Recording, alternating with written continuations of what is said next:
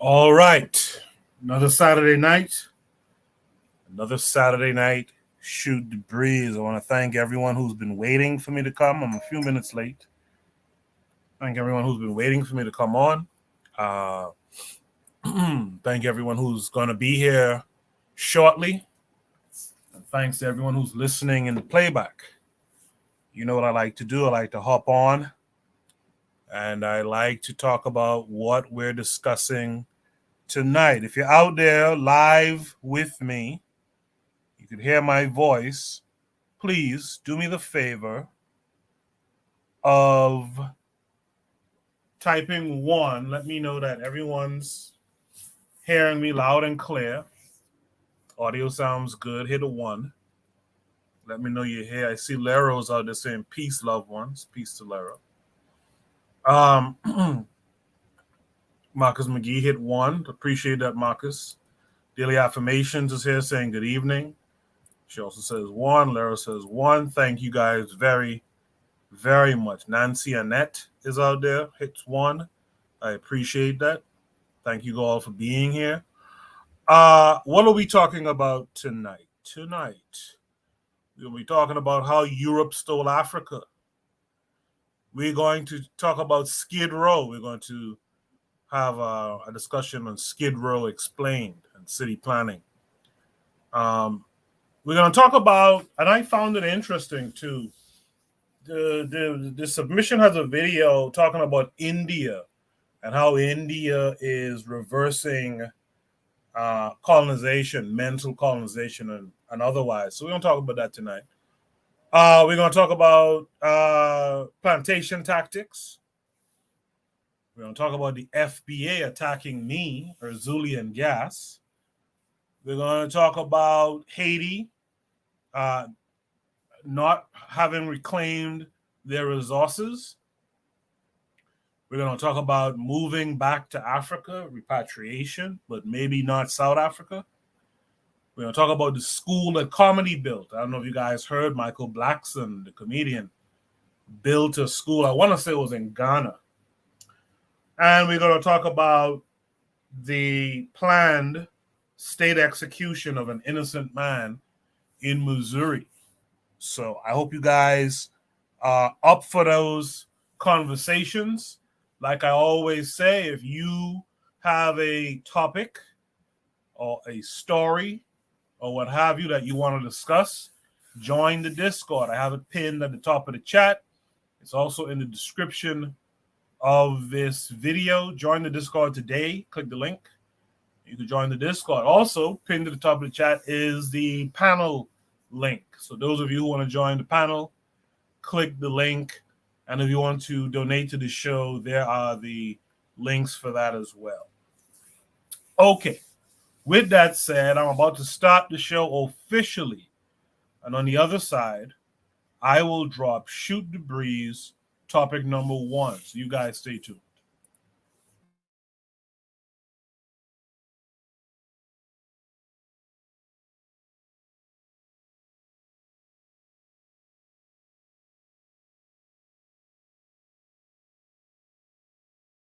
You are listening to the Bitter Medicine Podcast on KWAZ Radio.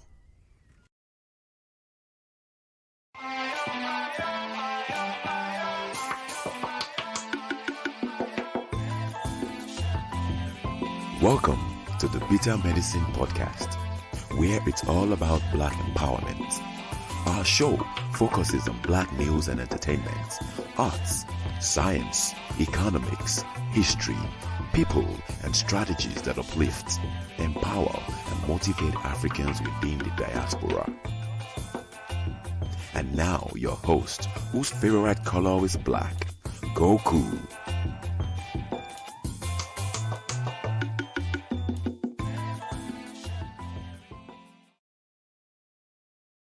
Welcome back to the Bitter Medicine Podcast. I am your host, Koku. Just want to remind you guys before we get the show rolling that this show is part of a podcast network called KWAZ Radio. There are other shows on the network you are invited to tune into. This is D Webb with the Harsh Reality Podcast, asking you to tune in where we tackle the news of the day that affects our community, only on KWAZ Radio.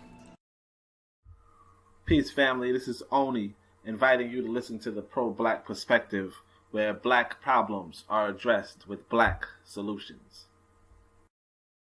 Greetings, fam. Tune in to The Learning Curve with me, the Revolutionary Matron on KWAZ Radio. You are listening to the Bitter Medicine Podcast on KWAZ Radio.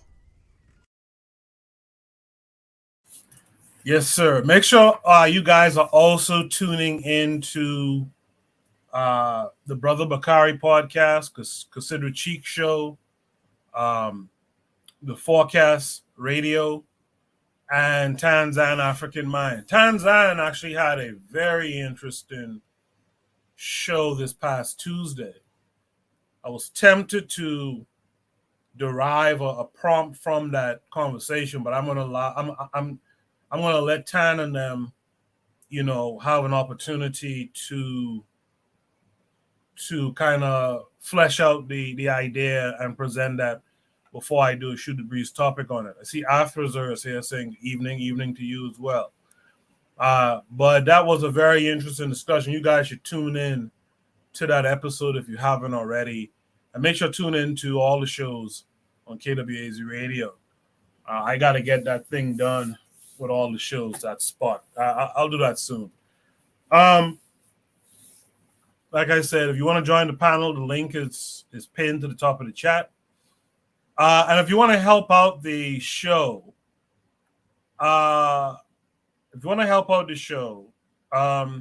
share the link. Share this to your social media. That's how you can help the show. Share it to your social media. Let your peoples know, invite your peoples to come and tune in. All right. Should it be topic number 1 tonight is going to be how Europe stole Africa. So I'm going to play this video. It's like almost a 30-minute video, but I'm going to play 10 minutes of it. Hopefully by that time, more people will have joined the panel. If not, it'll just be me. That's fine too. We're going to look at how Europe stole Africa. You guys, let's watch, and then we'll discuss it on the other side.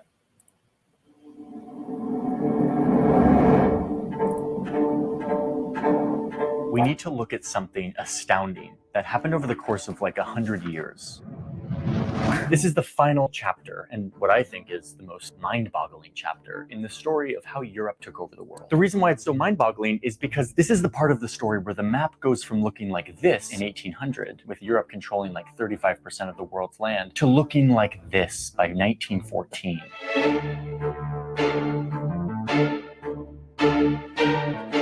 With 84% of the earth being controlled by the people or the descendants of the people from this once isolated continent, Europe. 84%. How on earth did this happen?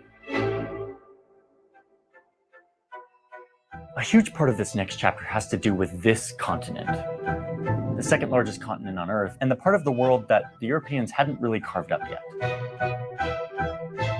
So this is where the whole story comes together. It shows us how technology and different ways of thinking helped these people take over the world, and in the process, shaped the world we live in today. The way that we trade, where we get our stuff, the language I'm using to speak to you right now, and most of you understand it, even though you don't live anywhere near the place where it was invented. I'm telling you, this isn't far away history anymore. This is the world we currently live in. So let me show you the third and final chapter of how Europe stole the world.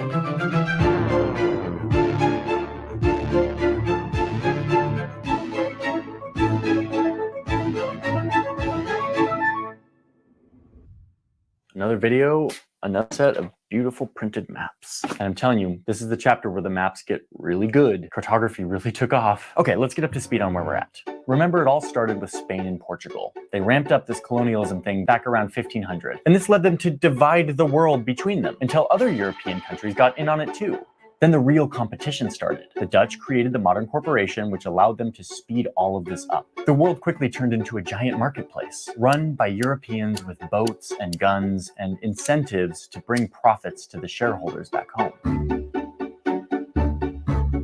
This is all a huge part of the story, but I'm telling you, when it comes to scale, imperialism is just getting started. And that's because Europeans are about to level up. We're going to call this Imperialism 2.0, a new way of taking over the world, fueled mostly by technology and a rare cooperation between all of these empires.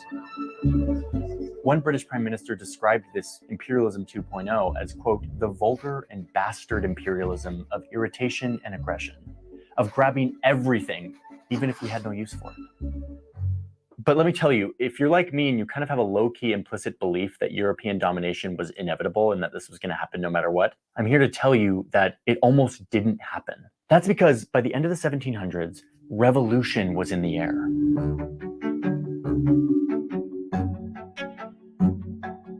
Empires were losing their colonies, starting with a group of Europeans who were done having a king and declaring independence for themselves in the late 1700s. Soon you had a bunch of Spanish colonies declaring independence. And then over here in Haiti, you had enslaved people who were organizing and rebelling against their French masters, throwing them out and starting their own country. These empires weren't only losing their colonies. Back in Europe, one ruler even lost his head in all of this. The empires were losing their grip, and soon they were fighting with one another like never before. It was chaos, and it totally freaked these European rulers out. Are they losing their empire? Are they going to lose their reins on power? Is the era of abundance and domination coming to an end? No, we can't let this happen. So they start doing something that was kind of unheard of. Instead of fighting and competing with each other, like they've always done, the European powers start talking to each other. Their empires were in jeopardy and they needed to collaborate, find ways to share power both at home in Europe, but also on the world stage. Soon, this new culture of diplomacy and collaboration would turn to focus on the one continent that none of these European powers had carved up yet, the new imperial frontier. Certainly full of resources, but not yet conquered.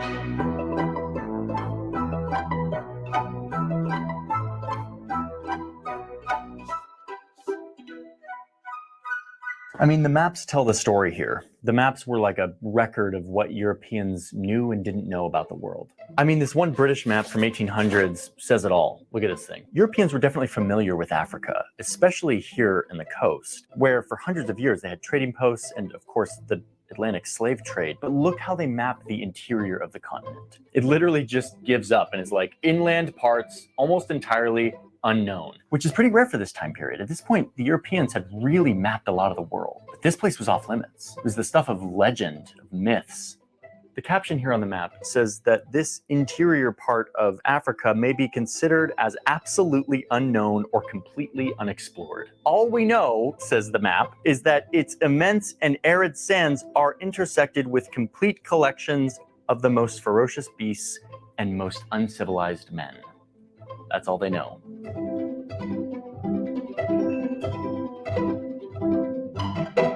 There was a very good reason for this. The fact is that soldiers and explorers from Europe who went into this area, a lot of them didn't come home. Up to 40% died from diseases like the mosquito-borne illness malaria. So much so that this part of the map became known as the white man's grave, totally off limits. But that soon changed.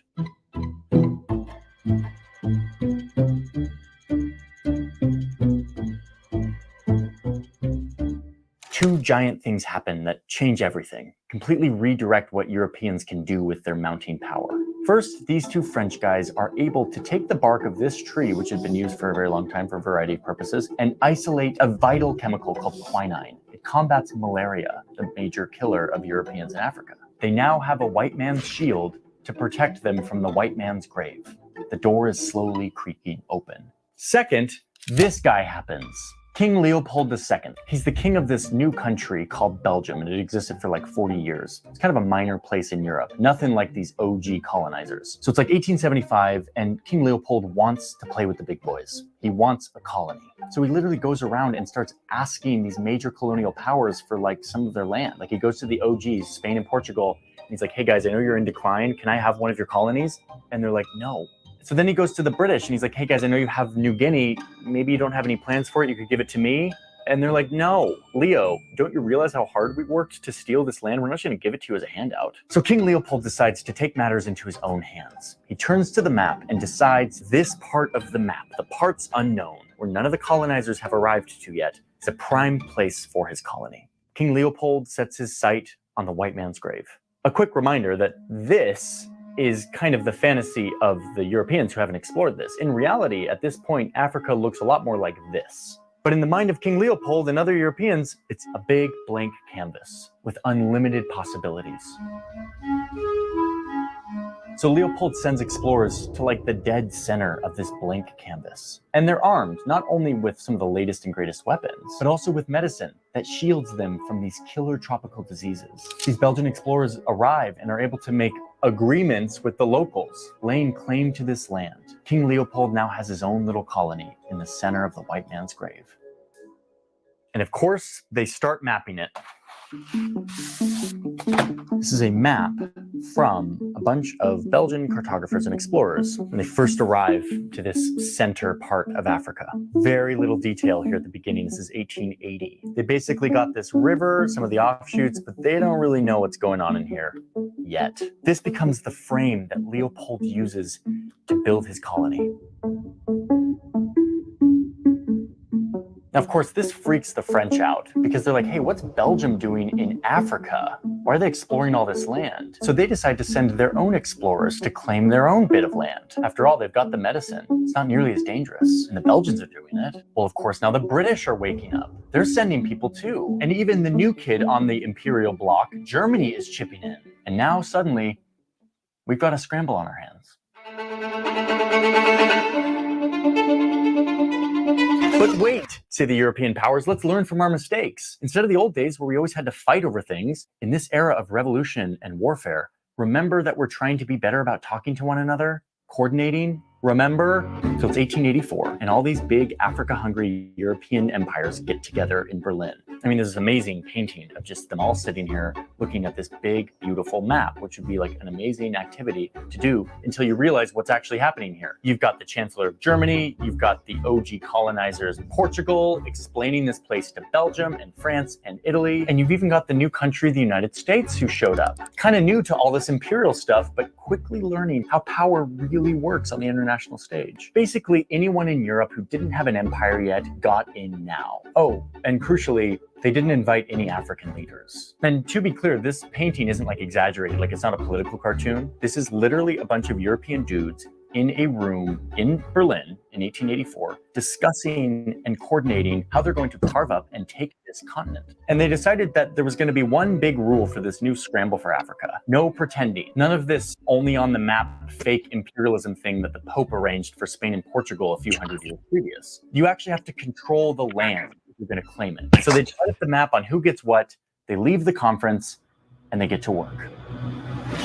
The French start moving in quickly from West Africa. The British begin taking over Sudan and expanding north from down here in South Africa to take over all of this land. The Germans really start establishing themselves here and over here. Italy starts occupying all this land up here in the north and east. And Leopold, well, he got his colony, 77 times the size of Belgium. Here it was as a blank canvas when they first started exploring in 1880. Here it is 14 years later. Little Belgium down here, giant Congo up here.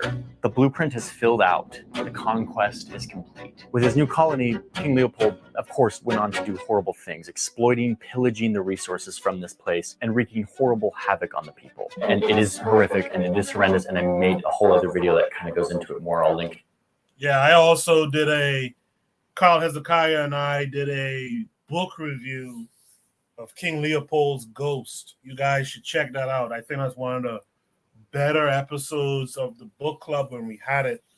It's a shame that and I'm kind of getting tired of saying things are a shame, but it's a shame that we don't have more participation, more people asking for it to come back. That it really is a shame. We gotta do better as Black folks. You know, I had this show on MLK Day. Let me just say this real quick. And one of the questions I had to ask out loud is, honestly, are we trying to get out this situation?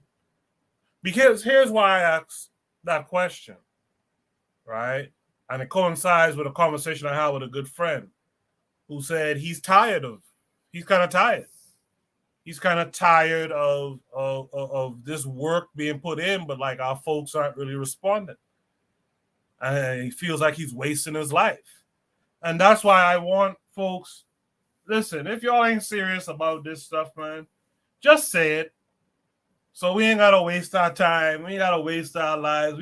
We could go back to being rugged individuals and trying to make it out the gutter ourselves and find a cozy little spot. But it's time for the masses of black people, the mass of black people to speak up now. It's time for y'all to be honest. Do you want these things? Do you want to change the situation or not? You know, look at these white folks in this video. These guys weren't friends. But when it came time to carve up this continent, which I noticed they like to call Africa the second largest continent, which is funny to me if you understand continents and what Europe and Asia is, right? They weren't friends. They hopped across those divides and they got together.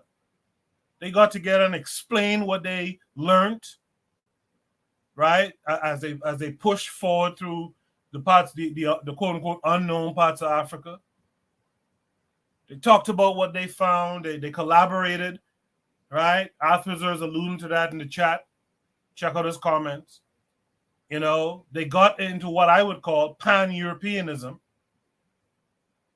You know, and meanwhile we're here still questioning whether Pan-Africanism is worthy or not.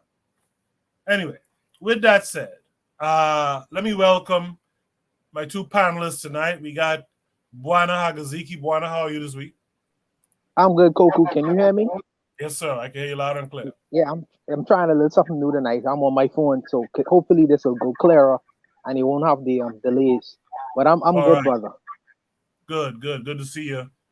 Good to see you. Let's welcome in our boy Jose, man. Jose has been a stranger of late. Jose, how are you this week?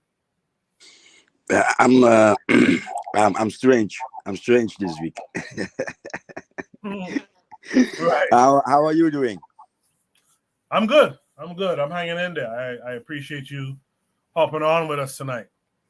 Marcus McGee says, I would like for the book club back. Those were the first episodes I came across. Thank you for that.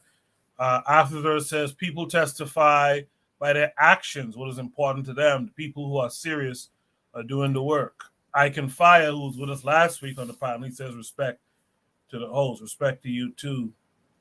I Can Fire. All right. We saw 10 minutes of video. One thing I kind of hate is when I have to cut those longer videos short. Because you kind of will lose the point, you know, like the weight of the whole message when you cut it short. But if you guys want to, this video is called "How Europe Stole Africa," in parentheses, so quickly. Johnny Harris is the YouTube channel, so you guys can check it out. Jose, did you see the video?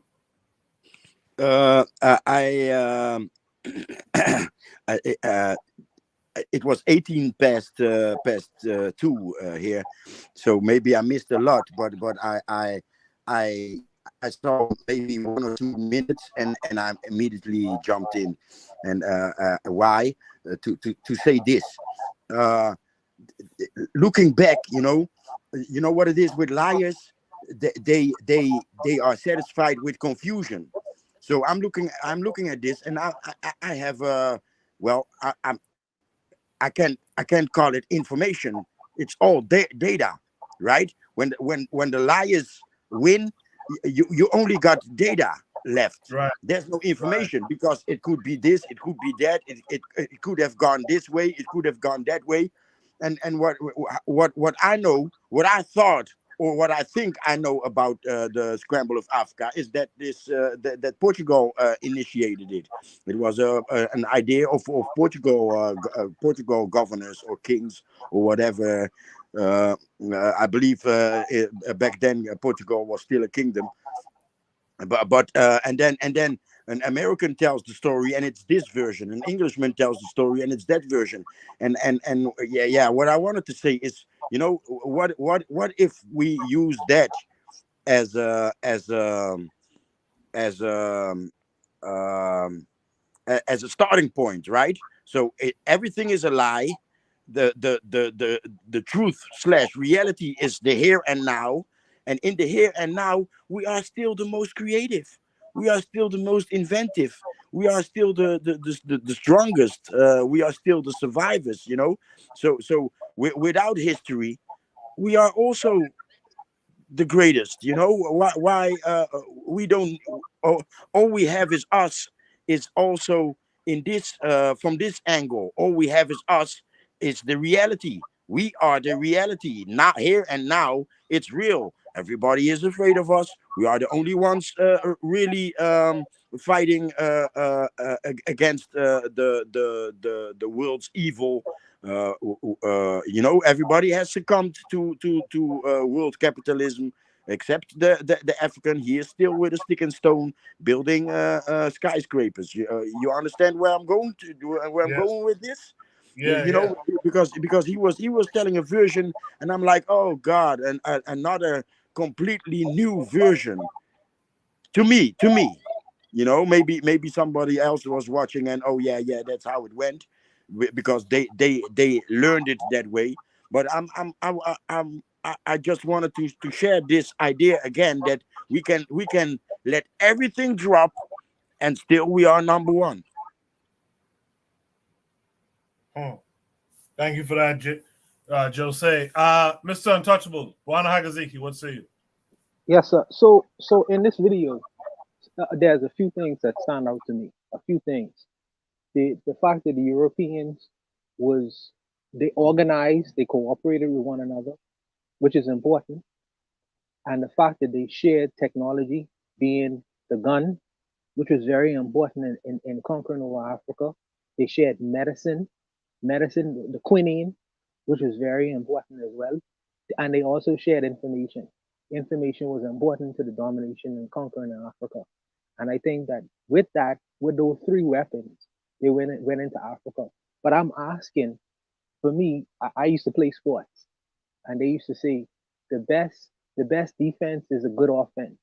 So I'm asking, where is the Senegalese conference? If they had the Berlin conference, where is the Ghana conference?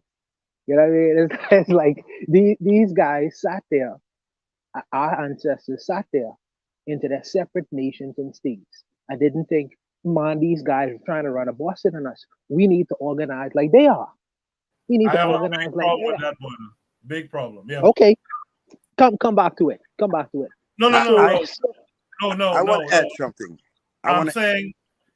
saying, I don't have a problem with what you're saying. I have a problem yes, that our ancestors just kind of yes, sat there while these dudes was meeting up, man. But go ahead. yeah, yeah. So this is the reason why I see, and the brothers don't fight me on it, which is fine. They have the right to. But I believe that our unity is just as powerful and even more powerful than theirs is.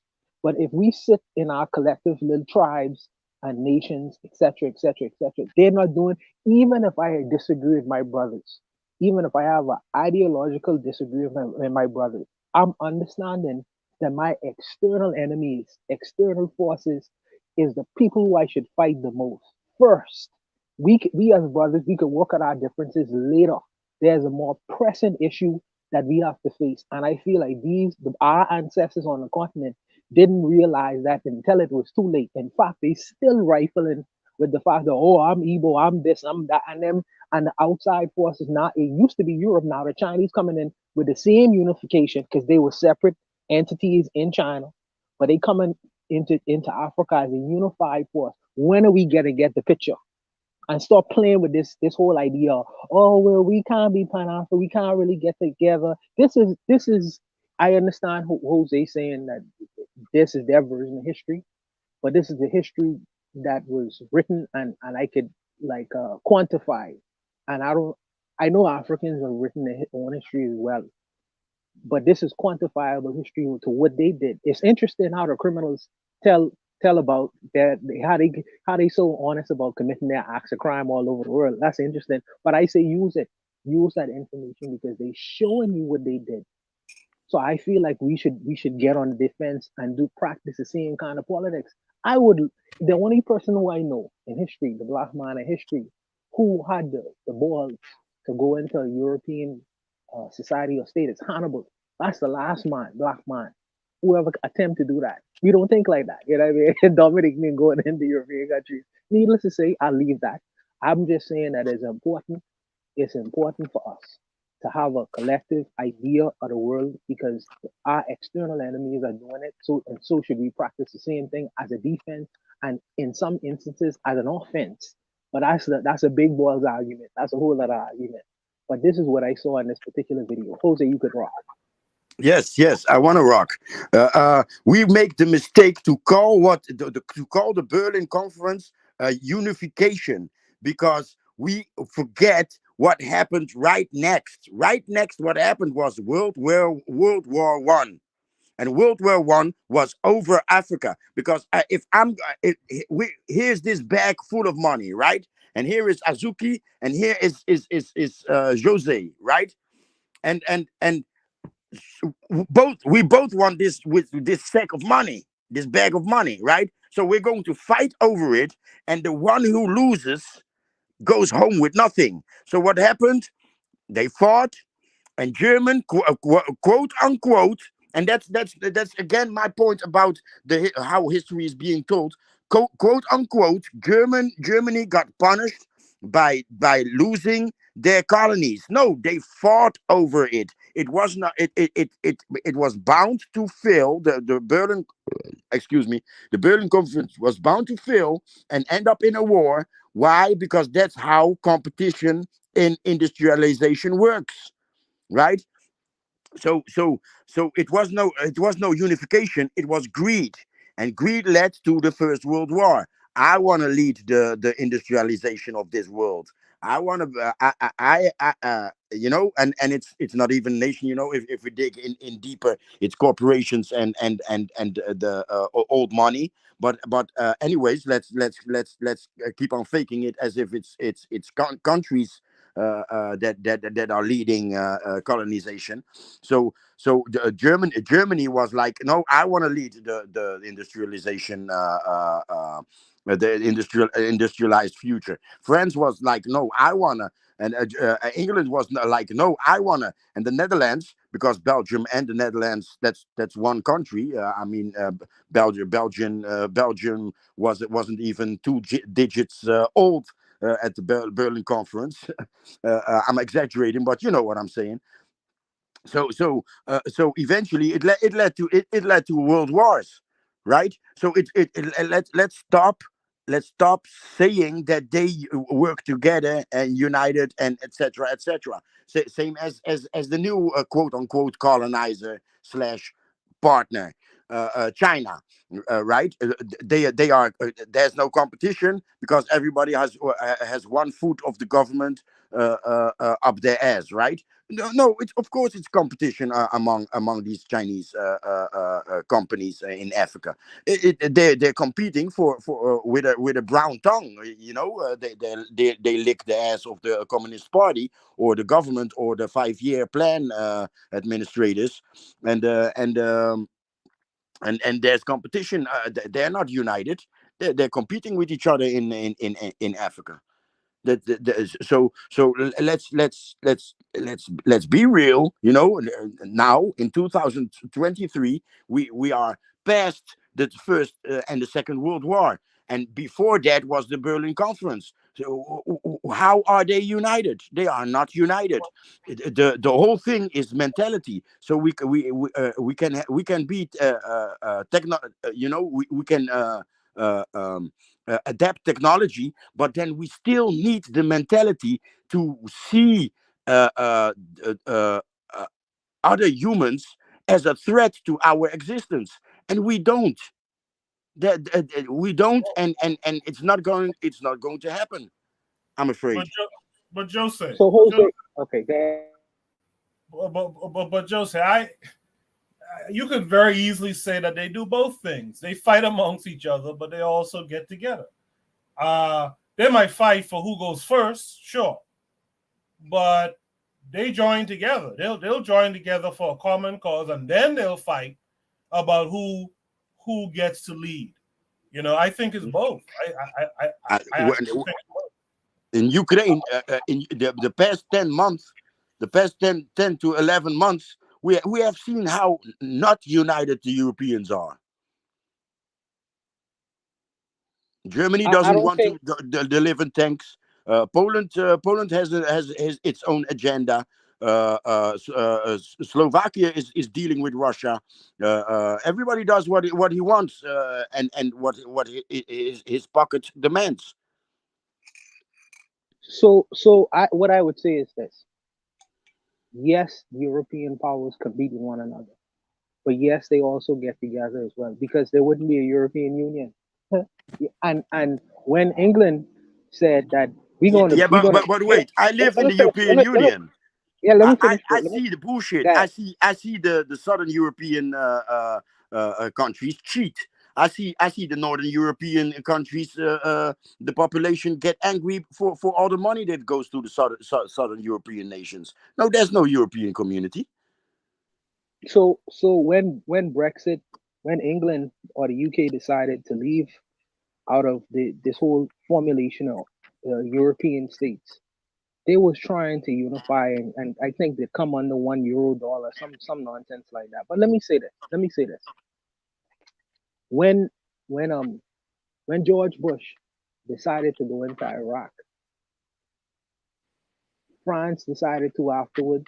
I think France decided to send troops into Iraq, and so did Germany, and so did the UK. When they decided to, when they was fighting Gaddafi, when it was fighting Gaddafi, France was with Gaddafi at one point, and then I think Sarkozy turned against him, and then you see what Hillary Clinton did. They do pile-ons when it comes to other non-white countries in the world. They pile on Europeans. They work collectively all the time to run Boston. Now they fight among, so who's gonna keep the booty? Who's gonna keep the gold, the silver, the diamonds, and the oil? They fight about that.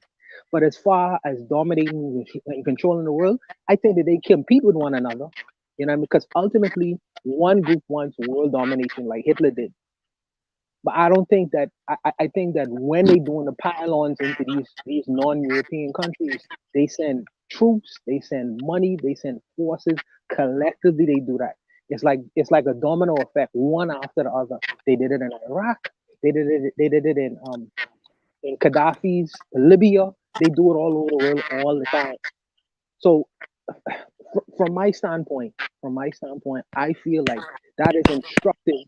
That is instructive for the Black world because they operate with unity at times, but they do compete with one another, and I feel like that's a feeling that we could get away from. We don't have to go the way agreed like the European countries do.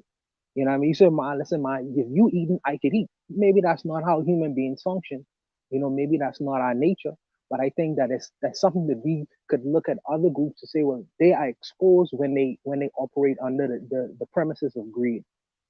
Because if they don't operate under the premises of greed, you wouldn't have these wars and struggle in the world. You wouldn't have certain things going on.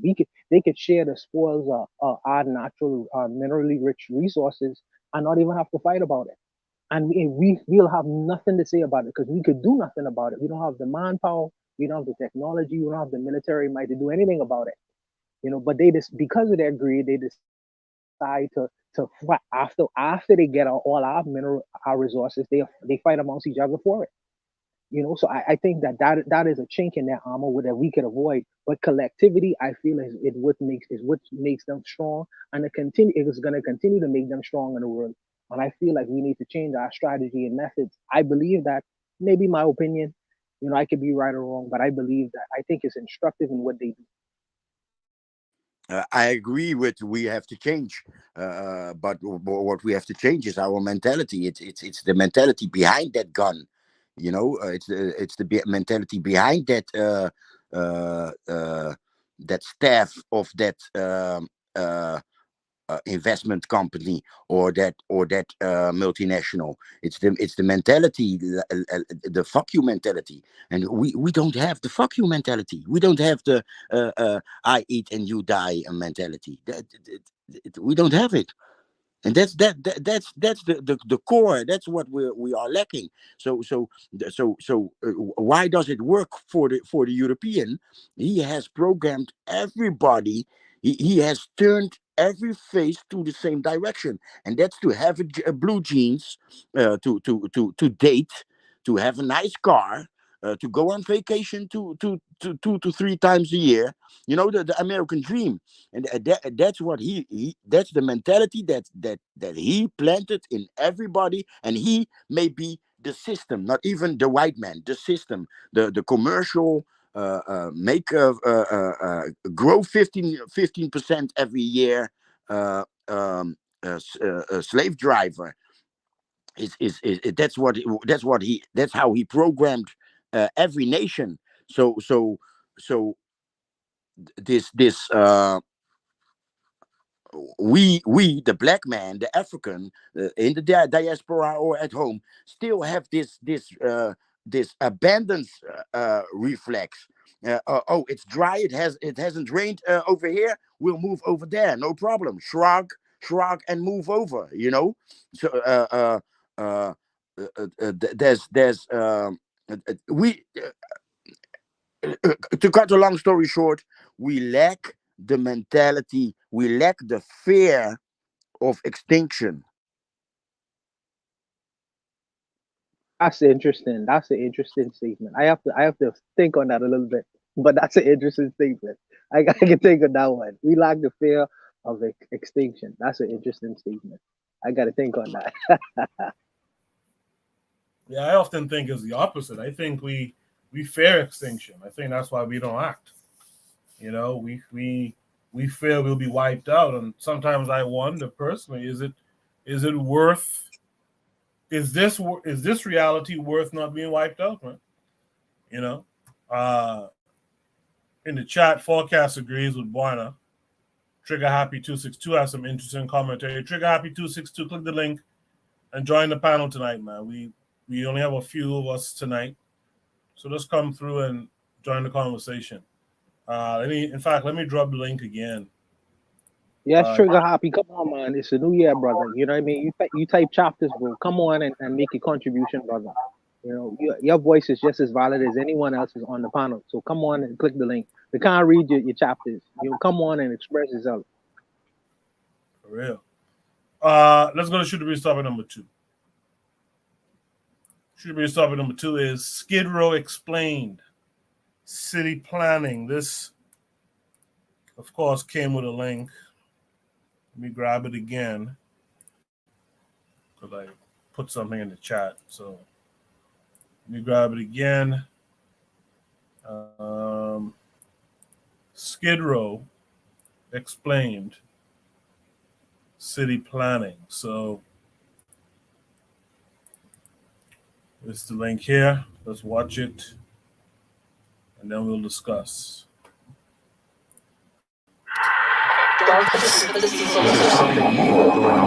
There's a neighborhood in Los Angeles that we need to talk about. It's called Skid Row. Last month, there was this really popular true crime documentary on Netflix. It was like the #1 most watched show here in the United States and maybe around the world. And it was about this hotel that was right here in Skid Row. It's about a 21-year-old Canadian woman who disappeared after exhibiting some very strange behavior in an elevator. And yes, there's going to be plenty of spoilers here. The Hotel Cecil is haunted and it's got some sort of uncanny force. The show is haunting and confusing and thrilling and an appalling and insensitive abuse of the power of documentary filmmaking. The whole series feels like a true crime documentary, but there ends up being no crime at all. And the whole energy of this series is founded on the idea that this hotel is haunted with dark energy. I think that we're hoping for a ghost because it's what we've come to expect. I'm here to tell you that the Cecil Hotel in Los Angeles doesn't have dark energy. That's a tantalizing but very lazy explanation. and it exonerates the people and policies that built modern-day LA. Instead, there's a much bigger story here, one that the documentary decides to largely ignore or mischaracterize. The story worth telling here about this hotel and the neighborhood in which it resides is the story of how cities draw boundaries. These subtle borders that are meant to contain the city's least wanted people.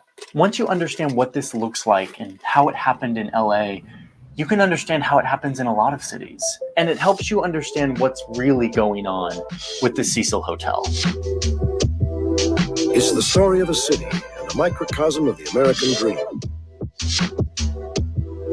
Okay, first, let's establish what and where the Cecil Hotel is in LA. Here's downtown LA, and you have this financial district here with all these big buildings. A few streets over, you have the Cecil Hotel, right on the border of this 50 city block neighborhood called Skid Row, right in the heart of downtown LA. Go to Skid Row today and you are quickly brought into the plight of basic survival for nearly 5,000 homeless people. The reason why there's so many tents out here is because people can't afford to live in a house.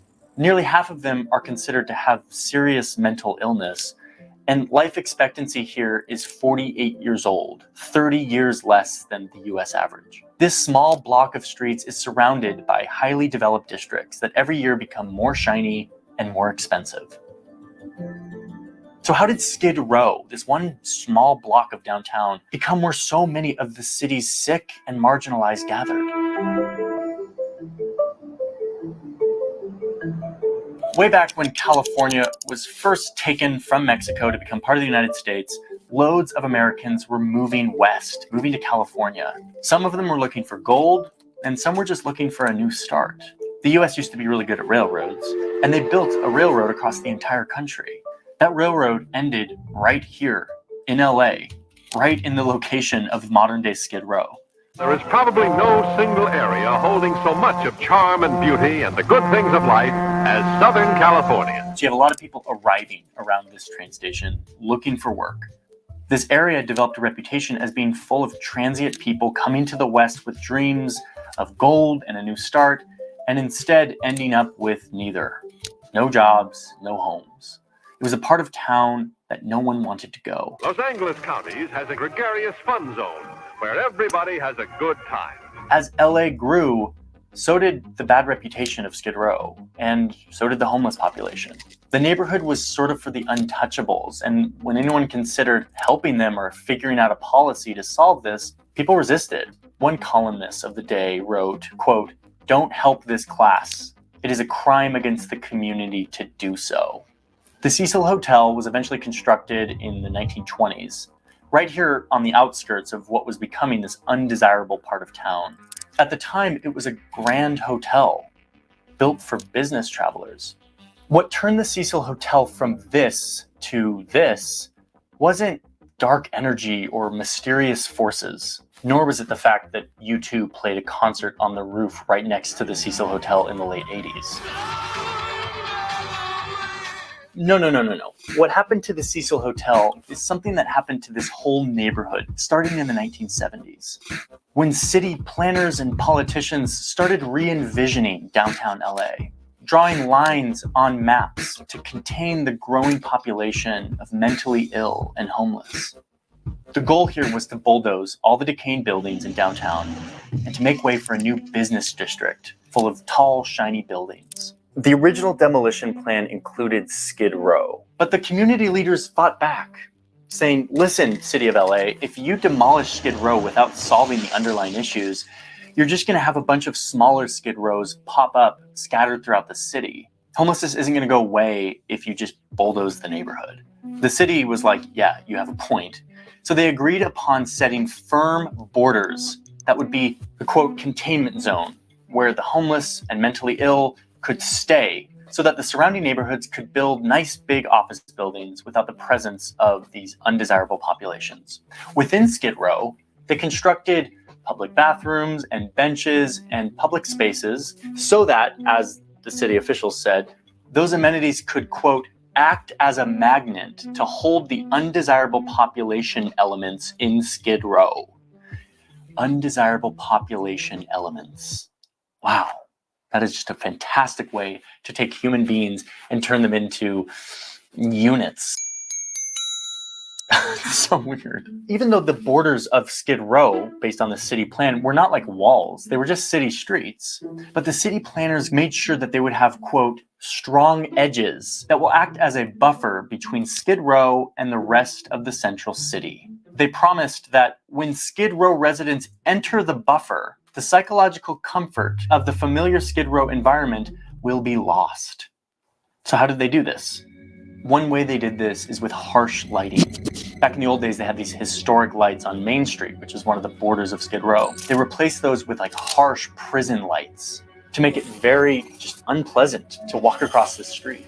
They put locks on the trash cans in the surrounding districts so people wouldn't leave Skid Row to come scavenge for food. Residents of Skid Row also reported that police officers would be patrolling these borders, and anytime someone would cross, they would be approached. Yet they would be left alone for a time if they stayed peaceful within the containment zone.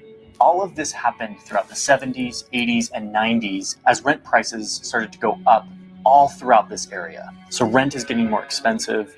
At the same time, funding for mental health institutions was drying up, and the war on drugs propagated by the Reagan administration was also heating up.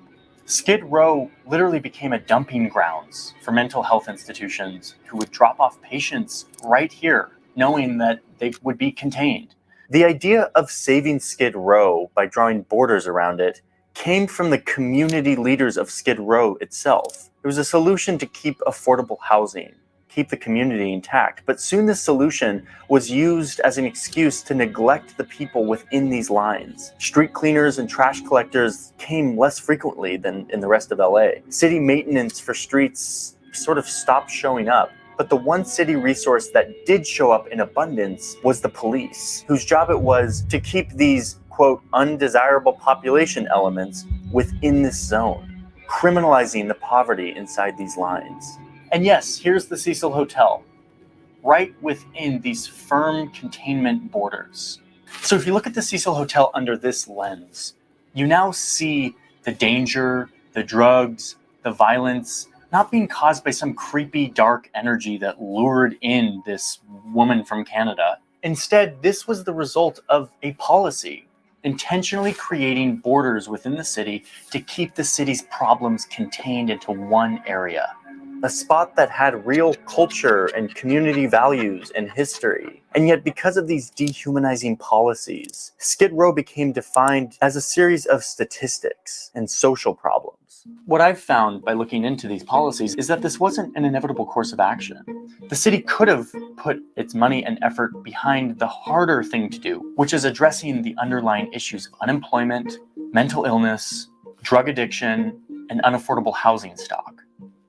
And yet the policy they pursued was fixing this problem with a Band-Aid, using policing and the power of redevelopment. The real problems were swept under the rug to be dealt with another day, keeping the city's problems contained neatly in this border and hiding them from view. So let me tell you about the sponsor of today's video, which is a thing that has let me watch a bunch more Netflix that I wouldn't be able to watch. ExpressVPN is a very affordable way. Good stuff. I guess there's 2 more minutes. Maybe it comes up after this ad. So actually, let me continue playing it just to see. To not only protect your anonymity while you are on the internet, but also allows you to expand your entertainment options.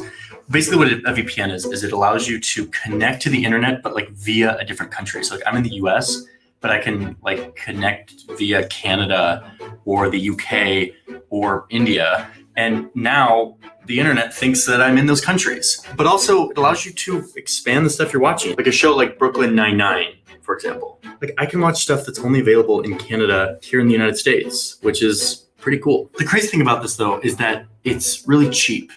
Like it's very affordable. You can actually use VPN in that country because then it has to keep my internet connection free, zero money for sponsoring this channel. It's been All right, so that was a waste of time. That was a long ad at the end of that. Skid Row explained city planning. Jose, what did you see there?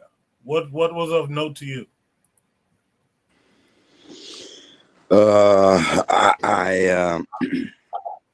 I thought Skid Row was a popular neighborhood. That was I'm shocked. I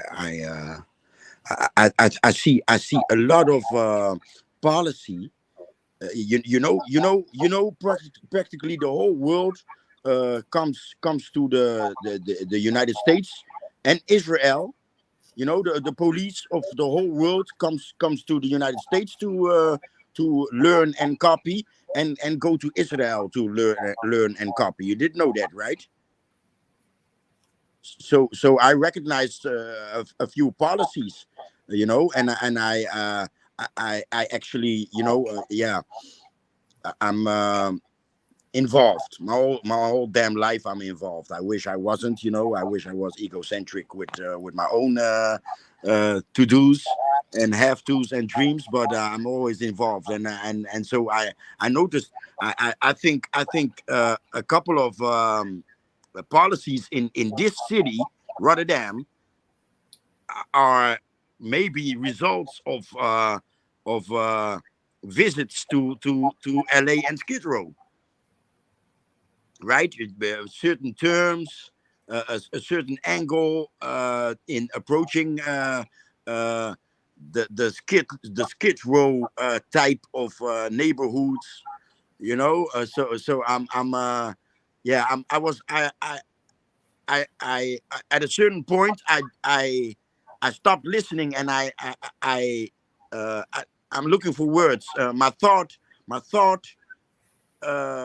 I was in flashbacks.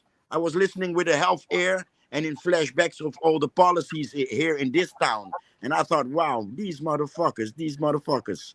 So I have to go back to the previous topic and say that, yeah, they are united. Their police departments. You understand what I'm saying? So yeah, there are levels in which they are very united. Yeah, I was close to shocked in the revelations in relation to policies in this town where I live here in the Netherlands. It's that's my point of view. I'm still letting it sink in how close even the naming, right? Even the names of policies made me think of how Skid Row started with a train station and people stranded, right? It's amazing. I was carried away. I found the word. I was carried away based on policies that we had in this town here on the other side of the world. That I had some aha moments. It's hard to explain. I hope you understand what I'm trying to say. No, I understand it perfectly. I was going to come in after you and point out the relationship to the previous topic. They might compete, but they share information. They do some collective stuff, and I was going to point that out. And the other thing I was going to point out, what was it again? Something else you just said, and I forgot it now. But yeah, I was going to point that out, that they share their information, and oh yeah, I was going to also say how incredible it is. Use a Mr. Untouchable term. Fascinating how much work they put in to these little ideas that are all in support of them protecting their population or whatever, right? It's just fascinating, the thought and planning that goes into this. You're gonna have to really put in thought and planning to go up against this too. Let's hear from Buana Tagaziki. Yes. So what I say, I go back to what I initially said. You know, that for when you playing a game, for a good defense is to have a good offense. And if you study the immigrants, because you watch this and you think to yourself, "Oh my goodness, these white guys planning to run a Boston on the populations, people who are economically deprived, people who are in situations where they don't have employment and things like that, and how they plan and get together and structure, because these people certainly wouldn't live in that community." What I say is, I watch the immigrants. When immigrants come to new countries, in particular immigrants like the Chinese, when the Chinese move into a neighborhood, they take over the whole neighborhood, which means that the Chinese man owns the apartment building, he owns the food, he owns the restaurants, and he owns the bank. I remember I saw a bank China when I was in Canada. The whole writing is in Mandarin. It's in Mandarin. They're able to, even though these city planners have their plans, the immigrants, the Chinese, when they come into different territories, they have their plans as well, and they execute their plans to such a degree that they almost take over a city block. And if you was to come inside that community to try to open up a business, the Chinese people who live there know not to patronize you. It is Chinatown. Maybe not formally, but informally, that's Chinatown, and everyone knows it. It's the same thing the Muslims do in the UK. The UK do this. They open up a mosque, and around that mosque, they open up their little grocery shops. They have their little apartment buildings, and they patronize one another. If you was a Christian person coming into that community, try to open up a secular venue or whatever, no one would patronize you. No one patronize you. So even if it's against the law, because you don't do business, because you won't make no money there, you know not to go there. The Haitians have done it in Little Haiti.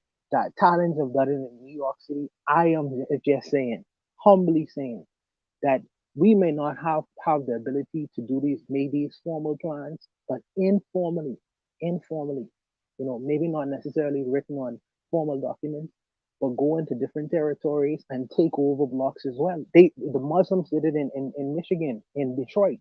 I'm saying that if the price of housing and houses in Detroit is so low, wealthy black people or black people who are trying to invest in things like that, they could take over whole neighborhoods and block and redefine these neighborhoods and blocks.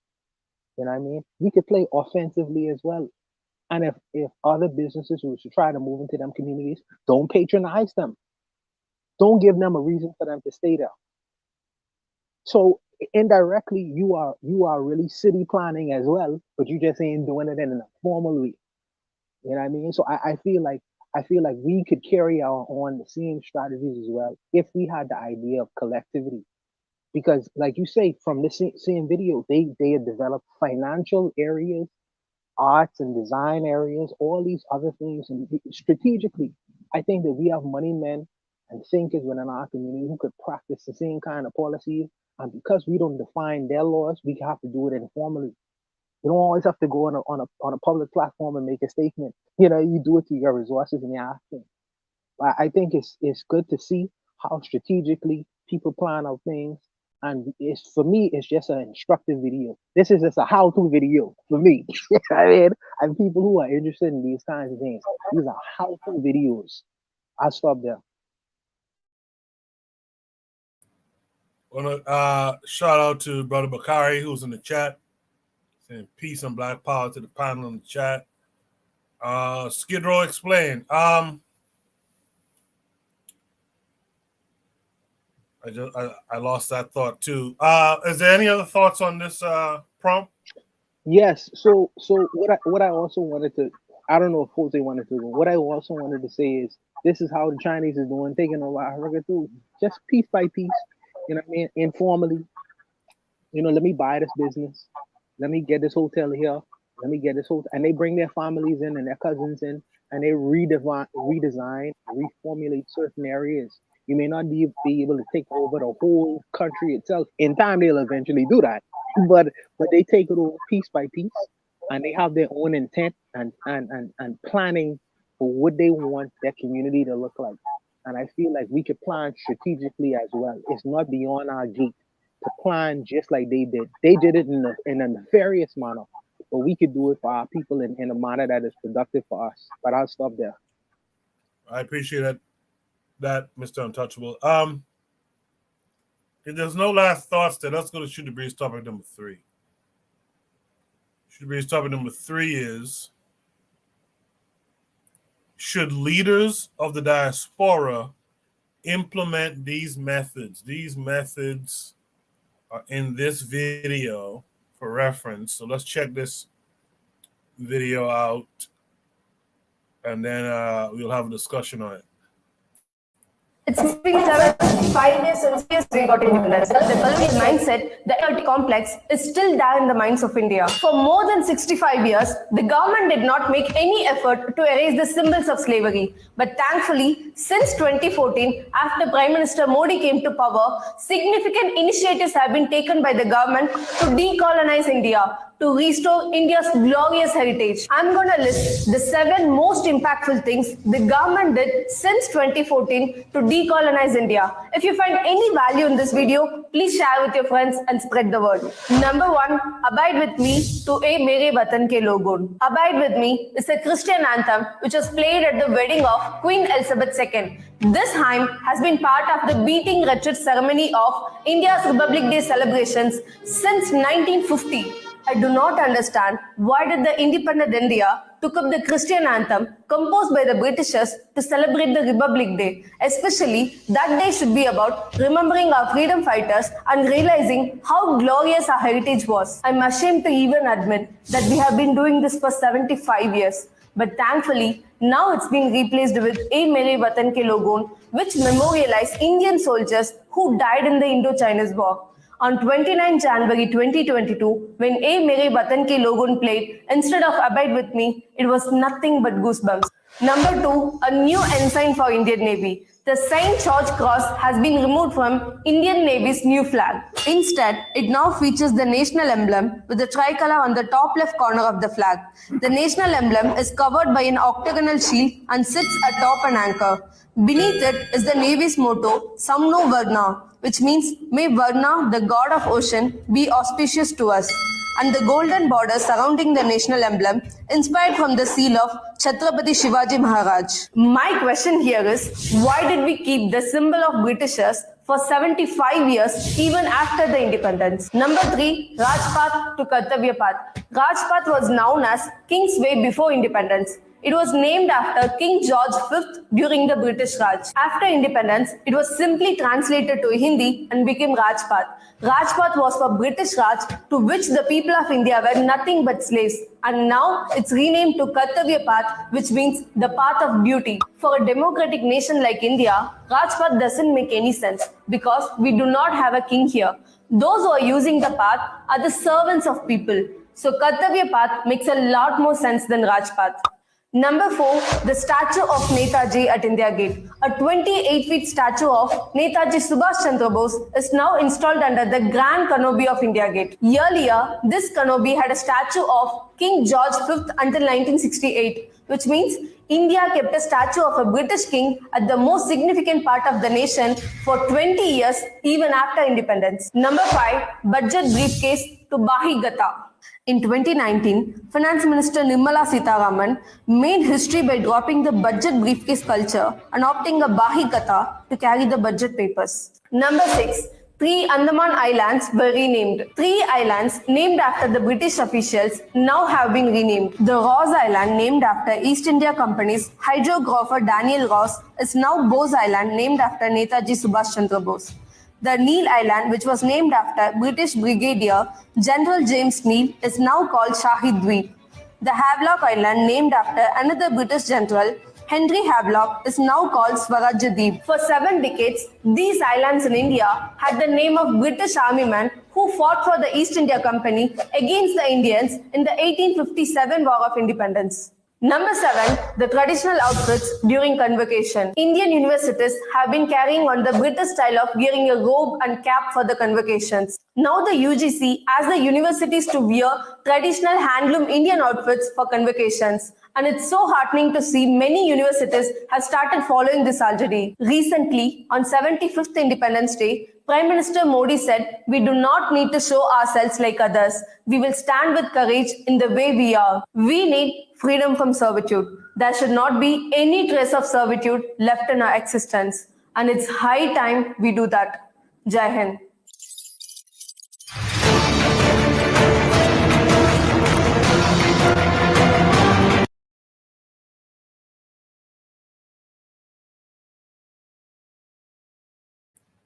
Yeah, that was interesting. I've often wondered in the past why certain nations that were named by these folks just didn't change the name. You know, I guess it's because, and I guess this is where gas them up are needed, is that occult type stuff, words are spells and all that kind of thing. But there's an importance for sure in naming yourself or naming the things around you. And I've wondered, you've had so-called independence. Why didn't you just go about and change it? And what I bet it is these power discussions, the real power discussions, these discussions happen on the lines of, listen, do this deal. I'm able to feed my people. We'll keep your name floating for the next 75 years. This way you don't lose your power, your level of power and stuff like that. We'll keep the people kind of praising you guys through continued curriculum setting and all this kind of stuff for the next 75, 80 years, whatever. I really believe those are the kind of conversations that are had at the very, very top of this power thing, man. These dudes are just cutting deals to just keep their people where they're at. I think that's a crazy thing, man. But anyway, I don't want to ramble. Let me hear from Jose. Jose, what say you to what you just saw? I thought her Jewish R back in her throat interesting. It was distracting my attention. but yeah, it's I see this. I with in pain. I thought of my own nation because yeah, you probably know because you did a show on Amilcar Cabral. This weekend, every Cape Verdean is a Cabralista, and Monday it's off to work again, and praising the Portuguese for discovering our islands, right? So yeah, I had many thoughts listening to this Indian nationalism. And it's in Senegal. In Senegal, we are seeing traces of it, right? So there's this upcoming, and I hope he'll be the next president. But he is right now. He's doing exactly what she was talking about, and the examples that she gave. He is doing exactly that in the south of the nation. He's right now. He's the major of the southern. City Ziguinchor, and he has changed all the names. He is removing statues and replacing them with local heroes of the colonial wars, etc. So yeah, it's Senegal may have an interesting near future. In the same lines as what we were watching, but we'll see, because I've seen it's always those yeah, I'm sorry, man, it's always Christian Africans and Africans that have studied in France or England that are way before way before the revolution arrives, they are already condemning it and speaking of violence where there's no violence. Can't a black man be angry? but yeah, I'm curious what and that's Senegal, because I'm involved in Senegal. I don't know what's happening in other African nations. It's not happening in Cape Verde. It's not happening in Cape Verde, but yeah, there's spicks of lights. There's light at the end of the tunnel. Is how I see it. I see it. I rather look at the way that we have to go than look at my nation of birth, and that wants to stay on the lap of the Portuguese, or on the plate. Maybe it's better to describe it as that. So you got these nations. You got nations that rather rest on the plate, on the dinner plate of Europeans, and you got yeah. There's voices on the continent that lean to what we just saw, and yeah, that's where we should focus on, and eventually those nations that want to stay on the dinner plate of Europeans will be left behind, or put to shame, and eventually come along. That's what I had to say. I appreciate that, Jose. Barnard Ezekiel, what are your thoughts here? I am all for decolonization. I think that decolonization, we should have been not only talking about decolonization, but I think that Kwame Nkrumah and a lot of leaders, old leaders, was talking about decolonizing the Africans, in Africa, going through that process, going back to self. I think that we've been talking about that, not necessarily executing it. I personally think the reasons for it is because decolonization is an extremely dangerous game, extremely dangerous, and I don't think it should really be left into the hands of the leadership. I think it should really come from the intellectual class and the people themselves to convince other groups of people to do it. You can't leave it to the leaders, in particular, because the leaders are just as colonized. They just as colonized, so they wouldn't know how to decolonize their own minds, let alone the masses of their people. And then when you start telling African people, well, we need to go away from just Jesus business or this Muhammad business and go back to our African spirituality and ideas and mindsets, people will fight you on that tooth and nail. In fact, they will kill you because they've been steeped for some for hundreds of years, some for many decades into this idea of this European paradigm of the best way in looking at the world. And when you start to take that away from them, it's almost like ripping the rug from under their feet. People will fight you on that unless you could, and even if you was to present a more reasonable alternative, people will still fall to their passions and want to cling on to that wig they wear in courtrooms, that little European wig they wear in courtrooms, and their old European traditions, like getting a OBE from the Queen. For some Negroes, that's the highest honor paid to them.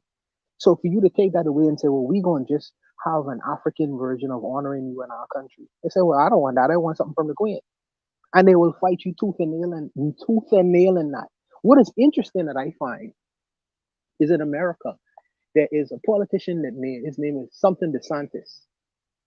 Right now, he is bringing legislation and policy in places like Florida, and other states as well. I've caught on to this to get rid of this idea of CRT. People say critical race theory, critical race theory. What they're really saying is that they want to get rid of the whole African American studies, history, and teaching these in public schools and schooling systems. They say they don't want to pervert the minds of young white children to believe that historically that they did any kind of wrongs. So they want to rewrite, whitewash, which they always usually do, whitewash the history, and have a process of recolonization of the minds of the American young people. They want to take out the bad parts, the parts that make them look evil and disgusting, and then just only leaving into parts that praise themselves. which is historically they usually have done.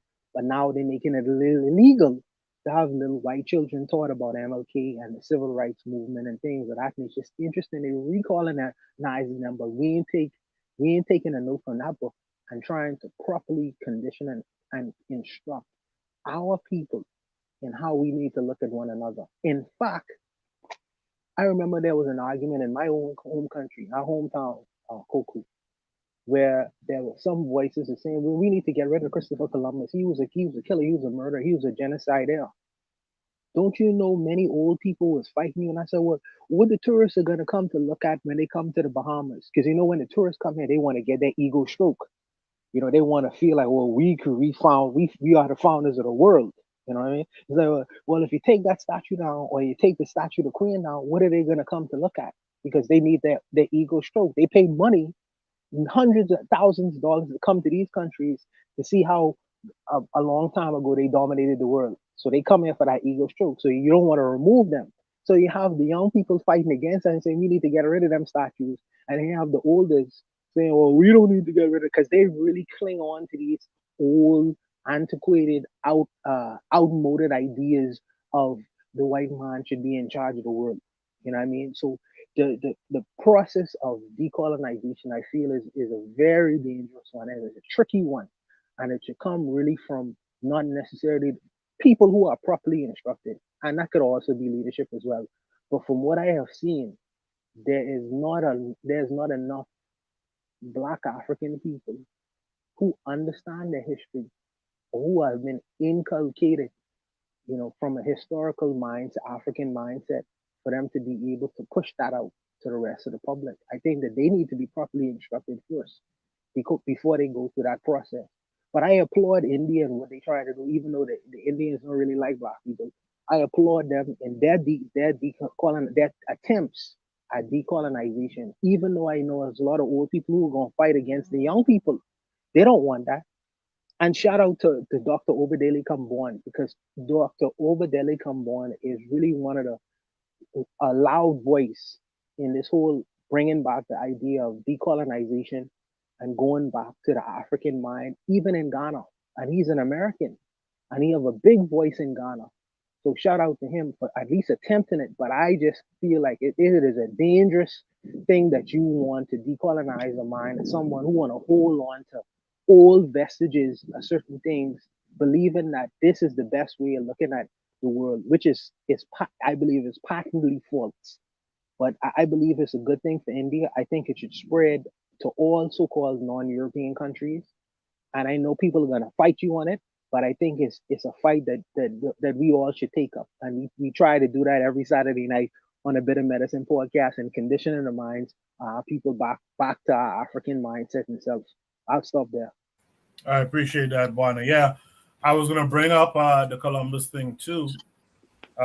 We talked about it on Shoot the Breeze, that fella who chopped down the leg of Columbus's statue down there, and I remember seeing people was vexed that this guy went and destroyed that statue. People were vexed about that, though. Yeah, man, people will fight you. People will fight you, and you know what? Marcus Garvey, and people don't. Well, I can quote Marcus Garvey. Marcus Garvey say, if you don't have no confidence in yourself, you are twice defeated. Twice defeated, you know, in the game of life. These people have no confidence in themselves and their abilities and what they could possibly do. So they're ready to lose. You know what I mean? You have to start at a place where you will have confidence in your own abilities. You have to start there. And if you don't start there, then the game is lost already. So you have to inculcate people with the mindset of, listen, yes, the Europeans have done some things into the world that you feel is beneficial, but so can you. And you need to get it ingrained into the mind of a young child from grade one. From grade one. So when they approach the world just like any other human being on this planet, with full capabilities of being able to have limitlessness in their mindset and thinking. And there's nothing beyond their gate. That's how they should approach the world. And they'll be winners if they approach the world that way. But if you approach the world as a second-class citizen, or being as adequate as these people over here, you have lost. So I applaud India, I applaud the Chinese, and I feel like it's now our time. Joe, say you wanted to add something? Yeah. If they can get their egos stroked, they can always get long stroke Leroy.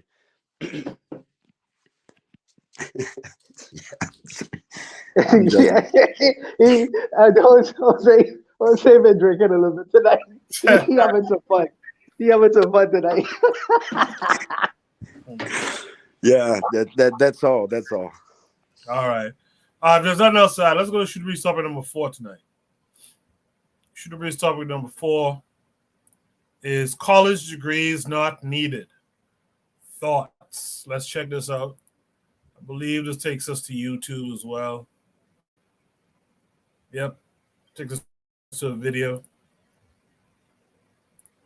Well, the pathway to a solid career in financial security, so we've been told, has been through a college education and a 4-year degree. But that appears to be going away. With companies struggling to hire in a tight job market due to the pandemic, many organizations are now lowering their job requirement to attract job applicants, some even eliminating a degree requirement altogether. Here's a list of some of the prominent Fortune 500 companies who have already jumped on the growing trend of offering high-level roles to applicants who are not required to have a college degree. General Motors, Microsoft, and Apple, just to name a few of those. Here to discuss the trickle-down effect of the move is our Thursday company, Amber Athey, Washington editor at The Spectator World, and Republican consultant Mahek Cook. Ladies, welcome to the show. Good to see both of you. All right, this is a fascinating trend to watch. Mahek, I'll start with you. I mean, for many people, they're probably like, great, I don't need to go to college anymore. Why would I go to college? Why would I ensue all that debt if I can get the same job at a Fortune 500 company with going to 4 years of school? But I just think once you make this move, how do you ever go back to requiring those positions to ever again have a college degree? I think it's going to be really tough to go back and rewind, but it's also showing you that our educational institutions aren't truly prepping kids to be not only college ready, but also to be ready for the real world. We have a huge issue today in our academic institutions where kids are not ready for jobs. They're not prepared. They don't have the work ready skills. So I think that this is not a surprise that a lot of these companies are saying, maybe you don't need that 4-year degree. And I would agree, if you don't go into medicine or the law or engineering or some of these specialized fields, I don't think academic institutions are doing our kids justice today. And until they don't change, I applaud some of these companies for actually drawing that hard line. Amber, it's a good point. You know, this almost makes it more competitive. We've seen how expensive college tuitions have become, that these people go into jobs that are paying, you know, $20,000 to $50,000, and they have over $100,000 of debt. It's like, how can you even pay that off, especially with today's inflation rate? And so maybe this will help colleges realize, like, hey, people don't need us more. We need to lower some of these tuition rates and maybe try to draw some people in. I think that's exactly right. Colleges are either going to have to lower tuition prices or increase the actual services that they offer and make sure that they really are preparing students for taking on jobs when they graduate. Because right now, there's not much difference between a high school and a college graduate, aside from maybe the experience of living away from your parents for 4 years. And you hear a lot from conservatives that college is worthless at this point because of the exorbitant costs as well as the insane liberal indoctrination that students face. But until recently, it just hasn't been typical or possible for a lot of people to get high-paying jobs without college degrees unless they go into a blue-collar profession. So I think it's really refreshing to see that some of these top companies are saying, hey, we're either willing to train on the job or we recognize that college degrees simply aren't what they used to be. Yeah, I think that's right, Mahek. It goes back to skill training or to trade school, which really has gotten, I think, a bad rap over the last few years because so much attention was only on these 4-year degrees on university or college. But you look at some of these trade jobs and positions, those people are making great money. And so maybe some people will open their eyes to say, hey, there's other opportunities. I don't just have to go get this traditional degree. I absolutely agree with you. I mean, in Ohio, we've been pushing jobs in oil and gas production. You can make six-figure salaries by going through tech schools, workers training. You don't need the 4-year degree when you're taking classes like women's studies and yoga to actually graduate. That's not going to help you in the real world. The cost is exorbitant. We're putting Americans behind, and we're truly at a disservice at our academic institutions today because kids are not being prepared for future jobs. It's better for kids to consider some of these tech schools because you're getting that advanced training, you're getting hands-on skills, you're actually going to a job and using your skill set and applying it at a much faster rate than you would. I think college is a setback today, and institutions really need to step up and meet the demand of our workforce because they're truly failing. Okay, so Amber, I think one of maybe the negative sides of this is we already have an issue with people wanting to go back to work after COVID. We've seen that people can say that staying home can pay them more money. And now that people are saying in some of these lower end jobs, or I think of a lot of the hotel industry or small businesses, even restaurants, those industries have had a really hard time getting people back into work. So if those people now can say, well, that I was in this industry because I didn't have a degree, and now I know I can go get some awesome lucrative job, why would I be working at this hotel when I know I could go maybe get a job at Google? That's definitely a fair point, but I think there are still ways to distinguish between people who have the same degree, just like you would a college graduate. There are things on someone's resume in terms of part-time positions or internships that they've held, apprenticeships or skills-based job training that can differentiate different candidates that have high school degrees, just like you can differentiate candidates who have college degrees. And so companies have to figure out ways to do that to make sure that they're still getting individuals who are prepared for the job or who are prepared to undergo on-the-job training in order to be the best fit for that position. So interesting to see. We look at a lot of these trickle-down effects from what happened from COVID and the pandemic. I think this is actually one of the good ones that we're seeing, that actually these companies are waking up, that you may not have to have a 4-year degree to do some of these roles. So we'll see how this all continues to play out. Amber, Mamek, thanks so much for being here with us to discuss. Thank you.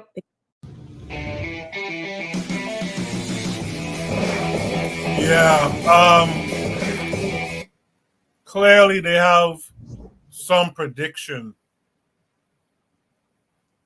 for something that's coming, that they're going to require all these tradespeople and stuff like that. These, again, a lot of these decisions are made by numbers, by data.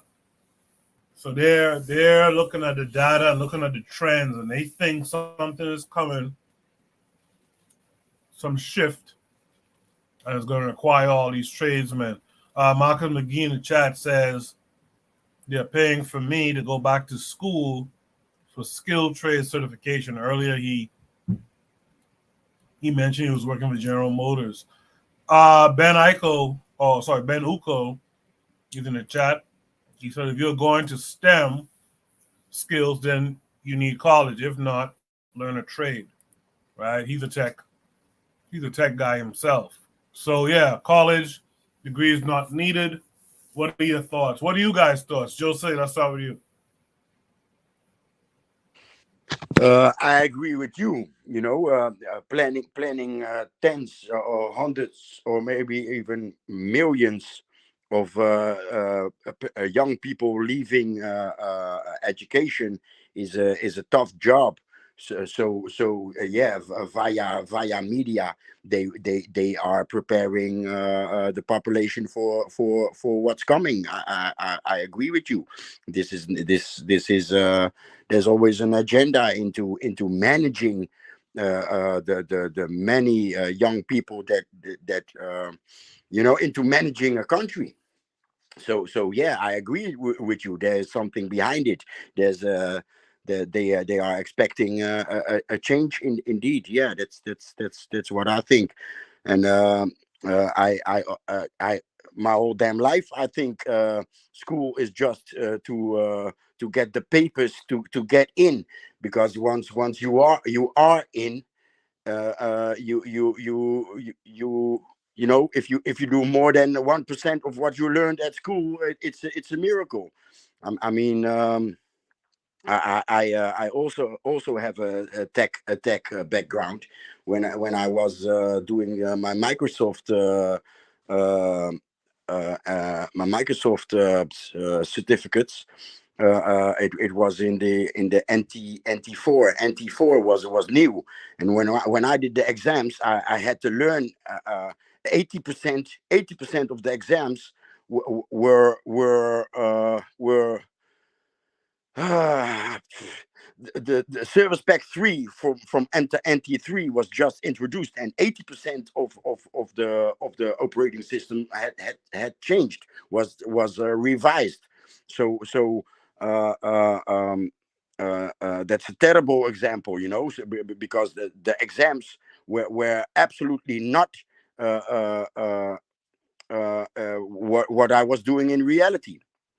So that's the best example that I have, that education or even targeted preparation will does not rhyme with everyday practice when you eventually get the job. So to me, school was never had something to do with the job market, or but okay, that's my personal experience. But yeah, I mean, the plumber will always exist, and the plumber will I'm guessing it'll take some time for the plumber to be automated. Same goes for the electrician, the painter, the carpenter. There's those positions will always exist. Well, I don't know about accounting. With the developments, there's a lot of jobs that can be automated away. But those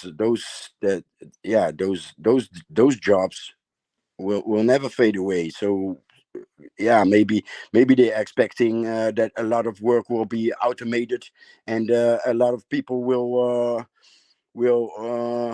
have to get off those high horses if they even want a job in the future. Maybe it's that, but there's a reason why this is a topic in mainstream media. It's something in the near future happening. But I'll pass the mic. I appreciate that, Jose. Afro Native World is in the chat. He says, talking to brothers on the continent, countries like Ceylon, they need skilled tradesmen to go over there and help build, teach, and employ. That's interesting. I'm glad you brought that up. And let people know. I hope folks who have the ability to make that move would indeed do it. Would indeed do it for our people. Buana, what say you to this? College degree is not needed. Thoughts? No, I think that college degrees are much needed, much needed. In particular with our people. I think that our people need.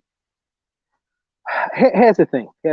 When you lay down on the table unconscious, you would want the person who is performing any kind of operation on you to have went to some institution or university, and to be properly trained and vetted to ensure that what he is doing, he ain't just learn from YouTube. So or when you jump in your car every day and you take your family to school and you take yourself to work, you would like to know. I'm thinking that these people would have went to mechanical engineering school and would adequately know how to put together a car where it wouldn't just bust into flames. So I think that there is some useful purposes of universities. I see that there is, and also let me also say this. I think that in colleges and universities, you are challenged if you go into a reputable one. You are challenged to be able to critically think about things and critically analyze things. You are not just a compliant worker, and a compliant worker who just carry out a specific task or skill, etc., etc. I think that critical analysis and looking at the world, thinking is an important aspect of the world. And of course, the powers that are about, they want to take away the importance of critical thinking because they don't want people to sit down and think of how they're getting screwed by them. And they take some critical analysis on things. They just want you to perform a job and go home, drink a beer, and watch the basketball game, which is fine for them. Because you ain't gonna touch their bottom line, which is cash flow and money. But when you start critically analyzing and looking at the world, in a different way, looking at certain things and thinking about things, then you will look at the world a little bit different. I think that colleges and universities help with that. It's not the fact that you can't get that kind of understanding outside of colleges and universities, but I think that universities and colleges assist with that. Good ones, with prepared teachers who challenge people along those lines. But let me also say this: I think that there is also an importance in trades and certification. If you can't go to colleges and universities because it's too costly and it leads to a whole lot amount of debt, I think that you could read books for critical analysis and reasoning, but you could also get certifications and hands-on training. So when you go into any space where you need to become the best at a particular skill, I think that you could get these through the process of certifications and training or on-the-job training. I think that these are very, very good things to do too. So I wouldn't say that college degrees are outdated. I just think that what you are going to college for is outdated. Because if you just going to be indoctrinated, into some leftist or liberalized or feminist philosophy and thinking all the arts and sciences, well, that's becoming a nonsense for me, in my opinion. But as far as being properly educated as an engineer or a doctor or even a lawyer, I think that college is necessary and needed because if they had certifications and training and that, people will go do that. But as we speak, the only way you could be able to adequately represent a person, through the judicial system is to have went to law school. The only way you could adequately go perform surgery on some sick person is through going to medical school, and you need to prove yourself to get degrees in these proficient or these occupations to be able to do specific things. So I think that is important too, and I think that also that critical thinking skills and analysis on things and looking at the world is an important thing to do. But I also feel on the other end, having technical skill and becoming an electrician, plumber, and all these other things are important as well. And you don't necessarily need a college degree, but you could get certifications and training to do that as well. So I think that the both would help advance our people and our cause. I think that we should take up interest in both of these fields. Any doctor or lawyer or person in the youth profession should also get a construction certification so he could learn how to fix his own goddamn house. You know what I mean? Or get certification in plumbing so he can learn how to perform plumbing so he don't have to pay so much money. So I think that there are different avenues of education, which is important. But I think that thinking is a very important skill, and that skill needs to be,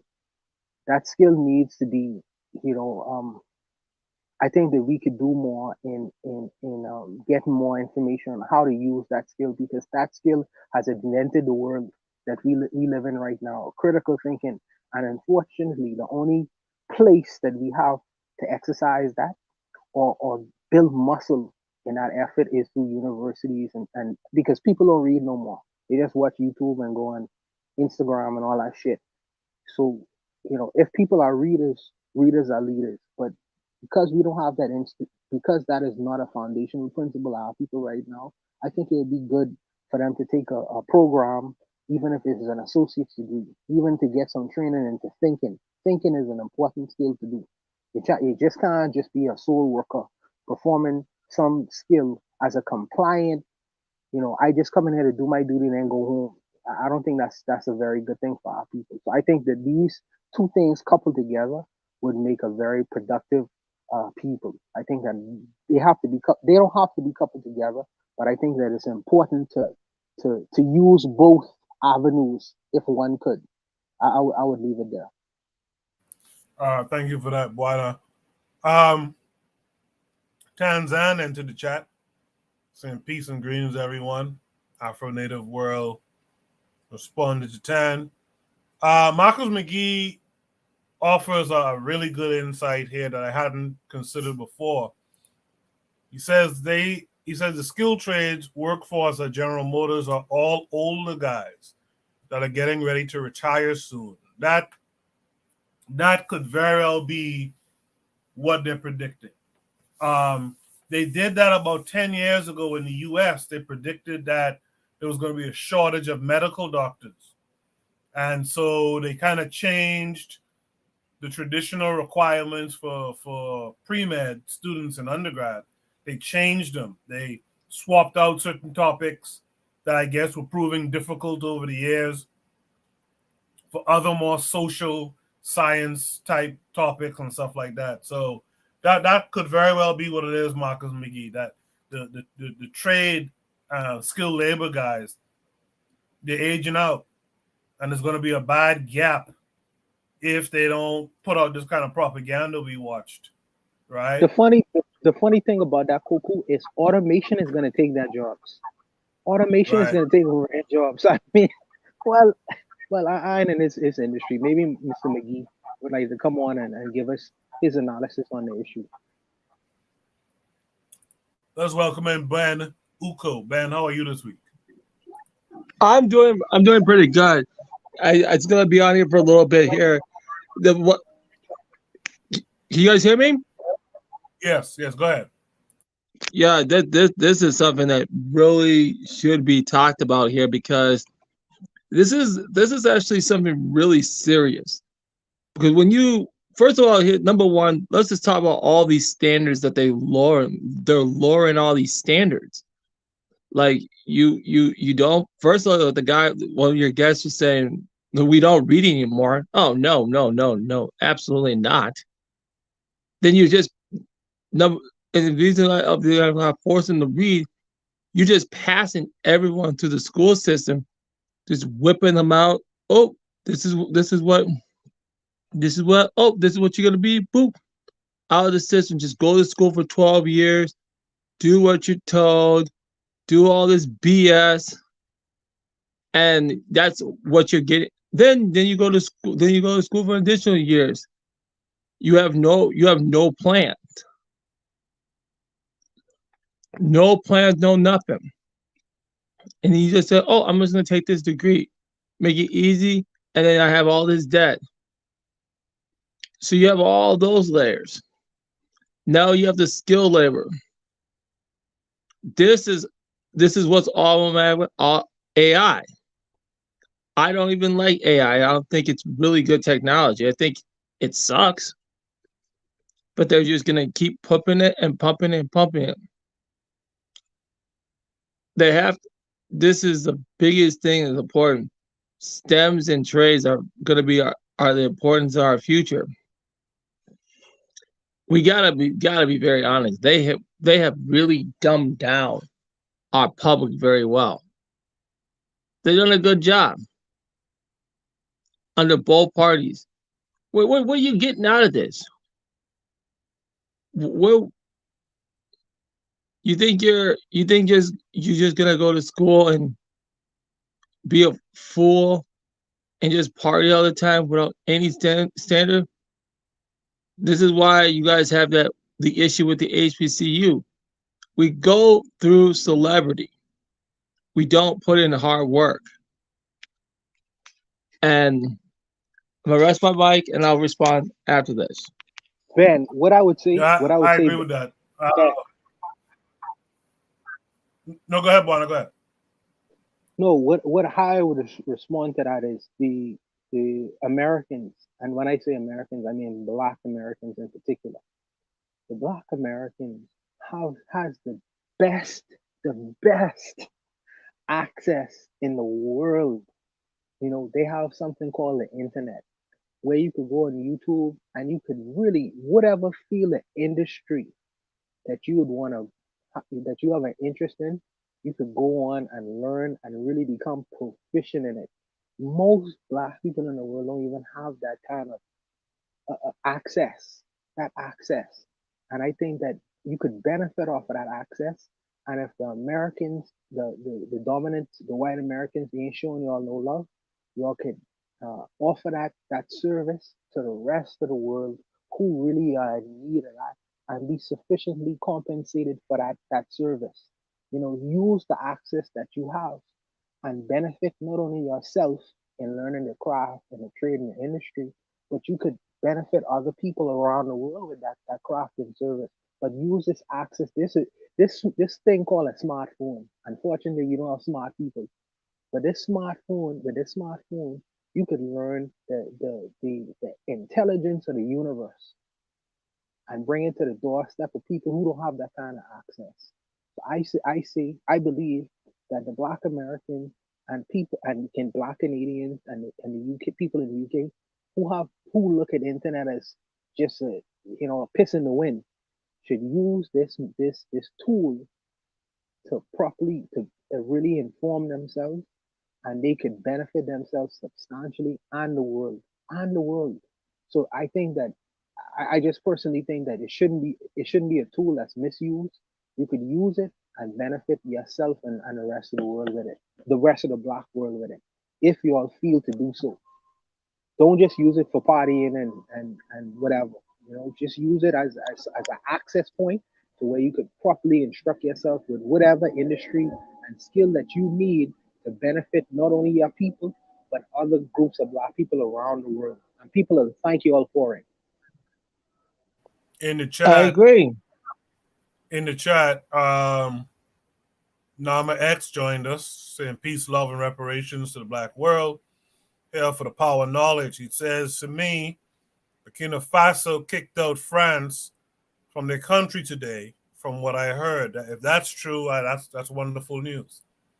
Now make sure you have put in the work, right, Burkina Faso, to replace the French nonsense with your own African ideas. Does anyone else want to add any comments to this this prompt?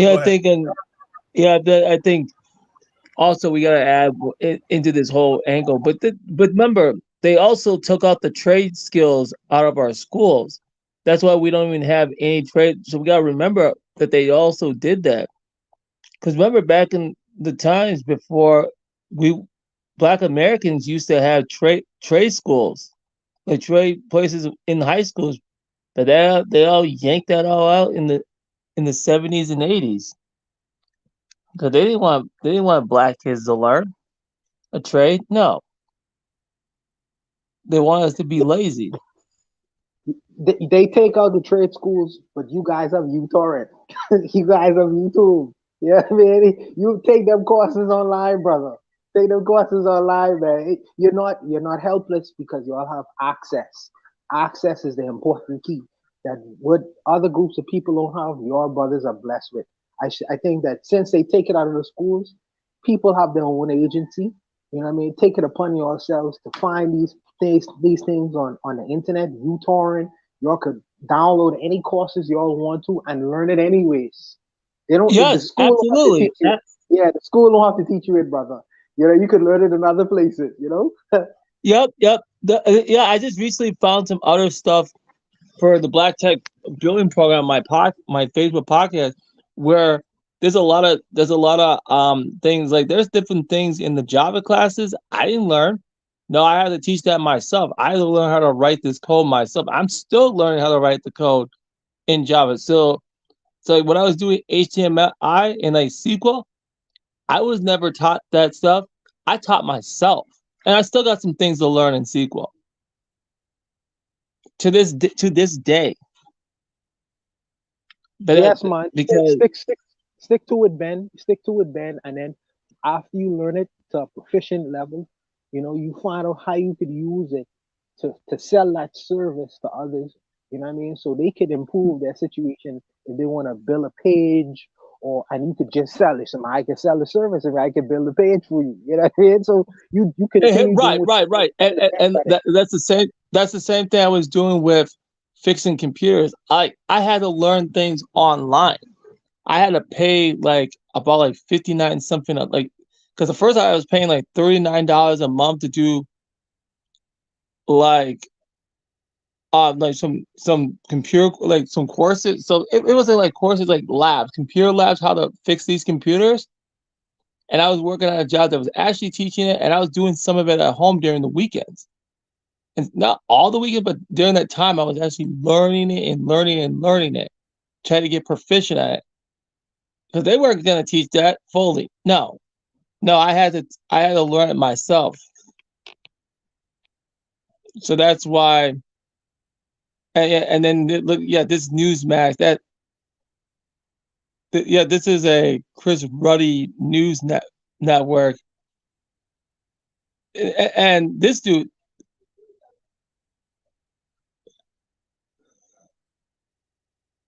This is the idea. This is a network, so that's why I'm just trying to get my thought. I'm just but that's one of the things. Like that. So you guys need to look. People need to look at Chris Ruddy. So that Newsmax, that guy was the one that put help bossed the Bill Clinton impeachments in the 90s. So people should look that up about about Chris Ruddy, who runs Newsmax. So that's one thing that people should understand. So back to the topic here. So that's that's how I was learning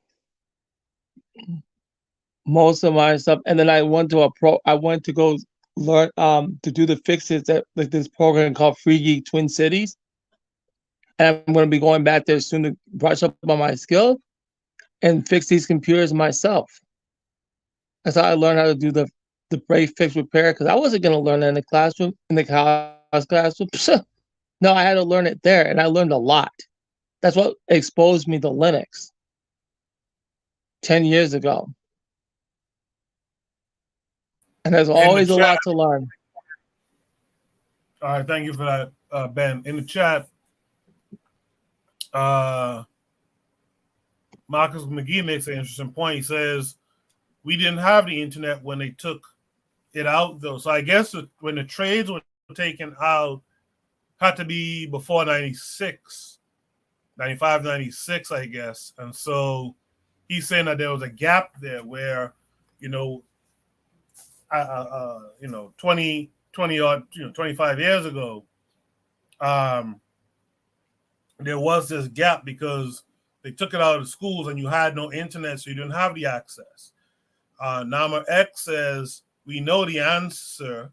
The problem is we think that education should go through the Pale Man for 12 plus years. He says the first 12 years should be homeschool. The next 4, you just get an easy degree at their school. We wait to get skills at college while Asian children know these schools at 14 to 16. By 18 to 20, That's all fact. That's all fact. That's all fact. By 18 to 20, your brain don't want to be learning new stuff. You do that at 12 to 17. I agree with that too. That's my Asians and Indians. That's why Asians and Indians come here with advanced knowledge super young. They don't wait until college to get these skills. That's a dope thought stream right there, Nama X. I appreciate that. Let's welcome in Tanzan. That's all complete. That's all complete fact.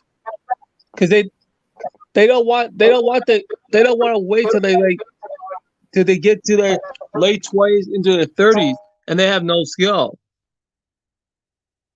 And that's what. Go ahead.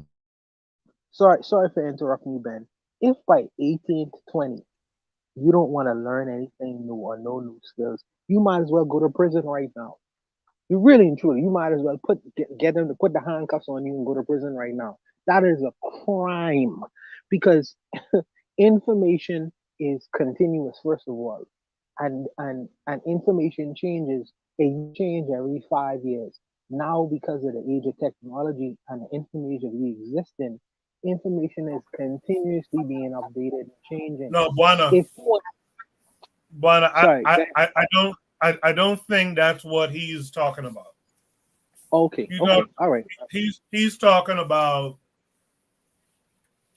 your uptake, your intellectual capacity, your bandwidth, if you will, Okay. of how quickly you can take up new information and stuff. That's really 12 to 17, 12 to 18. You know what I mean? By 21, you are trying to put in practice the things you learned 12 to 18, right? You're trying to put it into practice, turn the theory into practical, right? He's not saying that you lose a zest for learning new information and blah, blah, blah. Okay. He's just saying that your optimal period, period is 12 to 17, right? Of grasping this stuff quickly and grasping a high volume of information. Understood. Yep, that's exactly, because that's what a lot of other races. Because when I go to a job, when I used to work at this at a company, they have folks. They had like this group of Indians just going through all the technology, the things I know, but things I had to be brushed up. Okay, that may be this. Okay, so they knew most of all the connections. Like, okay, this is how they do this is how they do that, this is how they do heavy customer service. So that's why when I had my older job, they knew it, the IT customer service, more than I actually did. Because I was more fixing the computers more actually than the customer service side. So people have to understand they get busy. Right. So that's why that's why they keep kicking our ass so much. So when we don't promote, when we don't, as adults, we don't start promoting stuff that's real adults, teaching people, getting the scholars and adults. It's actually the truth. That's how things get down. Right. Let's bring in Tanzan this week. Tanzan, how are you? I'm good, thank you. How are you? Good. It was just a bit hectic today, but I'm glad. Can you hear me? Yes, I hear Hello? you. Oh, yes. Okay, good. Yeah, just a hectic day, but I'm glad to be here. I missed part of the prompt in this one, so I'll sit it out until the next one. Okay, that's fine.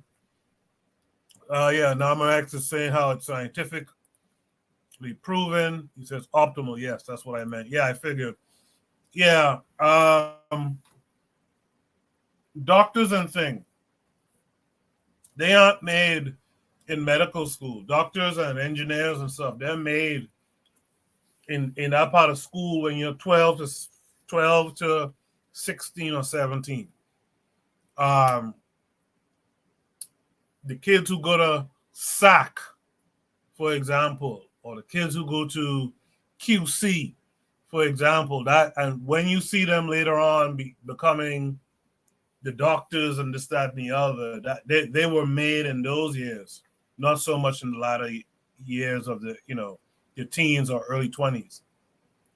Does anyone else wanna comment here before we move on to the next prompt? Yes. One more part I want. Go ahead, Ben. I know this topic. I love this topic. That's why I popped on here. I'll let you talk it. But people have to also understand that what's very important. Oh man, what also is very important is the way that we have to maintain the talent too. So it's not just building up the talent, we have to retain it. It's retention of the talent. Now I'm probably going to do a Black Tech Building Program show on this, the way that we lack of retention of the talent. Because a lot of times when we bring our best and brightest, they are talking when we talk about the 12 to 17, they take our talents, like Bakari was doing the show, they take our talents and they use it to weaponize against us.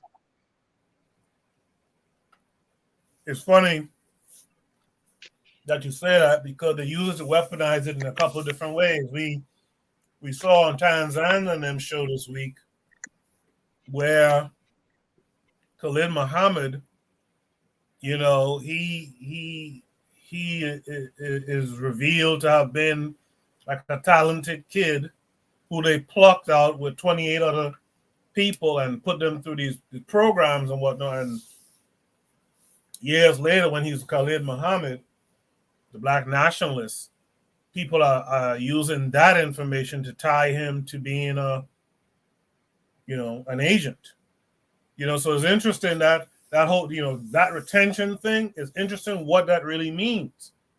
It's not just you being pulled over to the other side to work and make money for and with the other side, but it's also, it could be that you're pulled and, like you said, been weaponized against us in these other kind of ways, like agents and agent provocateurs and people who are placed there to make the people not want to push forward with trying to change their reality.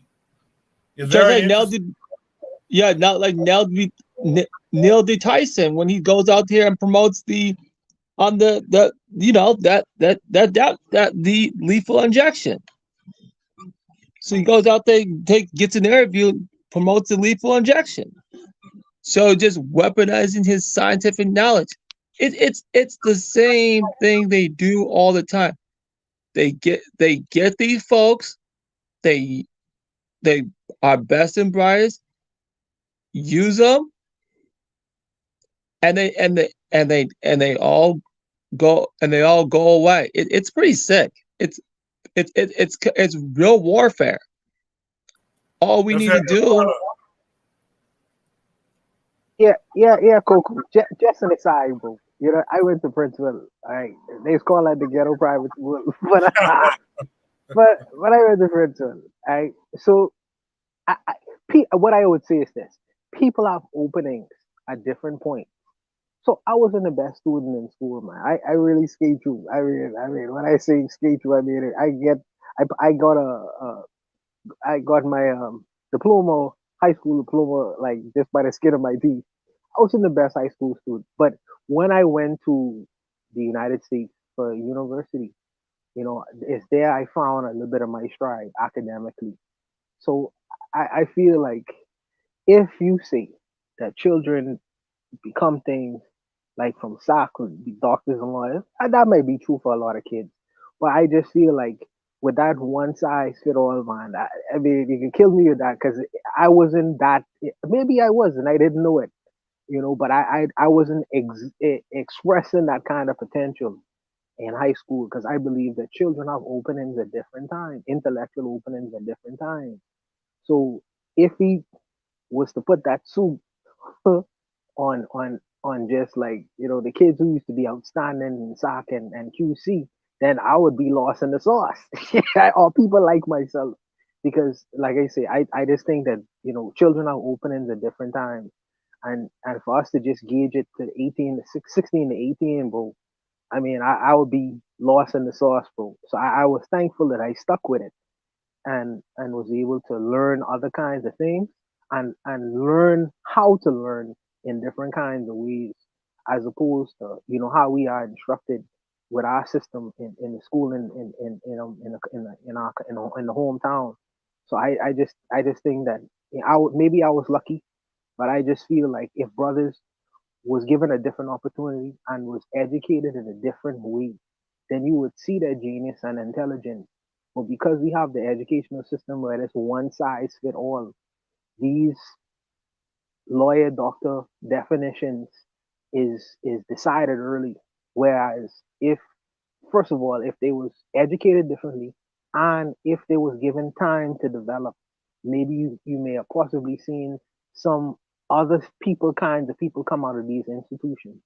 And I think that because of the curriculum, because of how the education is, our educational system is set up, I think that you don't see the geniuses spawn out of our high school program, and it's just this restricted lawyer doctor paradigm. And there are still some people who still become lawyers and doctors even after, and may not have been the best student. So it's just a whole lot of factors that go into it, man. I believe. I personally believe. But You know, I don't want to put words in Nama X's mouth, but I think it's implied that, of course, if you're in a system that you didn't create, a reality that you didn't define, right? Then things will be wild and kind of crazy. Folks will develop and reach their stride at different ages, but against increasing odds the older the age is. I think you can still push on through, but the ease on which you could push on through at an older age is not the same as a younger age. And I think that's the notion. If you don't have that mechanism, that reality creator that allows for everyone to kind of, on average, more or less develop, that ability, that intellectual skill, right? That they'll develop it somewhere between 12 and 17. Because it's not 12 to 17, it's somewhere between 12 and 17, right? I think that's the idea. And I think one of the things we don't recognize is, because we don't recognize that we are in someone else's reality, then we're not going to ever do the work. I mean, the real important work of educating our people on how to be in the best environment for your optimal, output, your optimal productivity. You know what I mean? Right now, it's like we eating cornflakes before a marathon or something like that. It's like we're not taking in anything. We're not in a position to be in a state of being where we can be our best. yes, I agree with that completely. I think that environment plays a heavy role, and I think that this is the difference. This is the difference with other societies, countries, institutions, systems. I think that we have been put, it's like we are in the wild, wild west, trying to organize in a way that is productive as opposed to other countries. I think that, like I said, I agree. I think that we should create our own format, and I think people are working on that. But as it currently stands, I think that because we are in a situation where we take pieces of other people's formats, you won't create the optimal kind of individual that is productive for your society. I agree that wholeheartedly. And then also what I wanted to get in here is it's also the way it's not just the Indians and Asians that are doing it. We got to talk about these Israelis too, because most people don't talk about the Israelis, where they have a program in Israel where they teach their children even better than most of the Asian countries to get into the technology field. So there was a documentary that I think Vice did inside talking about Israeli high technology sector, where they teach their children everything to be in the military, into the defense industry, everything, even out of our own taxpayer money. But they keep us down on purpose. So what would happen if you kept that foreign aid that you give Israel every year? And we have that here in the African nations. Oh, we can build a lot of infrastructure, a lot of IT infrastructure that we actually control. Don't that all make sense? Yield the mic. Makes sense to me. If there's no last words here. Yeah, I want to Okay, say go ahead, something Jay. about. I'm echoing, but I wanted to say something about high tech and Israel. For some strange reason, Israel is producing and getting a lot of contracts. They are producing security systems, and I found that odd. You know, maybe it's even off topic, but So it's not off topic. It's actually fact, and there's actually a free trade yeah, wait a agreement. minute. But wait a minute. The off topic part is that Israeli everywhere where they are, they will pull in their system. So Israel is strong at security. Why? Because they dominate everything else. They dominate the United States. They dominate Western Europe. Behind the curtains, of course, and that's how Israel gets all these security contracts, because they need to scoop in, they need to spy in with their Mossad. It's just that I just wanted to throw that in the ether. That's all. Israel's our friend. No, Israel's America's bitch. No. America is Israel's bitch. But okay, yep, that I agree. It's off topic. Yep. But again, but even that I'm just, and also they really that's, you watch that documentary from Vice, you can see how they really test. They really get really in the niche of their children in the security contracts and in the IT, and they get into AI and cryptocurrency. Ain't that perfectly? Oh man, and it's a great conquering that they needed to do. They didn't need the schools. They had different. I bet you they have different programs that they do all the work from. But here, oof, we got a lot. Oh, I'm ADOS. I'm FDA. I'm more. Just tribal bullshit. Just like the Africans, no different.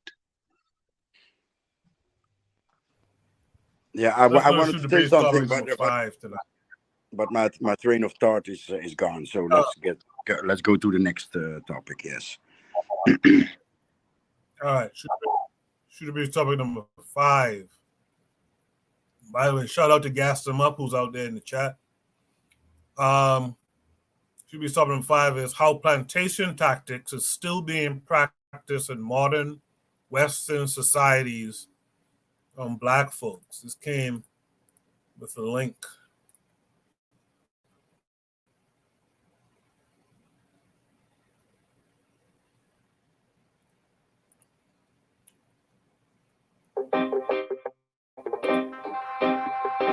I have another question since you mentioned it, right?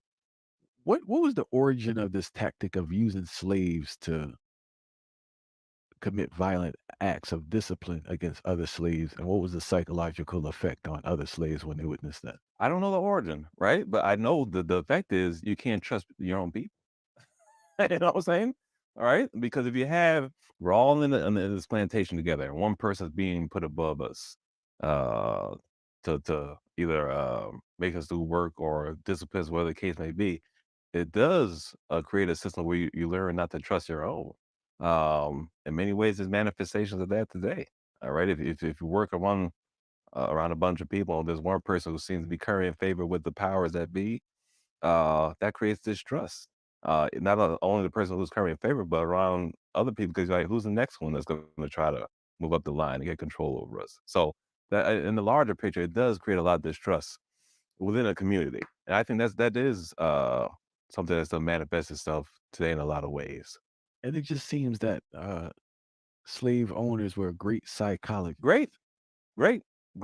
And now, in fact, this is I think I quote this slave owner in the book. It was Bennett Barrow. You're on? Yeah, somewhere. Either Bennett Barrow, Barrow Bennett. I have to look and see.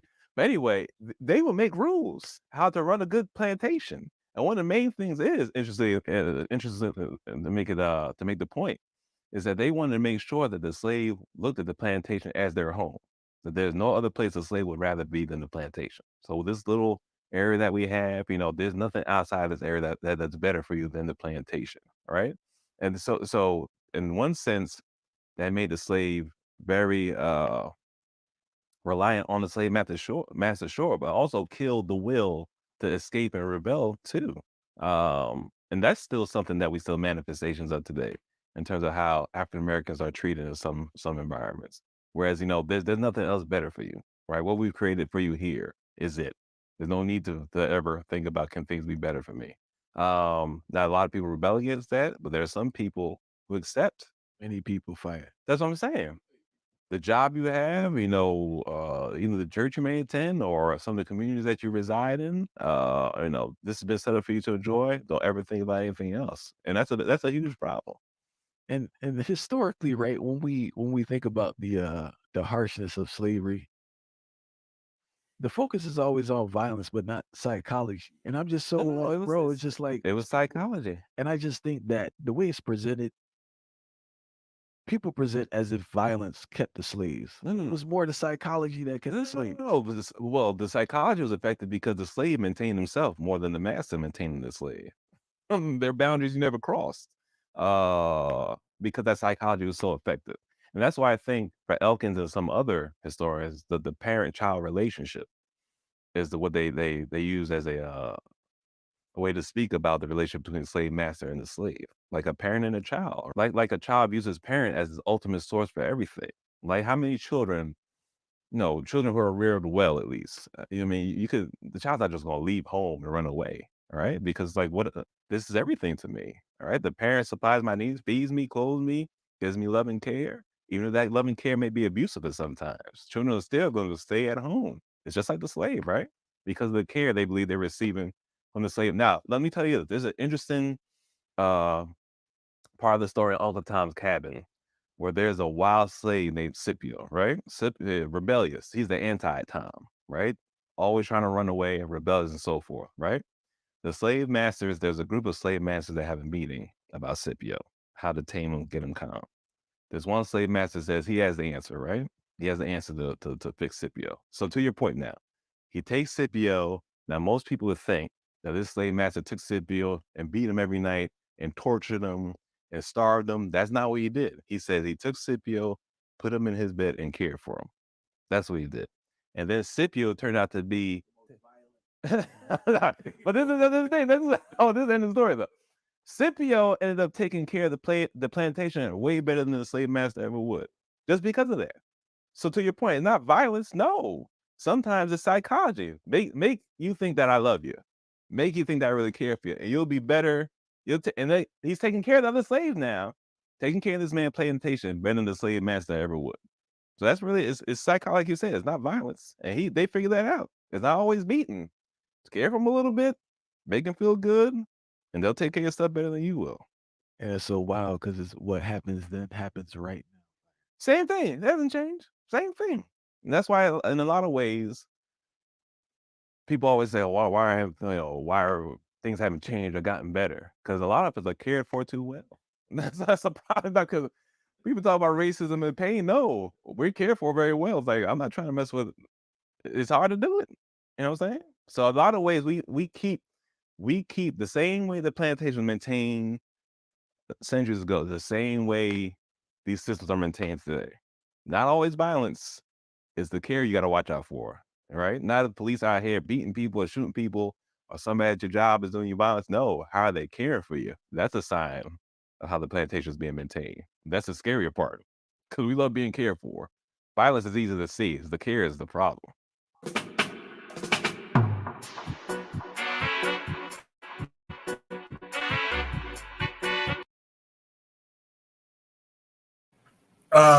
I believe I emailed that brother this week. He seems to be a theologian, right? I think he's like a theologist or something like that, based on the information I found. So I hope I emailed the right brother. But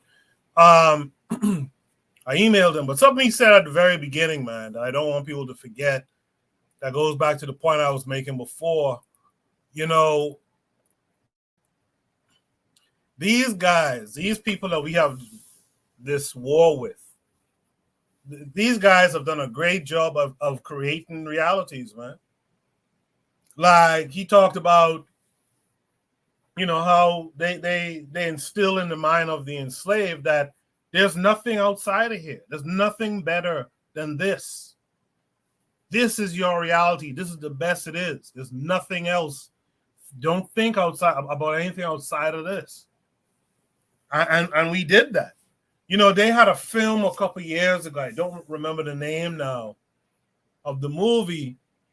I'm going to give some spoilers here, but like basically, the singer and actress Janelle Monáe is seemingly transported back in time to the plantation.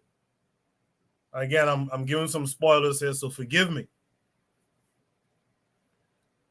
It seems that she's transported back to the plantation, and this whole story is playing out where the master, you know, the so-called master was, her so-called master was raping her and all this kind of stuff, as what happened on the actual plantations. And then this is a spoilery part. These motherfuckers are in a bush somewhere, right? They're out in some bush, basically built a plantation and are holding people, black people, on this quote-unquote plantation in modern day. And everyone is going along with the idea that we're back in antebellum slavery. And of course, she breaks free and she realizes or remembers or whatever it was, that there was a civilization out there, blah, blah, blah. Right? But you watch this whole thing thinking she had been teleported back to the plantation and all these atrocities of antebellum slavery occurred to her, when in reality, it's just a bunch of Negroes going along with the goddamn illusion, the programming, the reality that these guys set up, that they're on a plantation in antebellum slavery. It's a fascinating thing what they have been able to do. And I suspect, this is the hurtful part, I suspect they just stumbled upon this too. I suspect they kind of stumbled upon this amongst their own people with all the different shit they did to their own folks. And they had an aha moment, and that's how they were able to do this shit to us. And that's the sad, crazy part of it, too. With that said, I had a whole spiel that I apologize. Nama X has some great comments going on in the chat, so you guys check it out. But let's hear from Tanzan. Tanzan, what say you? Yeah, for me, I think it plays two roles. You know, the one aspect of it is that it brings people together. You know, it gives people a reason to you know, to live and to work and to congregate, to socialize. So that aspect of it, you know, I'm not against. It's just that sometimes it also pacifies people. It makes people, you know, unthinking or only able to think in one way, and sometimes even resistant to new ideas. So, but I don't know, you know, without having something to replace it, I don't know anything that is strong enough to bring people together. Even though we see the tactics, sometimes, you know, if you take something away, you know, the vacuum might be worse than the, you know, the palliative. So for me, while I do realize the, you know, the tactics, is just I don't know, you know, what else, you know, people could socialize under, what else can bring us together. And yeah, if we can come up there, I guess that's the next assignment. If we can come up with something that people can believe in us strongly and, you know, dedicate, you know, life and effort to it, that would be the next step. because I realized that those needs are human needs. You can't tell people not to want to be social and then be with other people and then strive for something greater than themselves. So I think that the ideals are good. It's just the tactics and the aim sometimes is not the best. So yeah, and we've always been people who who are religious, who are spiritual, who want to out worship everybody else. So in that regard, I think there's something to it. There's a power to it. It's just, I think right now it's either being dissipated or it's just being used in the wrong ways, or to make people more in line with what the society and the state says. So I think that religion is part of the whole system. It's not outside of it, and it really should be above. If people really believe that, it should be above the state. Basically, when he said give to the Caesar what is Caesar's and to God what is God, I would think that one should be above the other, but who knows. Yeah, that's my take.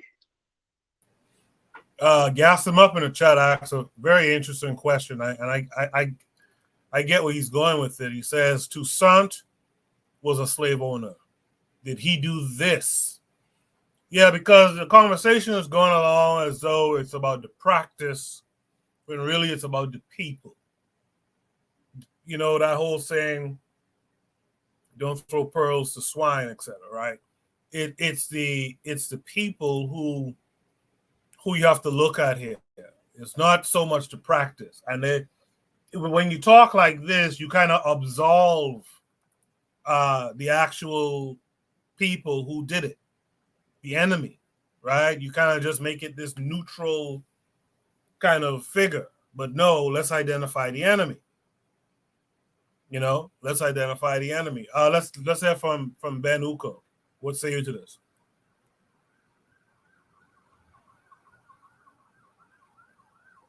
Okay, looks like Ben's not there. Jose, what say you? Yeah,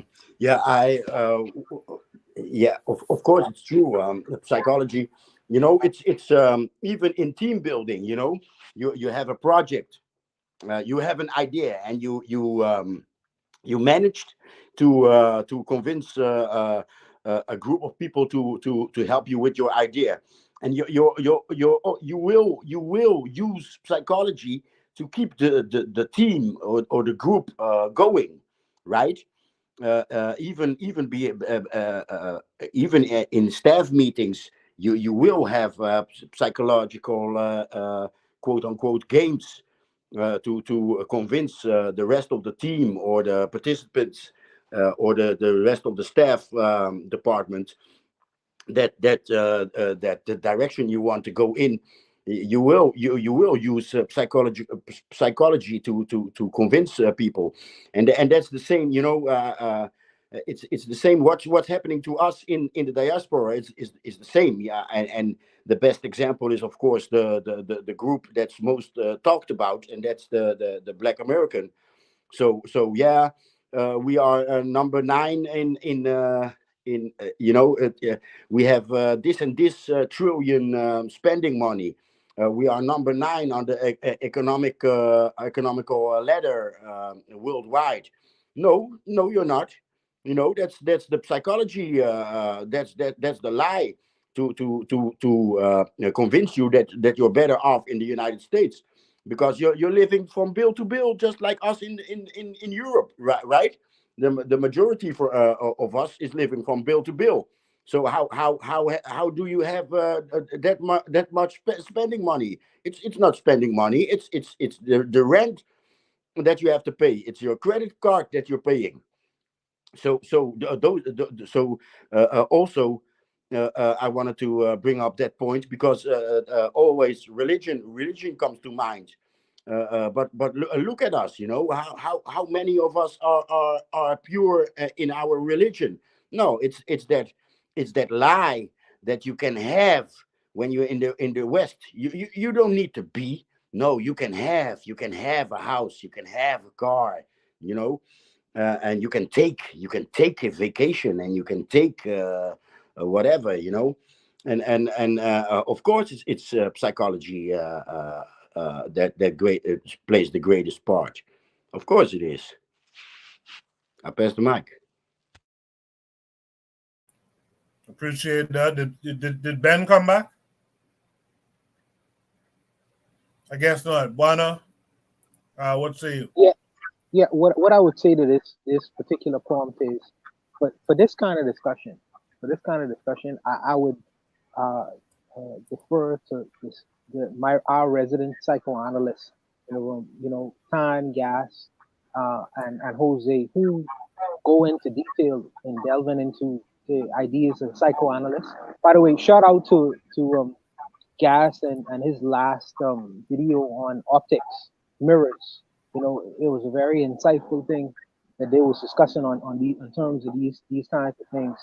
But I would refer to these kinds of people who really break down, deconstruct, how in terms of psychology, we black folks look at the world and how there should be a reconfiguring of the world in terms of how we view the world through our own spectacles, through our own eyesight, and question the things that these people come up with as a proper system, because they did create a system. Make no mistake about it. When this brother said that the best slave is a comfortable slave,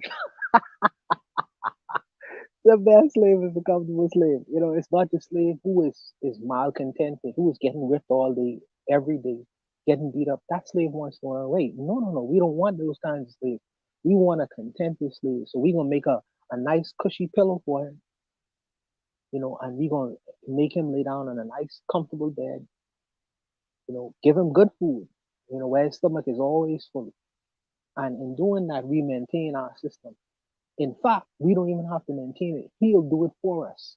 What better psychology is that? So, to break down these kinds of paradigms, you need to refer or defer to people who engage in the understanding of these kinds of things. And although we may have disagreements, I think that in terms of the psychosis that predominates black people in the Western world, you need to refer to the experts. So I think it would be good to have a listen to these kinds of discussions, the people who really have studied these people, where they've come from, and try to get some better understanding in terms of trying to be productive for ourselves. But I'll leave it there.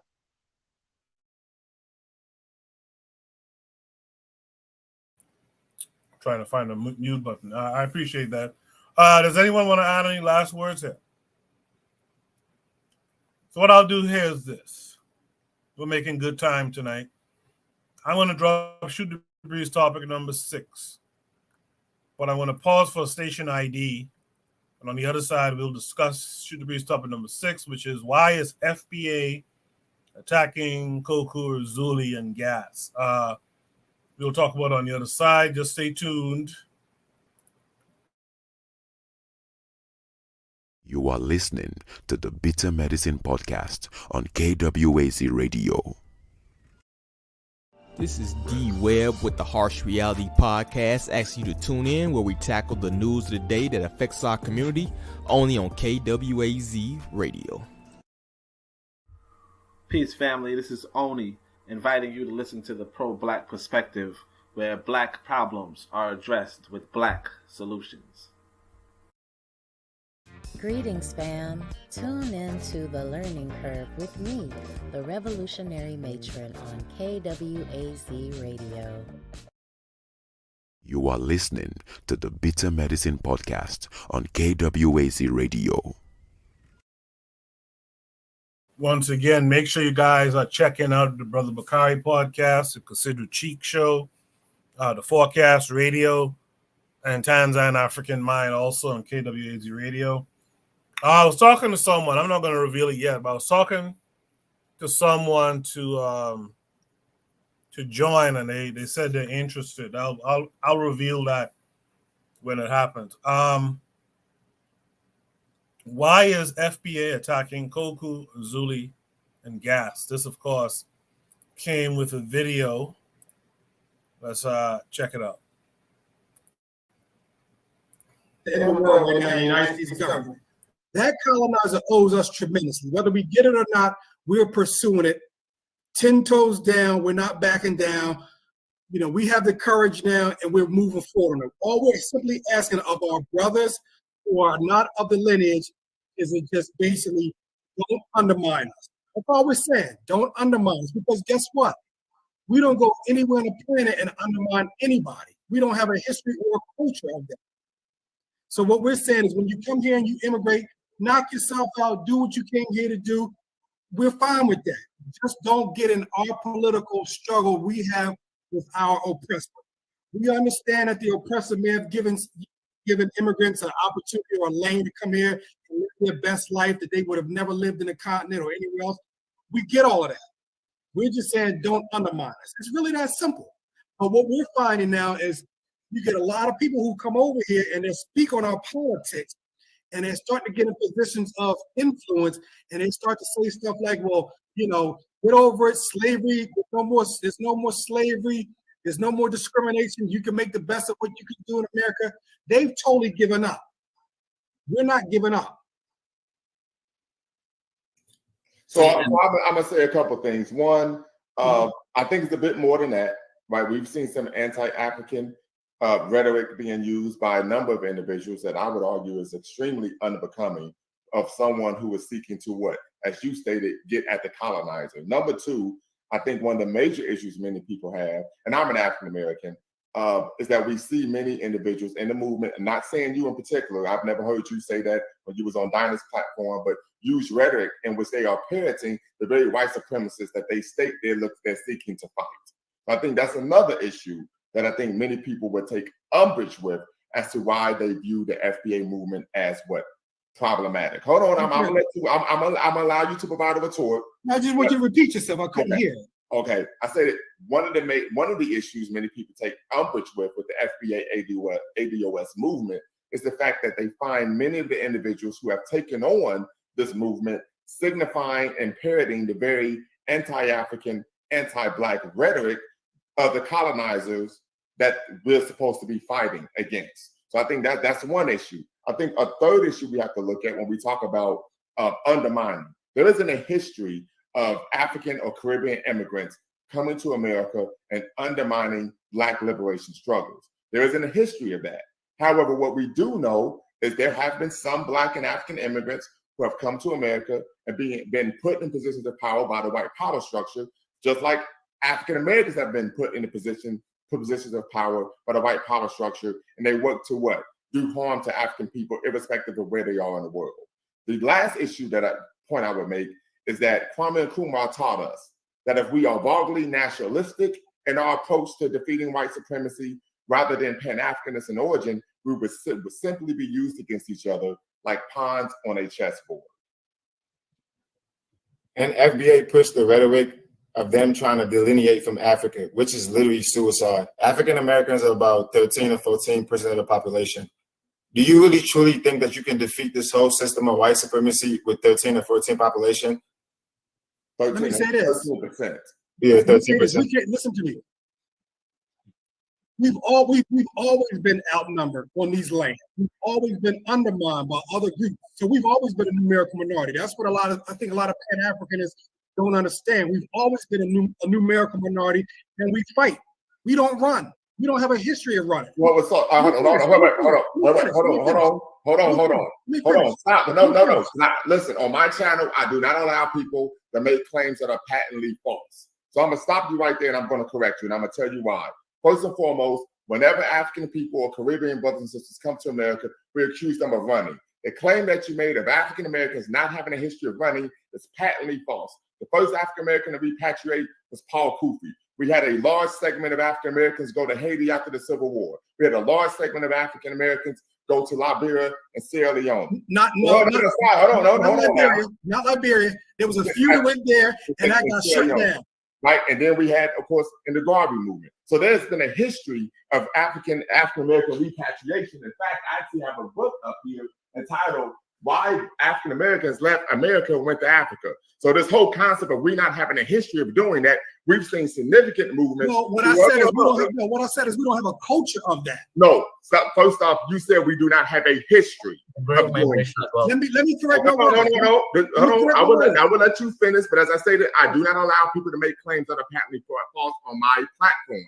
And what I'm stating, there is significant scholarly literature, and Brother Dwayne is the resident historian, he could back me up on this, of African Americans every century, literally in every generation, seeking to leave America and go back home or somewhere else. So the claim that you made is patently false.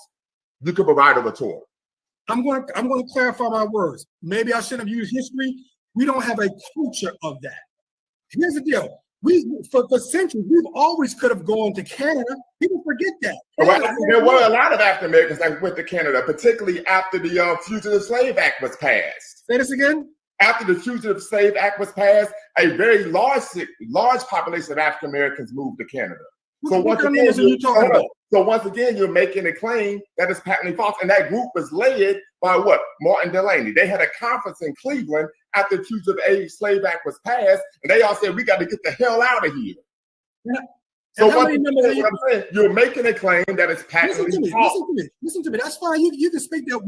What kind of numbers are you talking about? You talking about a thousand or a few thousand? I'm talking about thousands. I'm talking about the tens of thousands that were financially, economically able to left. Just like we had African Americans leave the Deep South, and they went engaged in two great migrations. Let me say this. Everybody does that. Everybody in the world. Hey, if we're dealing with a situation, even if they left, here's the deal. For argument's sake, let's just assume what you're saying is true. Oh, no, it is true. There's no assumption. Let me finish. No assumption. Even if they left, they still didn't undermine the people who remained. And no one's undermining. What you're talking about are puppets in the African immigrant, African Caribbean, and African American community who have been put in positions of power. Well, how do you think they let over nowadays? They do extreme vetting when they do immigration. Everybody gets vetted now. Everybody gets vetted. They're not letting in no Garveys or Malcolm X's anymore. All these people they're letting in now are being thoroughly vetted. Just take for example what that Haitian fiasco that happened at the border with Biden's custody and border patrol. 99.9% of those people are coming here for economics. They're not coming here to be reinforcements for us to fight against white supremacy. They're coming here to escape poverty. First and foremost. Absolutely. Secondly, when they get here, the first thing they're gonna ask them, what are you coming here for? We're coming here for economic opportunity. Are you coming here to basically turn up with these FBA? Oh no, FBA. Why would they say something like that? First off, a wise general doesn't discuss battle plans with the enemy. That would be nonsensical for them. Hold on. That would be nonsensical. They're not going to say that anyway. Hold on. That would be nonsensical. I know that. For someone to show up and say, hey, we're here to turn up and destroy what? And it can get deported. And it can get deported. FDA doesn't have no. Hold on, real quick. And here's the second issue. We also know that there's a reason why immigrants tend to not engage in radical political action the way American citizens do. And the reason I said there's a reason why immigrants tend to not engage in radical political action. And it's because they know that they would be deported. I know that. The same as when I've traveled abroad. Something's going on, I shake my head and I keep it moving. Before you know, they might get your ass on that plane and go back home. So to make the claim. But that also means that all skin folk are not kin folk. We don't all share the same interests because you have limitations. You're dealing with generalizations. You're making assumptions about entire groups of people without even having conversations with them because of what a few puppets have said in the mainstream media. That is absolutely ridiculous, and I would argue that is intellectually lazy to do so. If what you're telling me is those people who are at the border, who are in abject poverty in Haiti, then all of a sudden they're going to come here and they're going to get their weight up, and then once they get their weight up, they're going to basically fight for liberation. When basically they're beholden to the people who let them here in the first place, that goes against their whole interests. They have a conflict of interest. So most Africans that are coming to America, they're literally coming here for money. Most Africans that are coming to America, they're coming to overseas or the diaspora for money. They have families back. They have families back home that are literally struggling. For example, let's say you come to America as a continental African, and then you get deported with no money back. Everybody's gonna look at you like you're literally like the shame of the whole family, because you made it to the promised land and you can't even help your family back home. And then another point is, okay, let's say these Africans come to America, right, and they start like participating in all these movements, and then they get deported or put in jail. African Americans don't have no institutions or infrastructures that's in place to actually protect these people. That's another point also. But I feel like what you keep doing is you keep trying to make it seem like all the coons and the Negro pans are only Africans. This is a global problem. Most African Americans don't even agree. And most African Americans don't even identify as FBA. So you need to stop making it seem like this problem is only unique to Africans in the continent. This problem is a global Black problem. And that's the problem with FBA. You guys keep pushing rhetoric that's historically inaccurate and it's just false. We have major coons too. We call them out. We have major. You have the richest land mass on the face of the planet. Oh, hold on. Wait. So what's your point by making? You made that statement. What's your point? My point is, hey, me personally, death is better than dishonor. Death is better than dishonor. Right, so I'm gonna stop you right there. So I'm gonna ask you this question. Mm-hmm. So you stated that you believe in fighting against the colonizer here in America. Right? You stated when you started your soliloquy that you believe in fighting against the colonizer here in America, correct? First of all, I was addressing. It's a yes or no. It's a yes or no. You're not going to misquote me. You're misquoting me. I'm asking you. It's a yes or no. No, I'm going to explain. I was addressing Big Kawaz's point when he was talking about continental. And what I said was, on your land that 90% of the people basically look like you, there's death before dishonor. That's what I said. Do you believe, before Brother B. Quillan even spoke, when you first tapped in, you stated that you believe in fighting against, and actually wrote this down, the colonizers on this land. That's what you stated. Me in America, yes. And so the question I'm going to ask you is, what radical action have you taken to defeat the colonizer in America?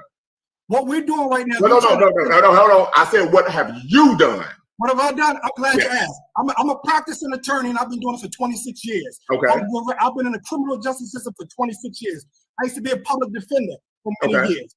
I represent young brothers all the time, and I'll be gaming them up all the time. So when you talk about what have I done, you're talking about education. So what I said, radical action to defeat the colonizer.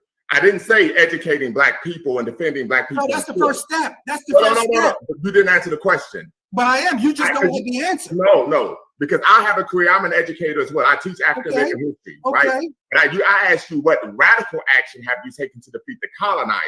I didn't ask you, what have you done to educate Black people? Those are two separate issues, two separate questions. Because I'm an educator, and I've been an educator for the past 12 years. So the question is, you stated that one of the issues that you had a concern with in terms of African and Caribbean immigrants is that they're not likely to engage in radical action to defeat the colonizer. Don't put words in my mouth. I didn't say that. I didn't say that. Okay. What I'm saying is, you did say that, by the way. What I'm saying is, as we're pursuing our case for reparations, which is going to be a political program that's going to have to be pursued. What we're saying is, we're asking our brothers and sisters from the diaspora not to undermine. That's a real simple concept. Can you give me Can you give me an example, a tangible example, in the history of the African diaspora in which African and Caribbean immigrants have come over here and sought to undermine African American gains in America? Yes. The man who Austin Chang, the guy who ran for Michigan, ran for governor of Michigan. And he said we should do away with Black History Month. I said as a group. No, you didn't say as a group. You just said. Yes, I did. I just said as a group. Sir, here's the deal. When you say as a group. Yes, and the reason I'm saying this is because guess what? Who's the guy who played? What's the name of the guy who played Joe Clark and Lean on Me? Morgan Freeman. He said that we should get rid of Black History. We call him out. And we call him out. Once again, it's not based on a person's nationality. No, but it is. But it is. Okay. Because guess what? They don't have anything to gain. Thank you. If I can kindly respond to our good brother Braz Reeves lives on. Did I get your right? Your name, sir, correctly? Braz Reeves. Oh, okay. I guess the gentleman is gone. Before you go, make sure you hit the subscribe and like button. Thank you for supporting the channel. And remember, here at Lumumba Speaks, we always bet on black. Peace. Yes, indeed. That's Lumumba, who's been on Shoot the Breeze a time or two in the past. That was a good panel there. You could always tell these Nashidiites, man. Like, these guys don't have an original thought, it seems. Whatever Nasheed says, and I know Nama X likes the guy, but whatever Tariq Nasheed says, that's all these guys repeat, and they have very little to say otherwise. Very interesting stuff. Tanzan, you had a question in the chat room. Express your question now. Well, I think what they keep saying is, oh, undermine. I don't really know exactly what they mean by that. They say, oh, you're undermining for reparations, or you're undermining about, just having a different opinion, which I don't think most, immigrants, black immigrants really have any problem with, with FBA getting reparations or getting their due or respecting their history as much as they can. Yeah, there's some people who are ignorant, but for the most part, nobody would say, oh, we don't want them to get anything. People don't really have that kind of resentment, I don't think. Most of the time, if people do, it's maybe a personal thing or somebody said something to you. But, I don't know, I don't understand what exactly they mean, by immigrants undermining them. If in terms of numbers, maybe other people from other places, but not from Africa. Firstly, the numbers are not even, great enough to bear that reality. And then in the second place, they should be more concerned about other people, if in terms of economic jobs and, that sort of thing, it's definitely not the people who are coming from Africa. So I still don't really understand what they mean when they say, people are being, we're undermining them. How could we do that, and how it's possible for us to have that kind of power? So yeah, that was my question in the chat, because I've had that. Yeah, this undermining talk is nonsense. The average person in the Caribbean or Africa isn't even thinking about Black American reparations. This notion that we're vetted on the way over, like we're pulled into a room and our eyelids are peeled back and we're watching anti-Black American propaganda and all that. I mean, that's just nonsense. I don't know where y'all make this shit up from. Just nonsense.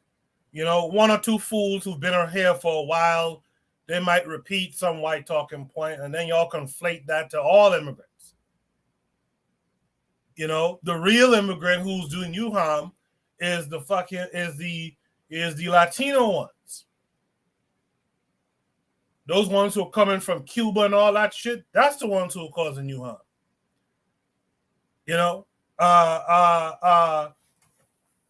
The immigrants from the Eastern Bloc, the Asian, those are the immigrants that are causing you harm. We're not the ones taking your dollar. Our dollar is being taken along with yours. We're not taking your dollar and cycling it elsewhere. It's being taken the same way yours is being taken by the same people too. There might be a little bit more cohesion with, especially with, I could speak about Caribbeans and Africans too. There's a bit more collectivism, but that's natural.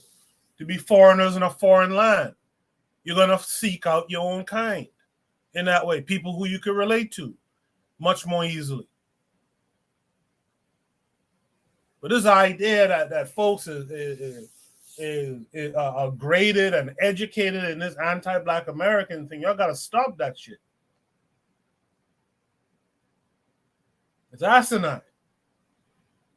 It's completely untrue.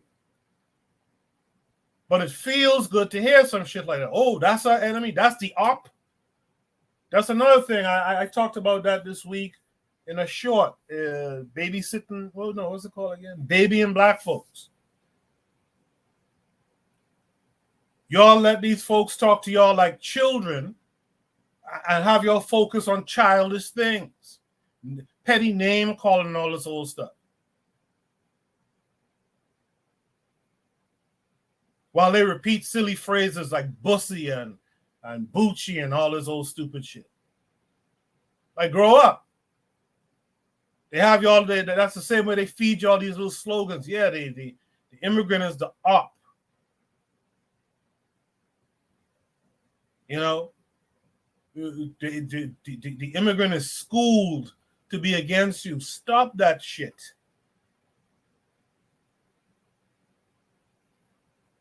Let's go. Let's welcome in Real Black Gentleman this week. Real Black Gentleman, how are you? What's up? Good. I'm good, man. I'm good, Koku. Good. Yeah, I want to speak on this. I know exactly where you're coming from. Like the idea that, you know, especially from the Caribbean, people from the Caribbean, especially like the big islands close to America, right? The Bahamas are right next to America. I mean, like Cuba right next to it, Haiti right next to, you know what I'm saying? Jamaica is kind of like behind Cuba, but the idea that we know we're acting there's a bit of acting brand new. However, I mean, when people say delineate, I think that I get the reaction of it. I do, because I live in this country. I don't see Black people in general who come to this country from Africa or from wherever my op. I do understand, however, that in the multitude, in the masses, people get blended in, and we're talking about the Latinos. There's Bangladeshis that come across the border. If I don't necessarily want bedlam and just chaos and anarchy, right? And I'm going to like at least kind of go along with the program as a national. I do want to make sure that like people who enter the territory that I represent, you know, that there's some kind of like, you know, check and balance about it. Now, to the degree that Tariq is going, like, nah. I mean, I've seen cases where, like, you know what I'm saying, a couple like Jamaicans, a couple of Haitians or whatnot, you know what I'm saying? There's always, you know what I'm saying? But if I sit here and say that, then it's like, I cannot then ignore the Mexicans, the Guatemalans, you know what I'm saying, the people from Central America, the MS-13. The Haitians ain't got no MS-13 that we're really worried about. It's not even like that. I mean, people got their people, but it's not even like that. I definitely feel like, how do I say it? I'm going to turn a blind eye to people who I see here. I could only say that naturally, if anyone's going to any country, they should learn up about as much as they can, because it's like you're brand new. Now, how would I say it? I cannot emphasize, I don't see foreign Black people as ops. I can't. I know that, but I'm not going to discourage African Americans from wanting to, in a sense, firm up things, as it were, without being antagonistic, without being demagoguery. You know what I'm saying? I'm not with that. You know what I'm saying? I'm not with the like, as you know what I'm saying? I'm Afro. Speaking for myself, I'm Afrocentric. You know what I'm saying? I understand that every Black person, the vast majority of Black people, you know what I'm saying? In fact, I might go out and say every Black person in the West right now that you're going to sit here and call Black has a root in Africa, bar none. There's no way that you can sit here and say that there's no source to Africa. So, I mean, you might have people who want to encourage basically a nationalistic streak in Black people. Okay. And then you have the people who are the nativists who want to say that we have nothing to do with Africa, and that, you know, any of this outside talk, you know what I'm saying, it's an insular. That I think is very immature and very it's not realistic. I know that I'm here in America, and it's okay for me to state, you know what I'm saying, with pride, that I know where I come from, that I come from Africa, and not really be mystical about it. I can sit here and say, yo, I was put on them boats. I got such and such and such.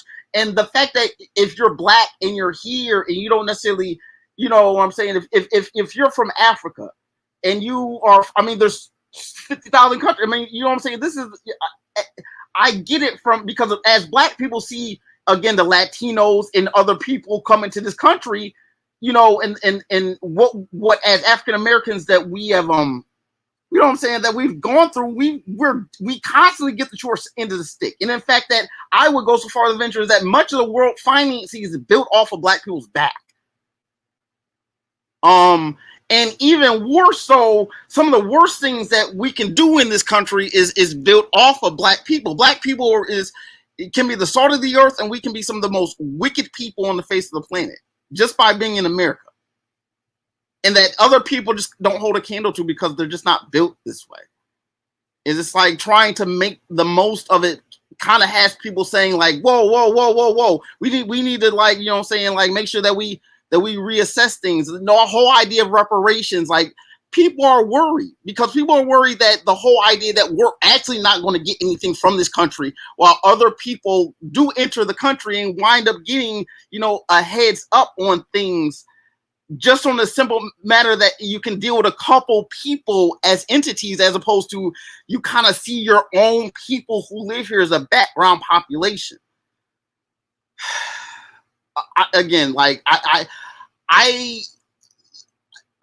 I'm not saying, I'll say this, like, I've heard that, you know what I'm saying, I don't want to sit here and like be namey, but I've heard some things about, oh shoot. Hold up. I got a phone call, but I just want to make it clear that, like, for speaking for myself, like I got no problem with, you know, people over here. Only thing I can say is that as anywhere,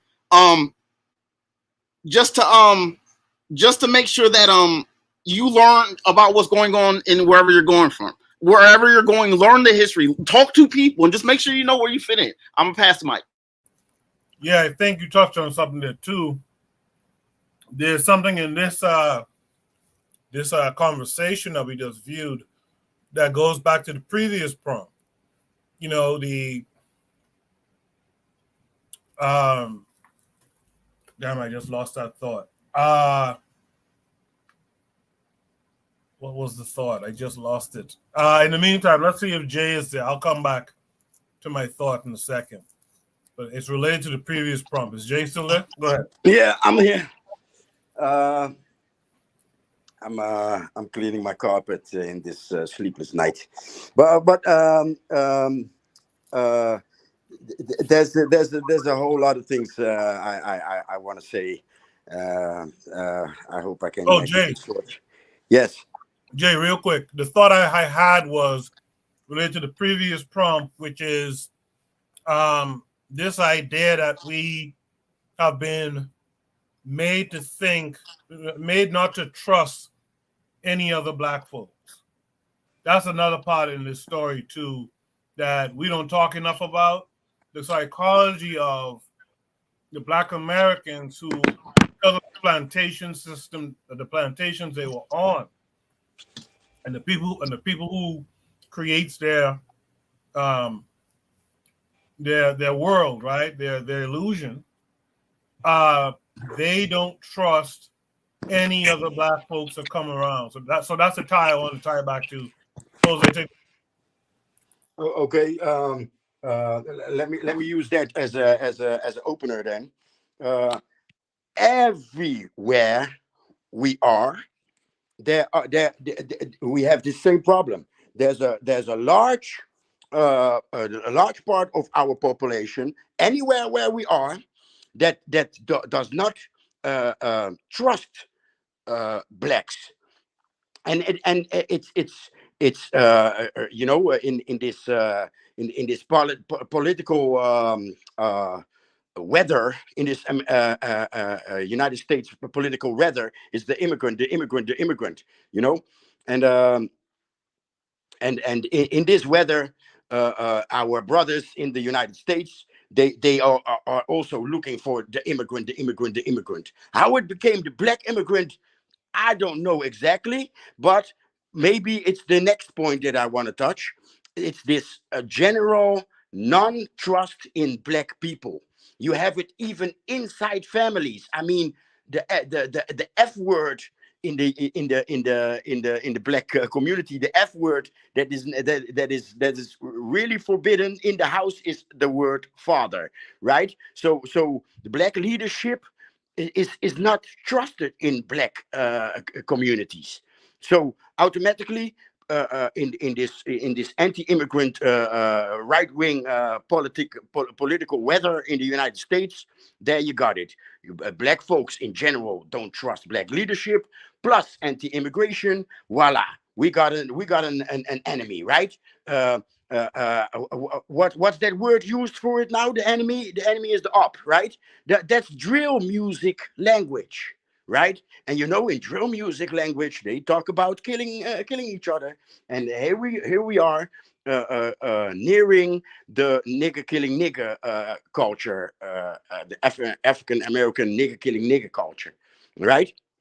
And why also do I think the African American is developing in this direction? They are the only known black group. They are filmed, documented, and all of that, you know. So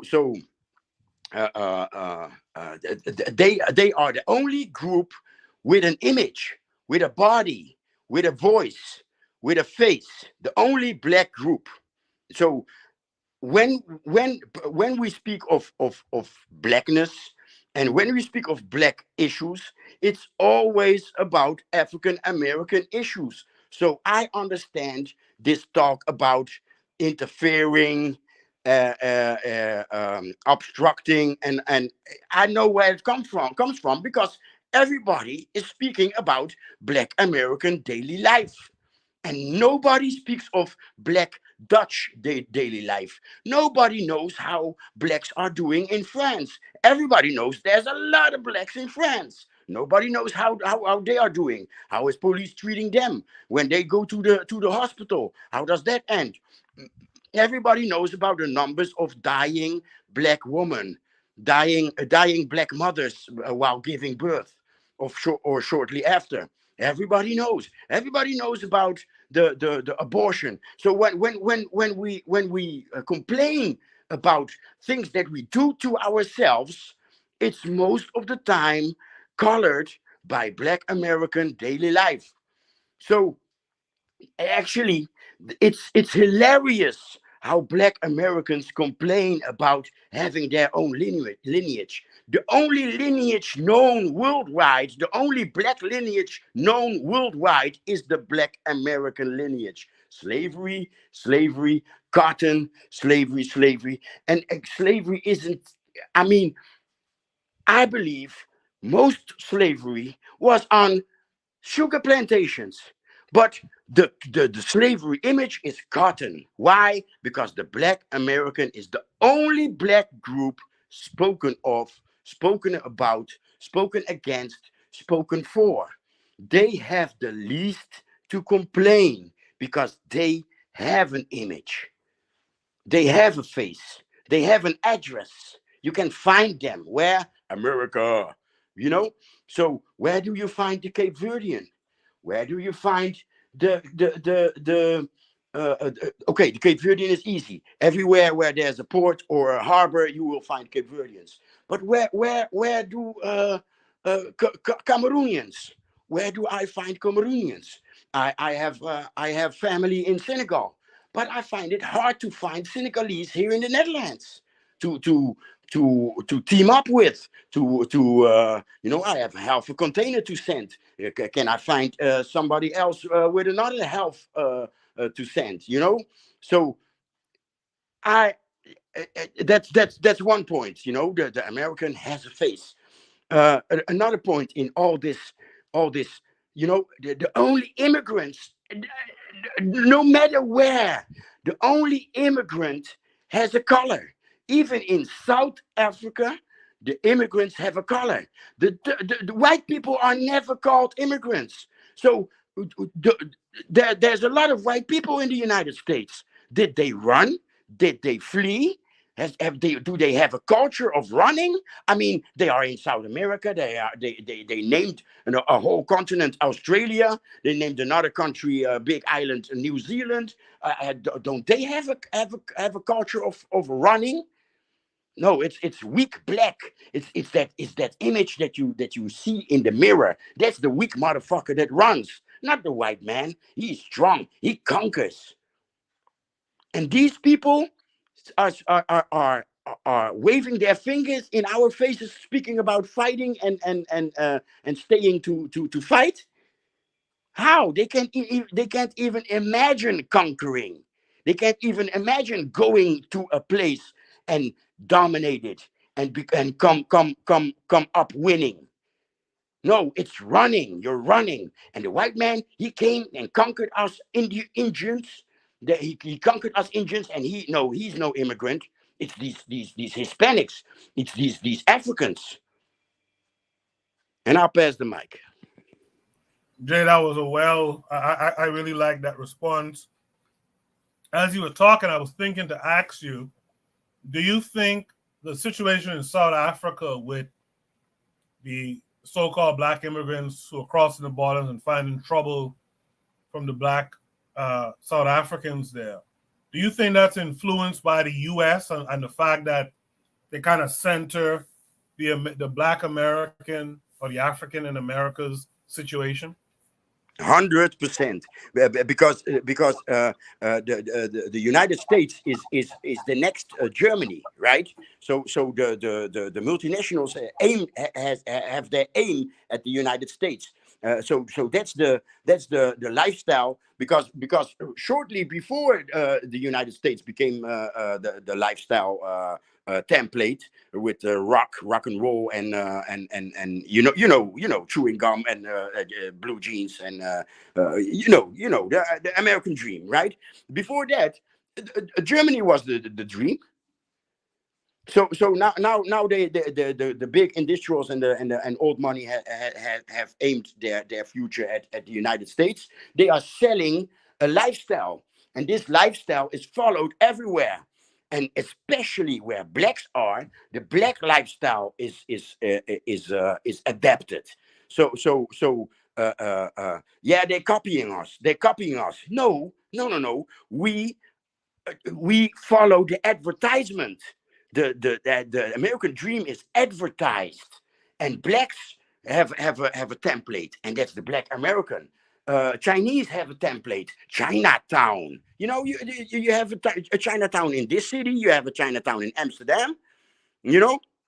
So this whole Chinatown thing is also American. So just as the Asian American has influenced the Asian world worldwide, especially the immigrants, right? So a Chinese living outside of China will likely follow Chinese in the United States and build a Chinatown. Then they will follow Chinese in China. That's obvious, right? Everybody can see that. It's the same thing with us. You move out of your African country, your environment here in the Netherlands, you're pushed into this yo, hey, yo. You know, there was even a period in the 90s, the other word for a black dude was a yo. Hey, there goes a yo. You understand? But I'm in the Netherlands, wooden shoes. You know, wooden shoes. Where's my wooden shoes? Why am I wearing American blue jeans, right? And baggy, you know, and brands, Troop, whatever brands that brothers in the United States are wearing. Why? Because it's advertised. It's the American dream. It's the American dream for the black dude in Rotterdam or in Marseille or in Porto or in Barcelona is, hey yo, my nigga. That's it. No, they're copying us. No, we are copying the advertisement of your white owner, the same guy that owns my inner cities in Nigeria, in Kenya, in whatever. And I'm speaking commercial. I'm not speaking traditional colonization. I'm speaking of commercial, economic colonization. Yes, yes. So the answer to your question is yes, in caps. Thank you for that, Jose. Let's hear from Buana. Buana would say. Let me first say that, Jose, you are absolutely in rare form tonight. You sound like a world title fighter tonight with that your commentary. That is excellent, brother. Excellent. In your discourse just now. Let me first say Thank you. that what people say is, let me build on what Jose said. That black immigrants, immigrants see, if you people don't know, who are from America, immigrants see the United States like Disneyland, and where all your so-called dreams can come true. So they do anything to get here. What Disneyland actually is Disneyland teaches you to be a child forever. You could be a child forever. I hear Brother Coco say, y'all need to grow up, man. Grow up, grow up. Disneyland doesn't teaches you to become an adult. Disneyland teaches you, which Disneyland is property with America. Your volume is a little bit low, Buana. A little bit low. Go ahead. Yeah. So can you hear me now? Yeah. So Disneyland is a proxy. Disneyland teaches you to be a child forever. So when Coco says grow up, you all need to grow up. How could you grow up in Disneyland when it teaches you to be a child forever? The thing about Disneyland is the adults who build Disneyland, they're not gonna tell you, to become an adult. They can tell you to enjoy being a child forever, because the adult is to be made responsible not only for himself but for the environment that he exists around, to be a controller, to be an organizer, to be an adult. But that's not what Disneyland teaches you. And the people who control Disneyland don't want you to become an adult, because if you become an adult, then you're gonna compete with them in their adulthoodness. You may want to create your own Disneyland. That's not good for the people who construct, organize, and build Disneyland. They want you to maintain that child status forever. But I find it interesting that our brothers, some of them, very few, because I consider FBA to be a small group of African Americans, very small. They do not represent the consensus for African Americans at all. They represent less than 1%. But what I would say is, I find it interesting that they are using, white male far right extremist talking points. It's crazy. They used to say back in the day, when the United States, catches a cold, the Caribbean has the flu. And I'm seeing that my brothers are parroting the same talking points of white far right extremists. How is that possible? But it's interesting, when you living on a plantation, of course you're going to take on the characteristics of the plantation owner, especially if you instruct you correctly. My brother, a real black gentleman, he made a statement. He said that you all need to learn your history. And he is absolutely right. You all need to learn the history, because anyone who learn about American history would understand that most black people say they come from the Carolinas, not the Mississippiites, because they may be a different brand of people. And anyone who say my family comes from the South, or a current comes from the South, one of the Carolina states, don't you know that the black African people, they didn't come straight from Africa. They went to Barbados first. Barbados was like the jewel of the Western world at one point. Before the Americas, it was a jewel, and many slave owners, they brought their slave from Barbados into the Carolinas areas. If you understand American history, you know that. So your antithesis wasn't your starting point wasn't in fact in America. It was actually in Barbados and the Caribbean. Anyone who know American history would understand these things. This is why it's important to understand American history outside of the box of what you've really been learning in high schools or schools. So when I listen to these guys, and I was kidding with Tan in the chat, but you have to suspend all reason. You have to suspend all rationale when you're talking to people like these and just purely deal in sentiment and emotion. Speak of in trying to speak to the language of these people because they have cast facts, logic, and reason to the wind, and they just purely rely on sentiment or the ideas of people who would have instructed them. And not only to read the sheet because he is just a mouthpiece for who he represents, his daddy, his white daddy. So it's an unfortunate thing, and I'm glad Brother Lumumba is on to at least to clarify some of the things. Even though what I ultimately believe, and I say this all the time, if you convince a man against his will, he is of the same opinion still. So he go regardless of the evidence that you could show this man, regardless of the documentation you show this man, he won't purely rely on sentiment, feeling, and emotion. So what's the problem? What's the use? You got to charge some dudes, some black men to the game because they are lost and they are lost forever. But I'll stop there though. Azuki, the brother undermined your point on going to college, right? Because 25 years he's been practicing, but he still doesn't know how to think. Hey Jose, what you can do, man? I can't fight with everyone, man. I just leave them alone. I leave them alone, man. I can't fight with everyone. Okay. Sorry.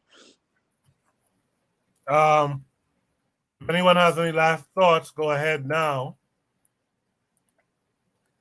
I want to say, son. Yeah. This dude in the chat, man. Koku, man.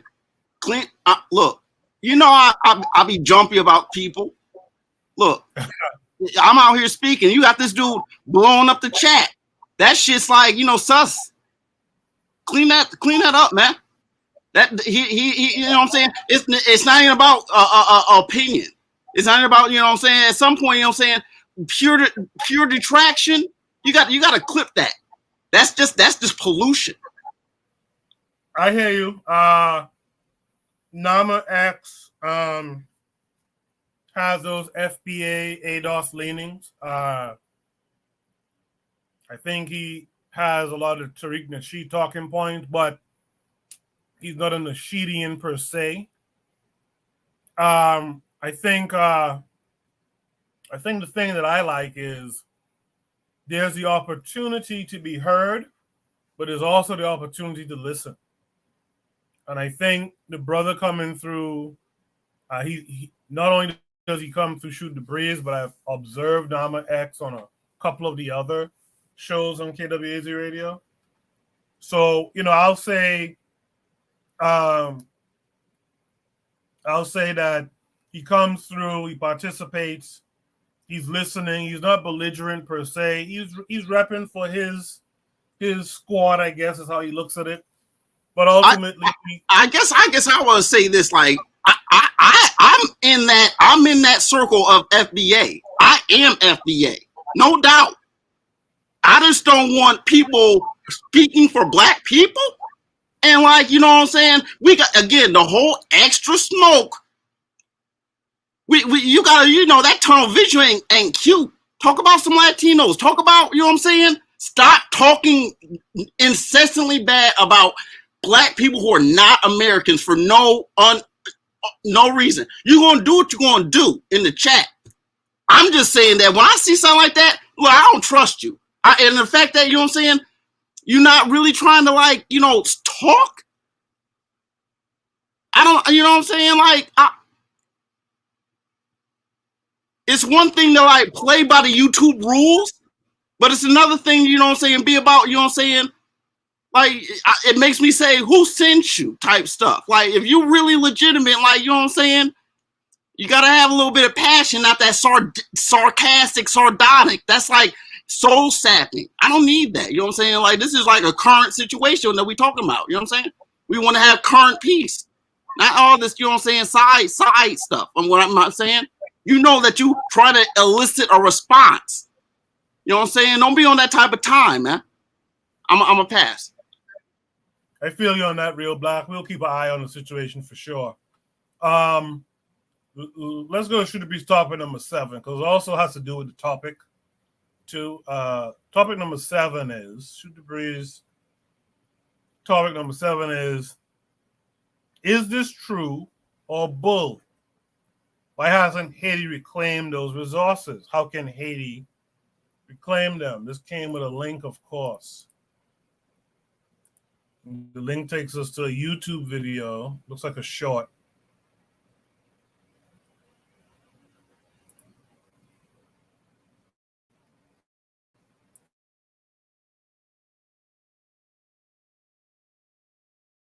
Material is found nowhere else in the world except South Africa, and it's the purest in Haiti. 65 million years ago, an asteroid landed in this space. We have an asteroid mountain in different places. We have mountains, they're made of asteroid. They use this asteroid because it's the remain of this asteroid that is so heat resistant that they use for spacecrafts. 1 ton of Haiti's iridium. I wanted to get to iridium is worth $45 billion. We have mountains of it. They put soldiers and private military contractors in UN uniforms. They're everywhere in Haiti, digging out the mountain. So they literally, since 1986, with the fall of Duvalier, the U.S. military has been taking out Haiti's. Haiti has an extraterrestrial material that is found nowhere else in the world except South Africa, and it's the purest in Haiti.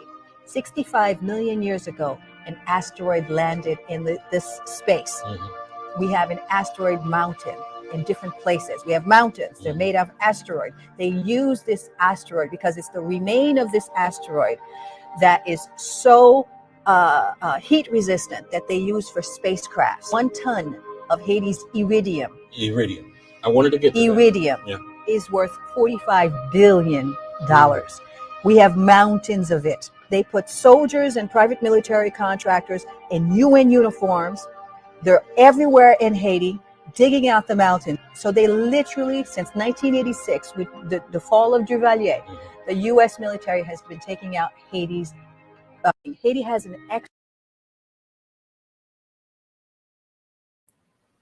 Kind of sounds like the story of Wakanda from Black Panther, doesn't it?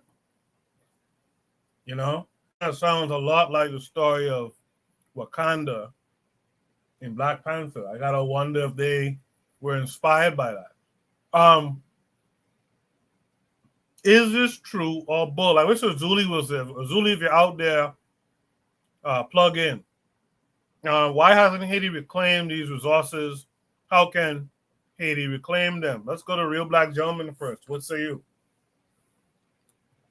Man, like, look, part of me is skeptical, but part of me understands, you know what I'm saying, the geology behind it. You know what I'm saying? Like, I guess supposedly, you know what I'm saying, 66 million years ago, you know what I'm saying, it was an asteroid impact, you know what I'm saying, around there. But the thing is, like, if asteroids, you know what I'm saying, if meteorites, you know what I'm saying, if they move in if they don't necessarily like go, like, sometimes they're not like a single asteroid. Sometimes they move in like clusters or pairs. So like as the first one hits, you know what I'm saying, it might be the big one, but there might be smaller ones behind there. So you know what I'm saying? It's like, I get what the geology behind it, and it wouldn't surprise me, because America do be going all up into places, and I mean, people aren't necessarily aware, you know what I'm saying, you know what the deal is, you know what I'm saying, they don't necessarily know the treasures underneath their feet. So it's like, yeah, I I'm not. I get what she's saying, but like again, like I just want to make sure, you know what I'm saying. I can understand that there's one big asteroid, and that again, the idea that there may be other ones behind it as the Earth turned. I don't even know if the rotation fits the right way. So if the big one hits in Mexico, the smaller ones kind of hit in the Caribbean-ish. You know what I'm saying? But like, I'm not saying the islands are part of the asteroid. What I'm saying is like, you know, there's just material. It's possible. I'm not gonna say it's outside the realm of possibility. I do hope that Haitian scientists can at least curious people who are about it can at least, you know, double check, and just to make sure that like, you know, take advantage of it the best you know how, and just like don't let it go into the wrong hands. I'm a pass.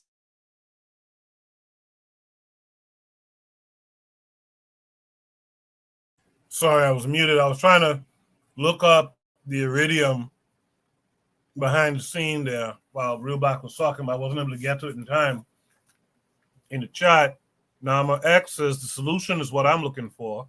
The solution is weapons and military. That's the road towards Haiti's liberation. He said Mali. He says Mali and Burkina Faso are on the road. Carl Hezekiah's out in the chat. He said Haiti has been under attack since they won their independence. How could they claim their resources? They can't even elect their own leaders. That's a well-stated comment there, Carl.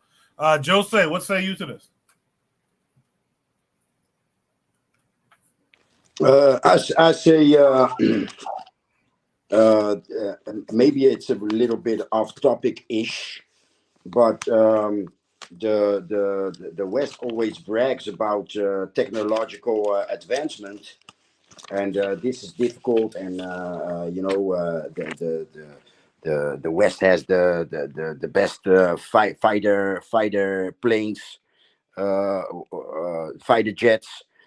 Because of technology, but most of the time it's the resources, and this is one of those type of resources that give the West an advantage, right? So since the world is becoming multipolar, we should really realize that we are the shop owner. Since we live on the soil where all that stuff can be found, we should start thinking as shop owner, and start managing the multipolarity of this planet. So if the West has the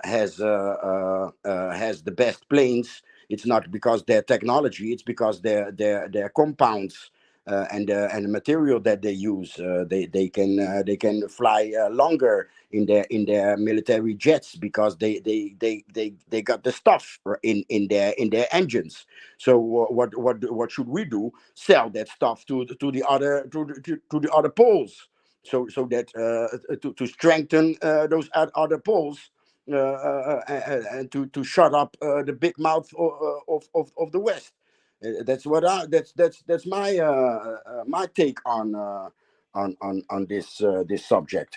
Just start thinking as a shop owner, and start selling that stuff ourselves to who we want to sell that stuff. I mean, if China becomes the largest client, the United States will think twice before they send in some mercenaries to take out the president, right?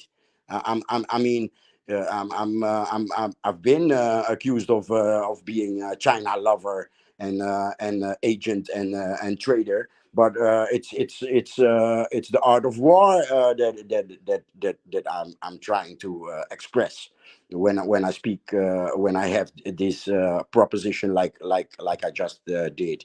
You know, I mean, start thinking like Machiavelli, or whatever war strategist, and at the same time as a shop owner.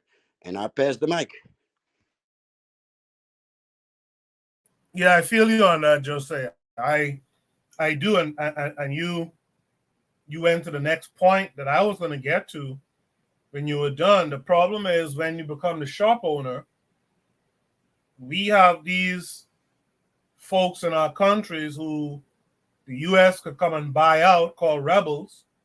All of a sudden, they come and undermine what you're doing and take you up out of the paint. And that's this is why it goes back. We have to build on the psychology of our people, man. We have to change something. It's too easy for an African, a man especially, to be doing something for the people towards liberation, that road to liberation stuff. And here comes one of our, one of the people that look like us, fly the same flag as us oftentimes, etc. Go by the title of friend, right? And America comes in and buys them out, and next thing you know, you're in a shallow grave under a toilet or some shit like that. That's the issue that we have. Let's hear from Tanzan. Tan, what are your thoughts?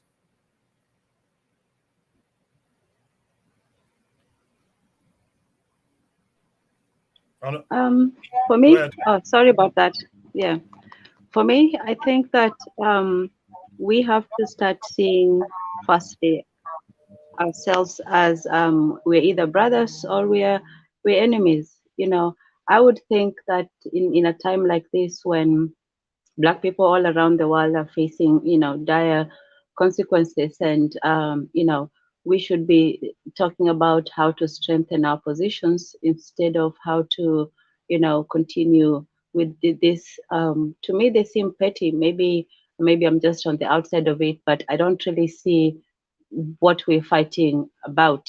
Really, it's either just name calling or these accusations, instead of trying to see what we can do to profit each other, or how we can, make up for certain deficiencies in both our communities. Because when you come as from a different country, you face very different situations from somebody who's already here. Somebody who's here may speak about racism, may speak about economic unfairness and all that, but for you, your struggles are different. And sometimes it's, instead of accusing, we should try to understand where everybody's coming from. I for for one, I think that Africans should really understand the plight of the experience of slavery, of being taken from your country, of not knowing who you are, and then trying to search for that identity.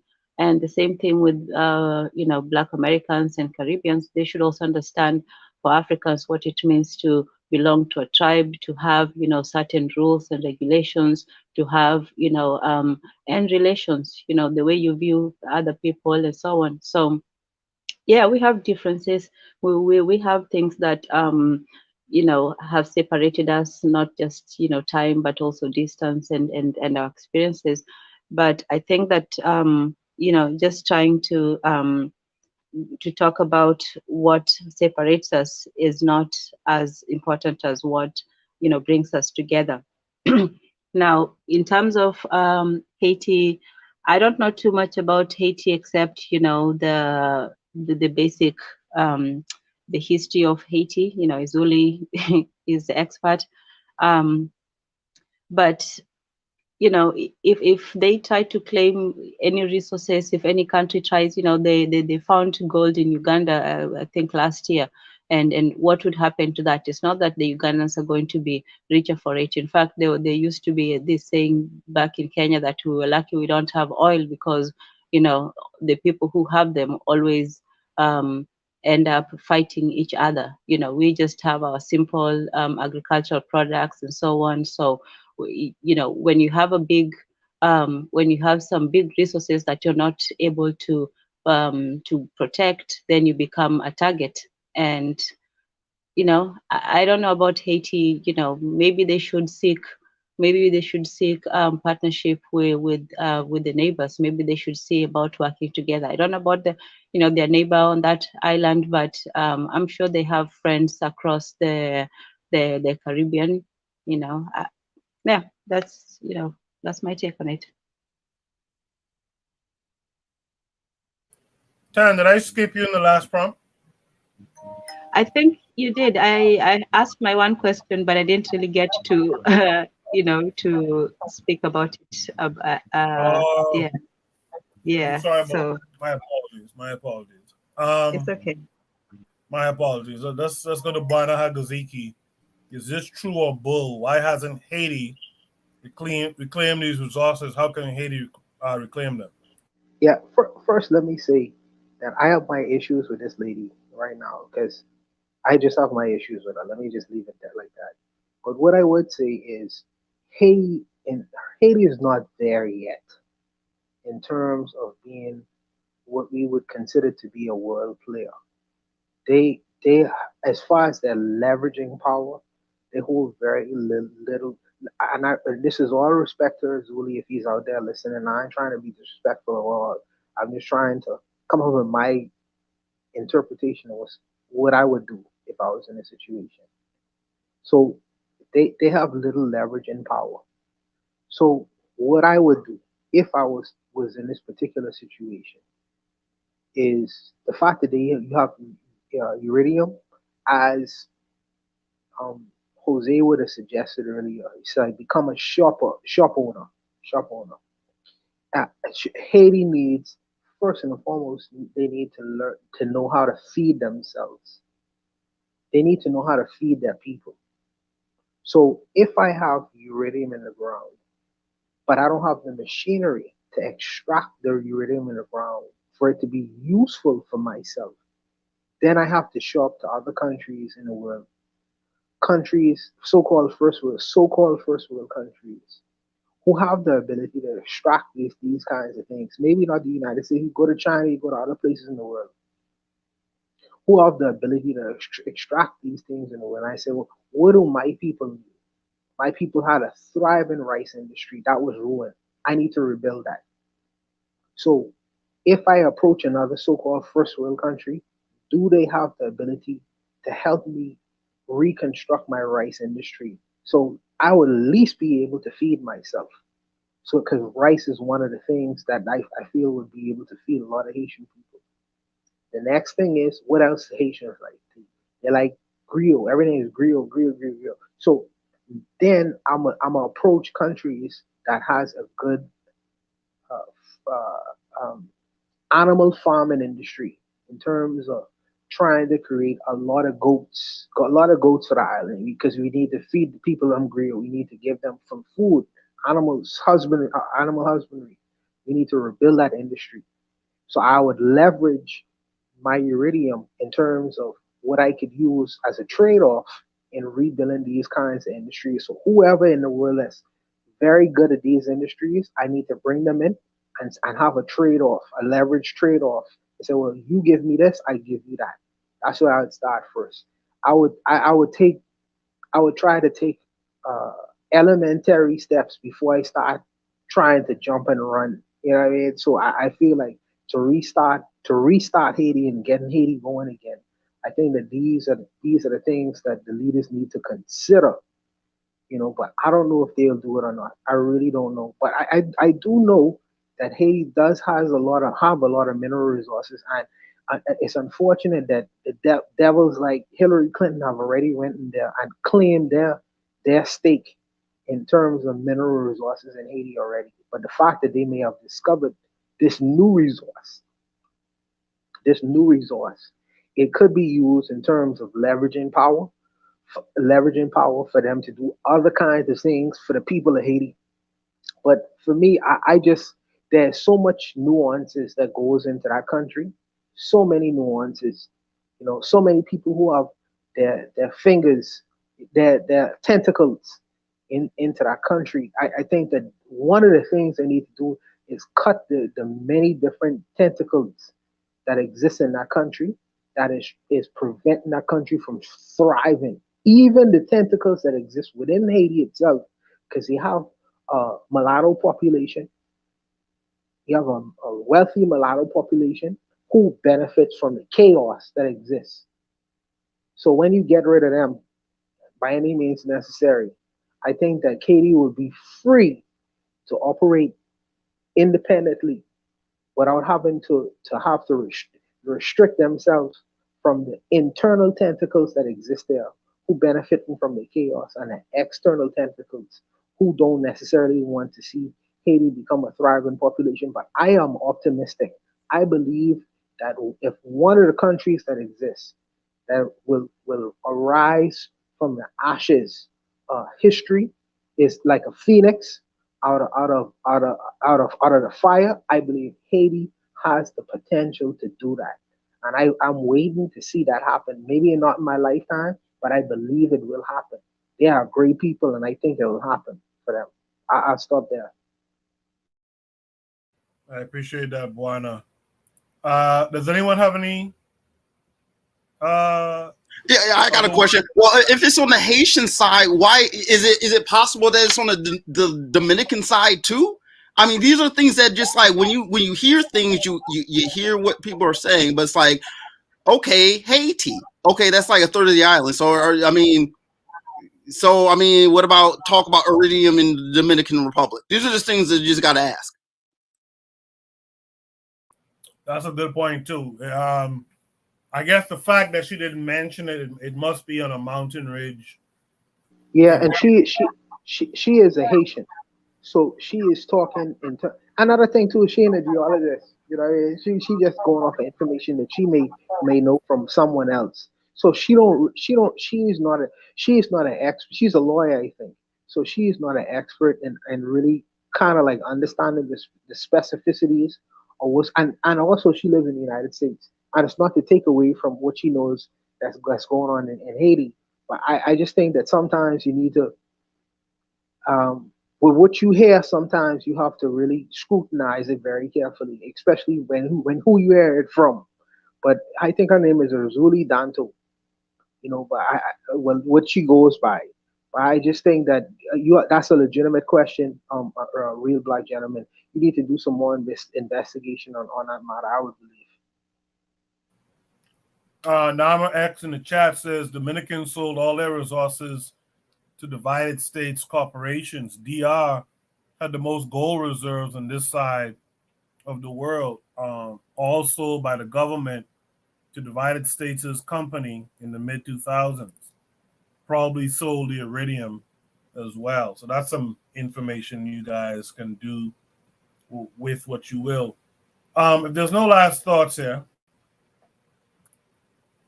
let me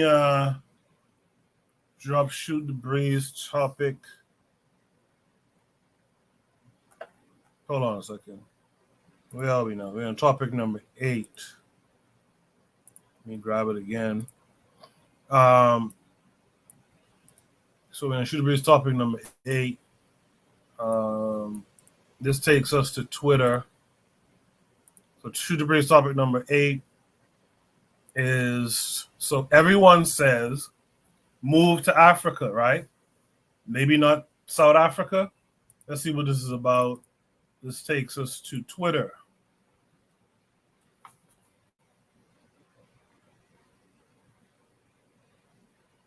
Twitter takes us to this person called Twin Flame. She says, family came to spend the day at Mazel Sport Resort and Conference Center in Free State. My brothers were attacked by these grown men because they are apparently not allowed in the pool as it's reserved for the quote-unquote white people here. So this happened around Christmas time, but we didn't talk about it. Let's talk about it now, I guess.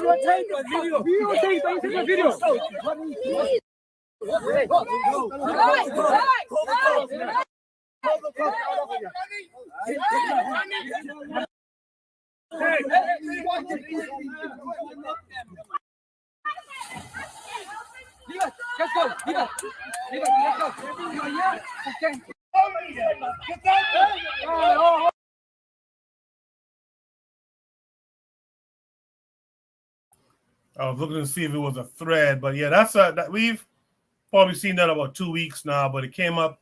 It was supposed to be discussed last week, but we didn't have time to get to it. So everyone says move to Africa, right? Maybe now South Africa. Let's mix it up a little bit. Let's go to Bwana. Bwana, what say you to what you just saw? Yeah, I saw this clip. I saw this clip before, and the white men didn't want these young guys to swim in the pool because I think that they had a whites only a whites only kind of thing going on in this particular pool. And what had happened is, if you watch the video carefully, the young black guy was just trying to fight back the best they can. These cowards, they never fight men. They always go try to attack the little boys, in this kind of situation. But these white guys was arrested for assault and attempted murder because the white guy was trying to drown the little black boy. He's actually trying to drown the little boy in the pool. And I think that was a crazy situation going on. And the president of South Africa, Cyril Ramaphosa, he got on the platform and he addressed the issue. And he kind of gave a mealy mouth speech. He was saying, well, y'all the black boys, because he invited them on a platform with him. And he said, well, y'all black boys, don't be afraid of the white man. Don't let people abuse you, blah, blah. Just a mealy mouth commentary. But I am curious to know what Julius Malema had to say about it, because I know they went to the pool after this incident. I think that South Africa is a beautiful country, but they have political turmoil and strife. But there are black people from the West who are actually actively living in South Africa. South Africa is a black country, and I think that you still have people, as you do in the United States, but the difference is that they are in the minority. They still trying to present this idea of we rule and run this country, but they will only say that in certain places because they'll get what they need to get. But I just think that it's an unfortunate incident that happens. But cowards, they try to take advantage of vulnerable and weak people. And as you see in this clip, they was trying to beat up little boys and not men. And I really wish I was at this pool at this time. And the little boys was, they was throwing blows. They was really trying to do the best that they could. But it's unfortunate that their dads wasn't out here at this particular incident. But South Africa is the black man's country, no doubt about it. No doubt about it. And one of the most, I believe, one of the most misguided leaders of South Africa was Nelson Mandela. My goodness. Nelson Mandela was one of the most misguided leaders. Misguided. Because this is a result of Nelson Mandela's nonsense of the Rainbow Nation. Because what he wanted, the boys in South Africa didn't want. They want to continue their domination reign, torture, beating up, and control of South Africa. They wasn't buying his shit. And this is the throwback. Now the grown-ass men beating up little boys. No, you just run them out of there. You use the Mugabe method. Run them out of there. Make it very uncomfortable for them to exist in that space. So now you see, with this Rainbow Nation nonsense, these old white men beat up the black children of South Africa. How dare them in 2023? Get the hell out of here.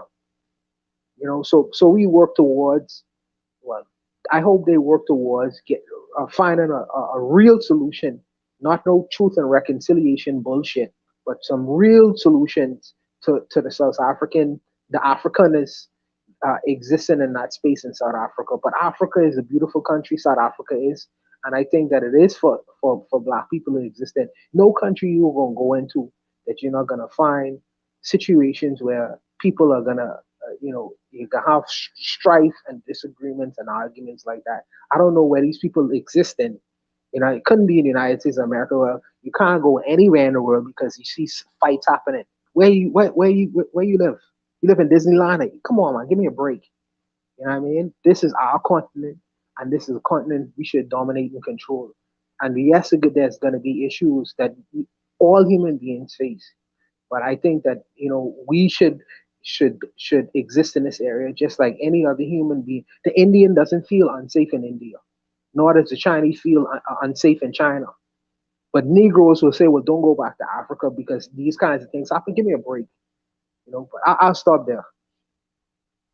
I appreciate that, Buana Hagaziki. Let's hear from Jose. Jose, what say you? Yeah, it's those Dutch folks, those 18th, 17th, 18th century Dutch speaking folks out there with their orange with their orange pride. And it must be in the I'm guessing this is in the area around Johannesburg, because that's where they still dwell, and that's where that's their stronghold. And I'm for it's the same as Cape Verdeans, so I mean, you get two choices. Step on the boat or dig your own grave before we shoot you. There's no in between. It's either you're on the African continent and you're going to respect Africa and Africans, point blank. Else it be the point blank on the other side of my barrel.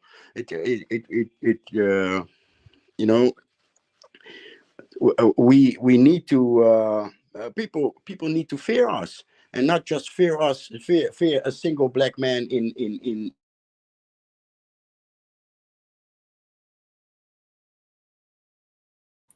Oh, we lost Jose.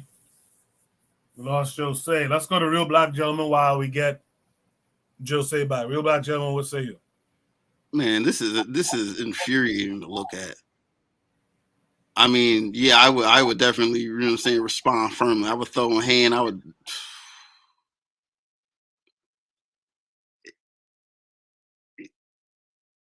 That.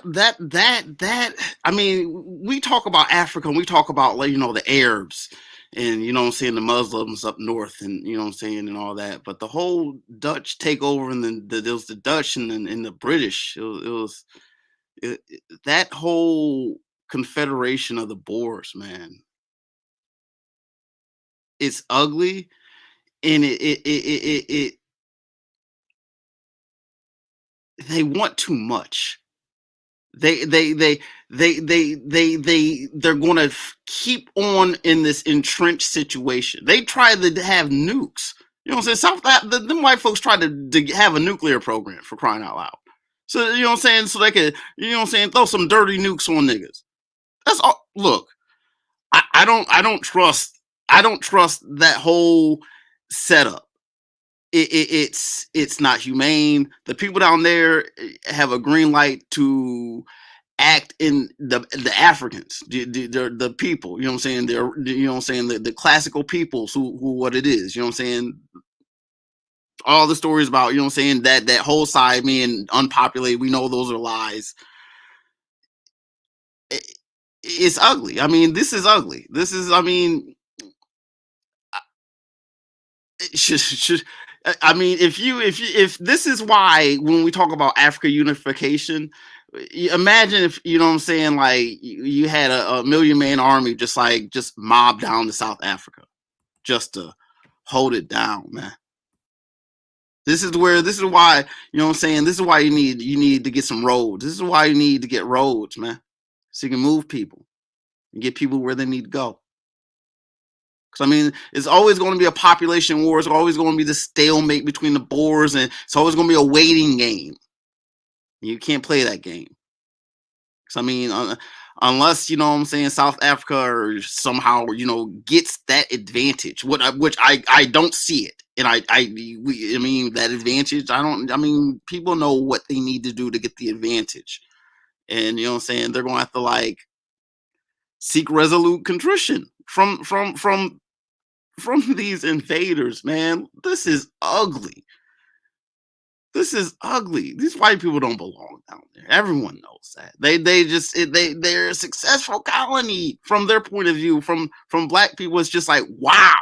These people are just like, it's terrible. Everything about South Africa. As an American, like I see that whole like segregation. I see it. It's the way white people and black people engage with each other. And when you have these situations with the land. And the only way is as long as black people are not free in South Africa. It's really, I see it as kind of like a bellwether for everything else, because it's like the last kind of bit of colonization, you know, in a way. You know what I'm saying? It's not as opposed, you know what I'm saying, the whole scramble, but that whole little last hard, because it's a hard colonization down there. You know what I'm saying? Them Boers really have they land down, and they really have separated out people. Not as opposed to the whole Islamic thing. You know what I'm saying? Like, if black people can deal with that, you know what I'm saying, get the South cleared right, you know I'm saying, they can focus on the North. I mean, because when black people fight each other, I mean, this is just kids. These are the kids. And I mean, this dude just it's ugly. This is ugly. You look at it, he wants to, he has to be hesitant. You know, he has to, everyone, the way that black people are not able, you can see the kids, they want to do what they have to do, but they have to restrain themselves. You know what I'm saying? It's kind of like what black people were doing in the South. I mean, not everyone was restraining themselves though. South, I mean, I think Africans can learn a lot from Americans. You know what I'm saying? In a lot of ways. I mean, the truth be told, South Africa almost won. I mean, I know how the Zulus fought them. It's like those old school guns didn't really work as well as people like may claim. You know what I'm saying? Those Zulus they almost did it, and that's why I know South Africa can do it, because they almost did it. I'm yield the mic. Well, the thing with it wasn't the old school guns as much as it was the old school tactics. The European was still fighting. The European was still fighting that straight line, open field, full of musket, and the Zulus were doing more guerrilla warfare, as I understand it. So that's what really, you know, they had to learn from the Zulus. This thing that they use in football. Football is just a facsimile for war.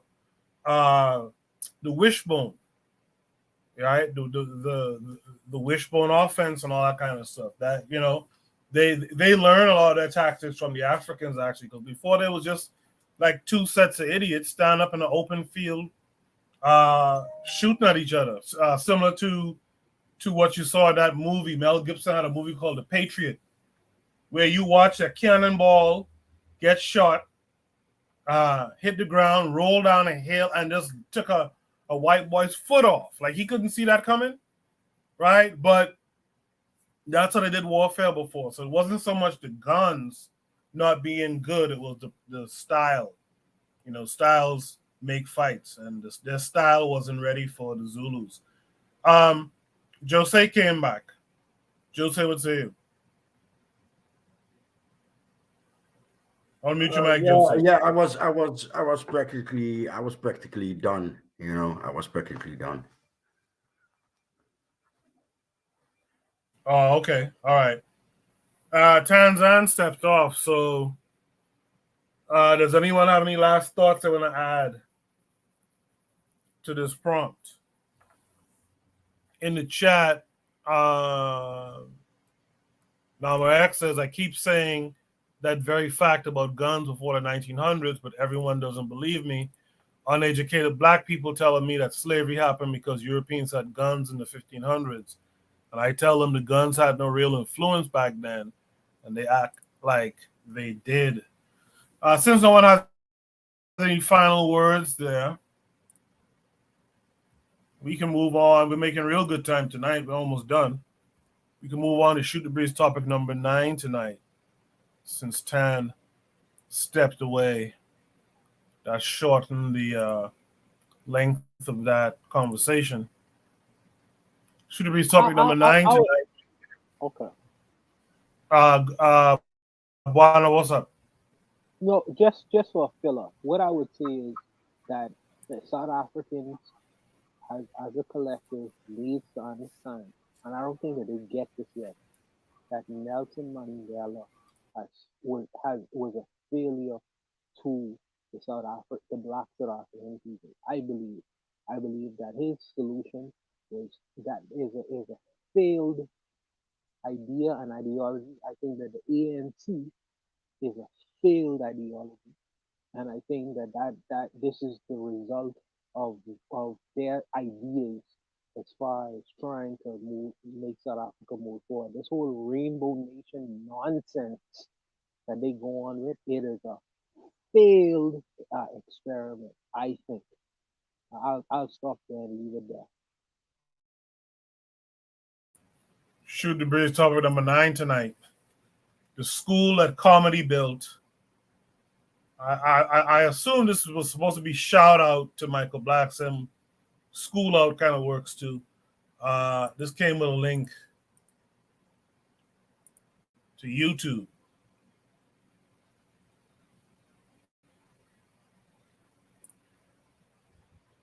The first day of school at the Michael Blackson Academy. Right, young car. Next year we'll bring out more. Every year we're gonna go up 16 more kids every year. I'm excited.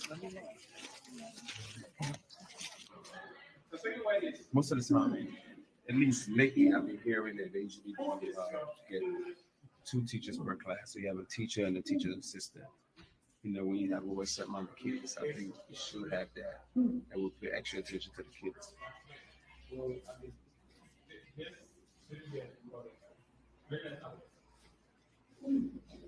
Truly commend Michael and his dream, and then the fact that he could actually execute it. We just walked through some of the classrooms, and you see the kids with their pens and papers, excited to be in school, excited to learn, smiles on their faces. Congratulations to the Michael Blackson Foundation on a job well done. This is only the beginning, but what we see here is an opportunity to take something locally that has global impact.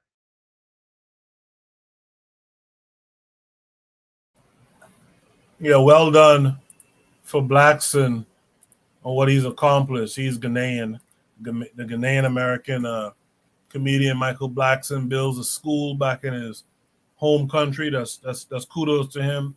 Jay Bronze, what say you about that? Yeah, I don't know, man. This thing about going back to Africa and building schools and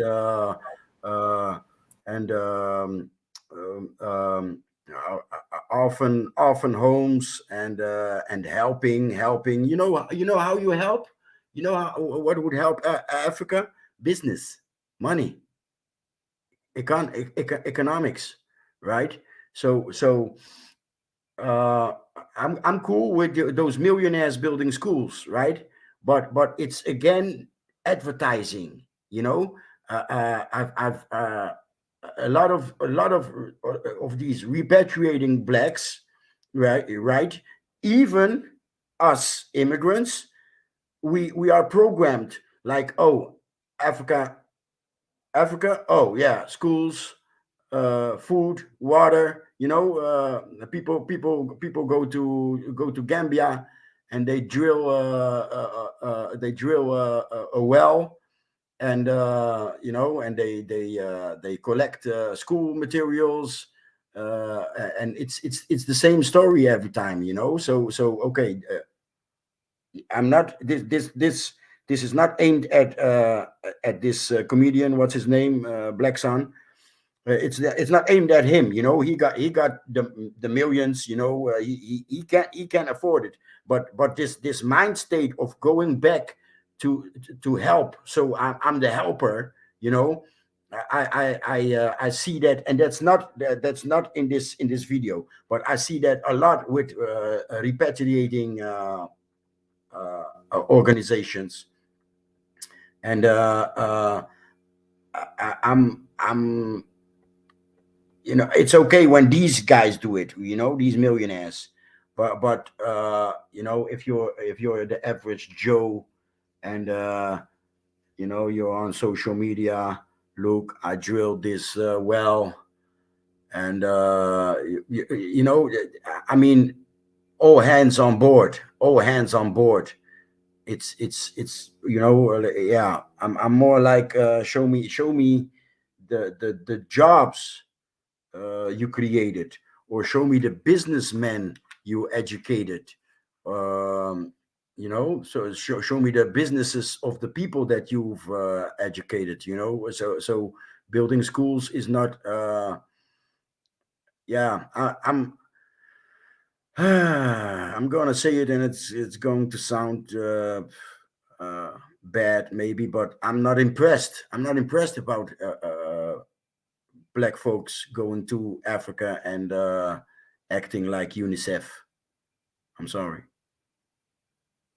No, I feel you on that, Joseph. I think in our exuberance to celebrate positive actions and successes like repatriating and doing something back in the hometown, etc. In our exuberance, oftentimes we don't question the other side. And I also want to say something about that too. I've noticed there's a rhetoric. I've heard it on several shows on KWAZ radio, either in the chat or on the panels, that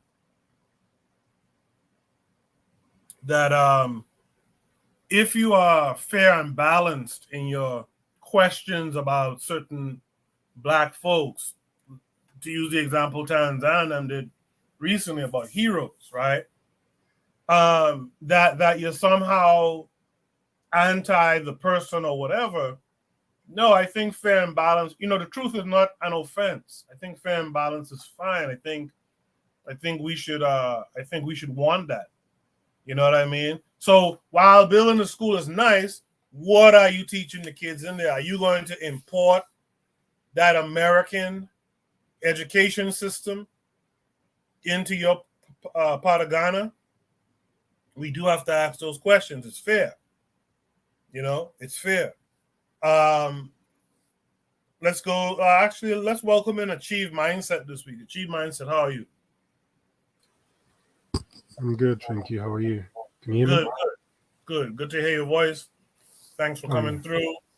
Yeah, I assume you saw the prompt. Yeah, what I did. Say you? It's 5 a.m. here. If I thought I would check you guys out before I dip this Sunday morning, but it's very interesting that he's come to do some charity work in Ghana to build schools, which is nice. But you know, everybody building schools nowadays, so I think it's quite good. But the problem is not schools, like the previous gentleman said. The problem is not schools. The problem with Africa is that we don't have a set curriculum. We don't have a set curriculum that helps us deal with our own issues. You understand? You know, it comes with a structure. You have a system, you have some standards, and then you implement it. And that's really what the problem is. The whole talk about how education is knowledge is the key and education is the key, whatever, is not being fully understood, and we're not really progressing any further just because somebody builds a school. You know, we need more than just building schools. We need a proper curriculum that people can say, here's what we're teaching, here's what's going to take you, and you know, to put in place the structures for that.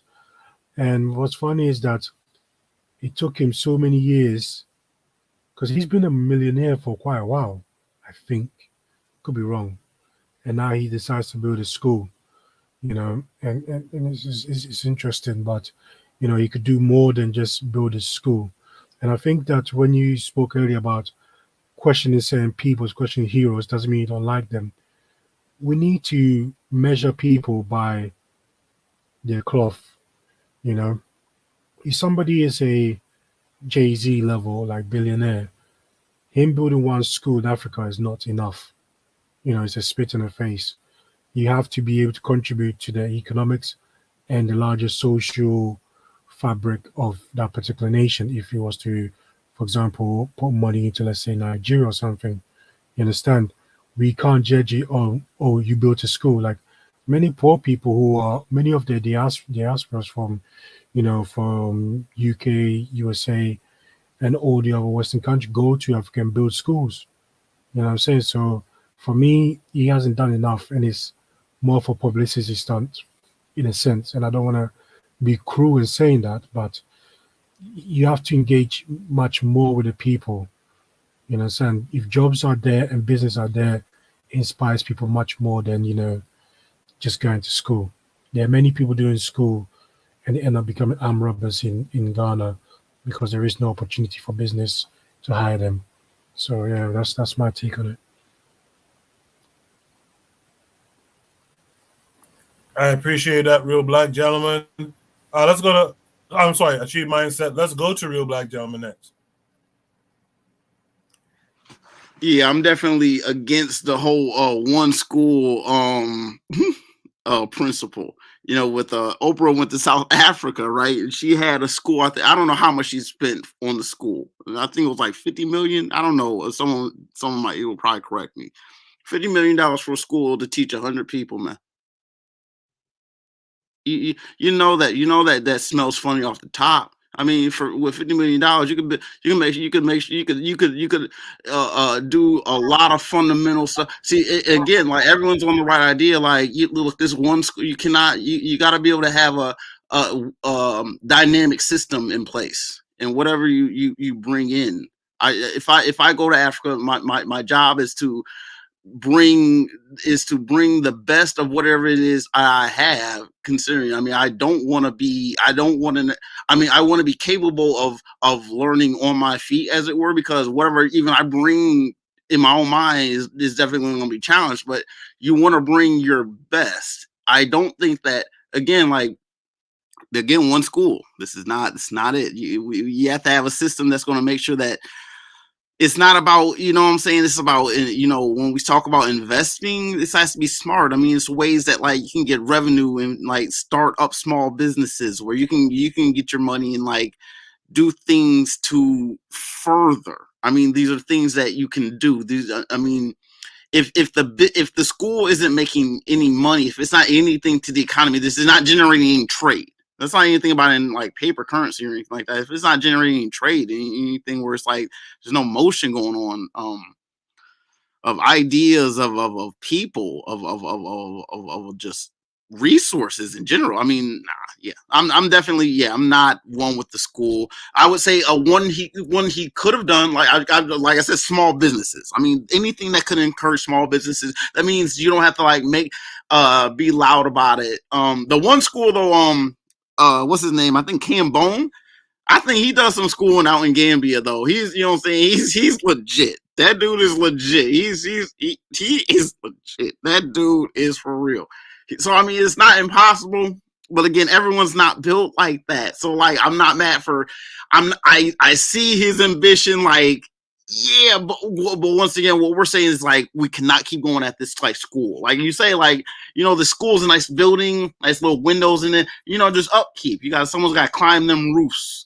You know what I'm saying, and get on top of them roofs and clean that and maintain. So structures, maintenance. You know what I'm saying, yeah, we got to get away from that model. I'm with it. I'm a pass. Thank you for that, Real Black Gentleman. I wanna add something to that, because Real Black Gentleman touched something real. I saw it and I didn't want to mention it, but after Will Black Gentleman, I want to mention it. This school looks too nice, right? It looks like a prestige, and with the millions he have, with the money they spent on this school, he probably could have built 20 or 40 schools in the village, right? At the local standard. If he had built schools at the local standard, he may have built 20 schools. Definitely, I'm with you on that. All there's three. It's like that. You see that as 3 stories, yo. I didn't go to a school with 3 stories. Wait, hello, sorry. How much did he spend on the school? I didn't get the number. I didn't get the amount. Okay. I didn't get the amount. I was thinking that maybe it's part of the tax write-off, right? Some of these people have these tax incentives where you spend money in charities or do something. Maybe part of it he was allowed to, put that money back into Africa or something. You know how these taxes go. So it could be a term motive. But I don't want to, be the what do you call put negative on his idea. If it works, it works. If it doesn't, then we'll see. Only time will tell. I would like to chip in here and present an alternative view to what the brothers would have presented. And I respect everyone's commentary and I hear what y'all have to say, but I am a beneficiary of someone like this particular individual. There was a guy, I don't know if anyone would remember who he is. There was a guy named Sidney Poitier. Sidney Poitier was an American actor, very famous, and he did give back in terms of putting a substantial amount of money into the school that I went to, in the building of the school that I went to, Prince William. And if it had not been for him, I wouldn't have received the education that I would have received at my hometown. So I am a beneficiary of his, and it may have been a tax write-off like the brothers would have suggested, but I am a beneficiary of his charity in terms of putting money back into his community and creating a schooling system or whatever. And I agree with the brothers when they do say that the curriculum is important. The curriculum is important. But at that time, I don't think that maybe people was considering things like this to be more important as in terms of building the school itself, teaching children about English, mathematics, etc., etc., etc. So I wouldn't poo-poo his efforts, and even though it may be nefarious, I don't know. I really don't know, or it might be sincere. But I am a beneficiary of someone like these types of individuals who would have given back in terms of sending money back to their own hometowns and trying to do something constructive. And there are many others like me. And we have in turn, been contributed to our society because of their efforts or what they would have put forward in terms of money. So I just wanted to share an alternative view to the general consensus. Yeah, the alternative view is cool. I mean, I kind of expected, me personally, I kind of expected that to be your view from the prompt and whatnot. But I think the thing we're gonna have to get over is we have this, I guess, this general disdain for disregarding, albeit meaningful gestures, oftentimes, non-beneficial gestures. I appreciate the effort, Michael Blackson, and this is why it's so important. This is why the education is so important in terms of getting it in our folks' heads that if you're going to do something, do it correct. If you're going to build a school, create the lane for the African-centered curriculum that's going to truly build up African kids. If you're still going to come and build a school that's going to pull and separate the African from his traditions, from the land, from his traditions, from his culture, what does well-meaning really mean to me at that point? You know what I mean? Well, And Coach, that's the thing. what if they're Afrocentric though? I mean, Sidney Poitier was well, he did do some things in terms of housing that he should buy after Malcolm X died. But let me say this, let me put it like this: everyone doesn't have our particular view, but what they could do on the face of it, teaching children about mathematics, teaching children about science has a contributive value not only into the lives of the children themselves, but into the greater community. Yes, I agree when you say that knowledge itself is important. But if they have no knowledge itself, but are still are able to offer something that have some kind of contributive value to the child and the community at large, I wouldn't like that, man. I really wouldn't. You know, I wouldn't. But Buana, the if, that's a huge if, because the education by its design is designed for failure. So that's a huge if that person would come through that education system and be able to offer something of substance, of worth to the collective, towards elevating the people out of the situation. Like that if is so heavy. It's so heavy with the wrong education. That if is so heavy that I have to question, well-meaningness versus its negative impact. If the negative impact is too high, I got to go back and question the well-meaningness, which is why I'm saying this is why we got to get to our people early, and we got to get our people patriotic and about their folks. So when you do this gesture of building a school, LeBron did this shit here in the States. Big hoopla about this school. Me and Oni broke that down a couple of years back, right? LeBron did this big thing. When you check it out, is the public school system education still? It's a school that's going to have pretty much the same outcomes of everything else. So again, I here's what I'll say too. Sidney Poitier them probably meant well, but Sidney and them, like you talked about the leaders earlier, Sidney and them grew up under a British system and all this old shit. So they think that's the thing that, that's the way to go. That's how a lot of those olders think to this day in the Bahamas and the rest of the Caribbean and on the continent, right? So he donated to this school, and he didn't care about the education system because I'm sure he felt it was good for him. It'll be good for you, right? And this, again, this is how we have to get to our people.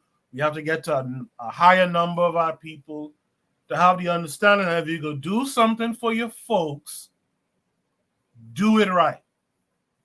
You gotta do it and be well-meaning, and it has to mean something for the folks. I agree. I hear that. I do hear that, and I do agree with that. And currently, in the Bahamas, I think that there's really only one Afrocentric centered school that exists here. In Jamaica, I don't even think that they have a system where they even teach about who Marcus Garvey is. Then that is a crime.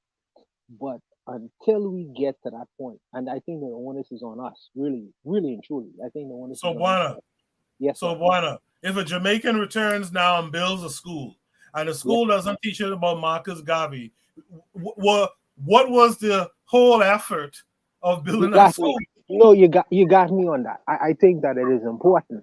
I think it's important to when you are, like we was talking about designing locations and that last prompt, designing areas. Ultimately, you want to create a particular result outcome. And if the outcome of that schooling system is to create a black European, I agree with you. I agree with you. I agree with you. And I think that the olders, they were stuck with their limitations. They were stuck with their limitations. Yes, they had money, but their limitations was they only was educated by the British, so they only could see as far as England. I think that with us, we are able to see a little bit further. And I think that the onus is on us to take it a little bit further and teaching knowledge itself within our schools. I think that's important. But as a foundation, as a foundation, the society needs the lawyers, they need the doctors, they need the electricians, they need the technical people, they need something to build a nation itself. As far as knowledge itself goes, that is a foundational point, and you got me on that. You got me. You know what I mean? But I would include that. I think the onus is on us to include that as far as moving the direction forward for our countries and societies and our nations, etc., etc., etc.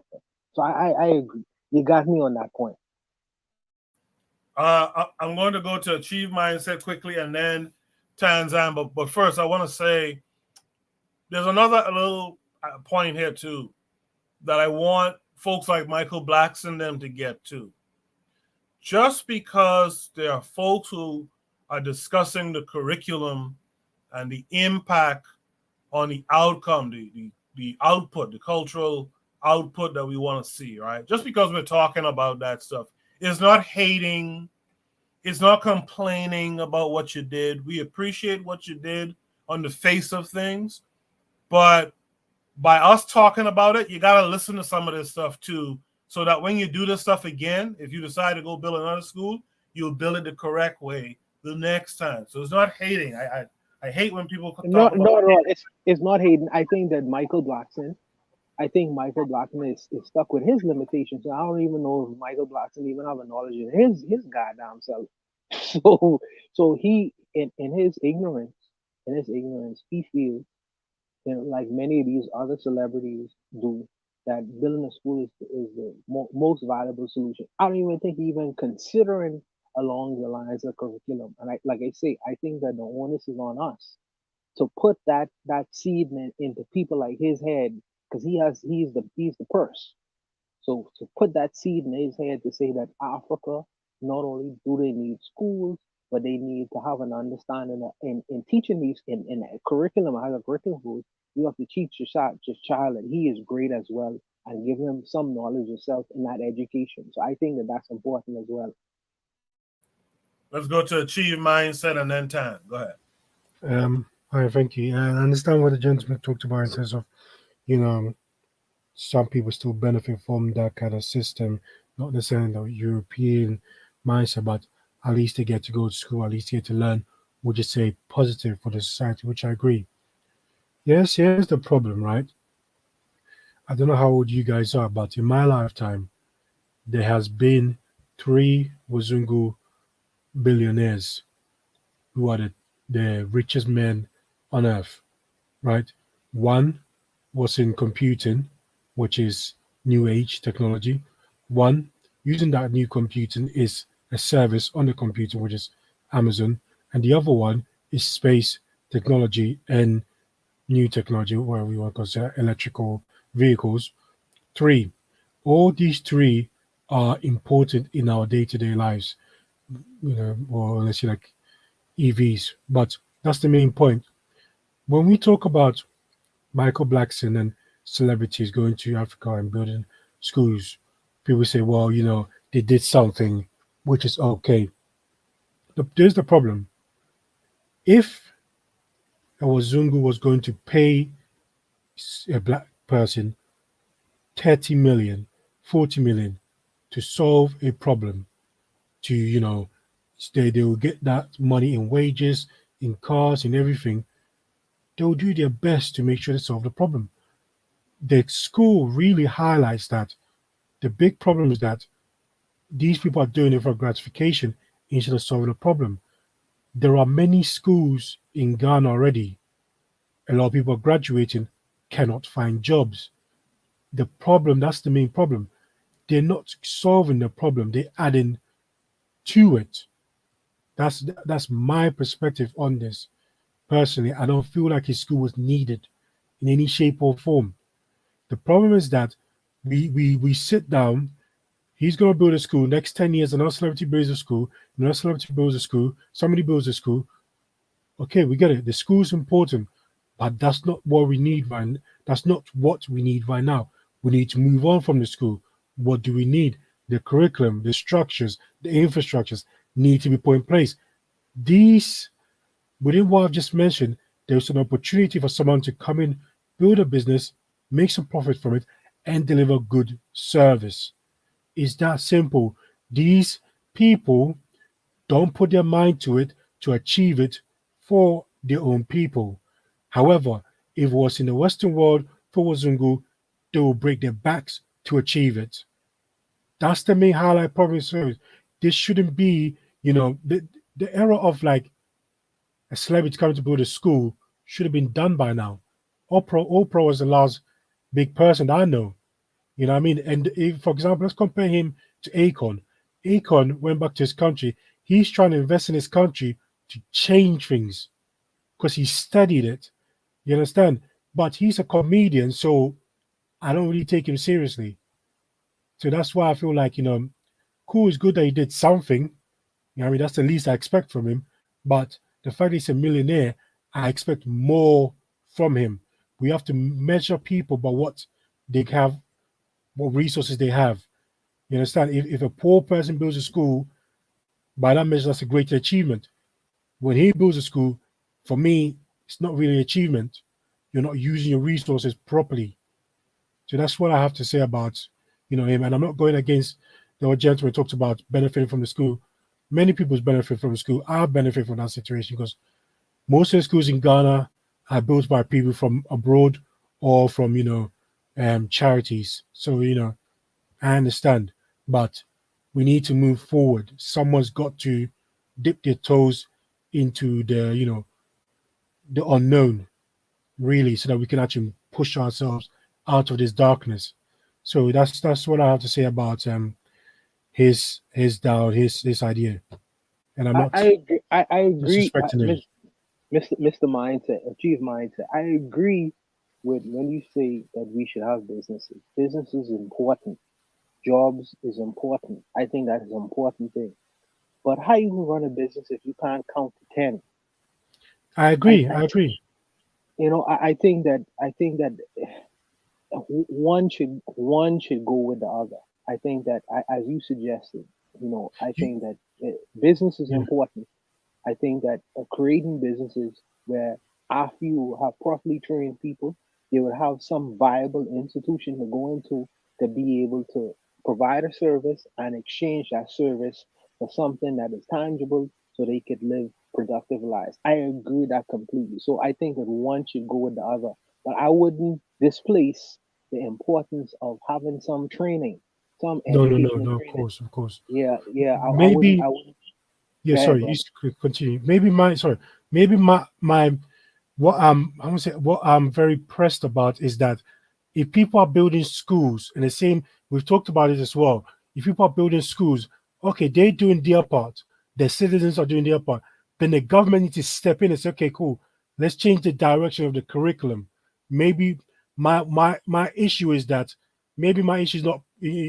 I'm placing my anger in the wrong person, directed at the wrong person.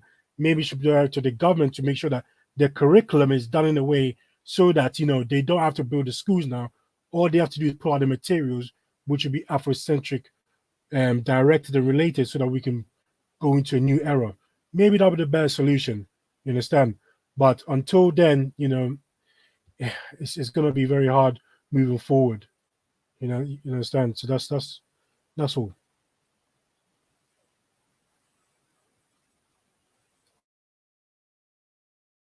Yeah, Tanner, it's on you. Okay. Yeah, so firstly, I don't like this Michael Blackson character because he's always playing a very ignorant, stupid African. Like every time I see him on screen, I just cringe like, oh, just the typical what people think is the worst caricature of an African, like just this. But anyway, so he's basically building a mini cathedral for himself, because there's a difference between, he says that he went there and there were children who could not attend school. So his solution to that is not to give them money to attend the schools that are there. He didn't say that there were not enough schools for the children. He said that there were children who could not afford to attend schools. So how do you solve that problem? You give them money to attend the schools. You don't build a school. The schools are already there. The problem is not the schools. The problem is that the children cannot afford to attend the said schools. And then the other thing is, when you look back at, you always go for, follow the money. You look at, okay, so interesting, who's funding or who's involved in that stuff. So yeah, this is a joke. This is it is a total and complete joke. He's simply doing this as a publicity thing, or maybe he's so full of himself that he really thinks that he's doing some good, which maybe he thinks he does. I don't know how deliberate these people are in doing what they do, but all these children are going to be indebted. If it is free like he says it is, let's just say it is, all these children are going to be indebted to this fool. They're going to look up to him, like the same girls who are in that opera school. They're there because she gave them that opportunity. They're going to be forever beholden to her and owe her debt of gratitude. So even if something happens to them, they're not going to go against it, because if you're given something for free and something that you did not have before, do you know what kind of psychological bond it makes you to that person? You're beholden to them. So if you really want to do something good, you should help those children, give them money, or improve the schools that are already there, not build a new one. Because what about those other schools? What about those other children who cannot afford to go there? You solve the problem that is there. You don't create a new one. But in any case, he's creating all these children who are going to go there knowing that whoever this Michael Blackson character is the reason why they're there in that school. He built this school for himself and for those children. So those children will be almost, not worshiping him, but in utmost gratitude for his work. And then when they look up what kind of a man this person is, all they'll see is somebody who's been playing, making fun of Africans for the longest time for fun and entertainment. So this is the person that they're beholden to. It's just ridiculous, the people that they choose to support for to put the name charity behind. But anyway, that's all I had to say. I think you make a big statement. That's a big statement you made. So what you are really saying is, all throughout the United States, you see high schools like the Thomas Jefferson High School or the J. Edgar Hoover High School, and all these other devils who there is a name in their honor for these public schools. So the black children who attend these schools, you are suggesting that these black children are indebted to these devils. Yeah. Okay. Once that's clear. Yeah, like the Christopher Columbus University. Yeah, it's like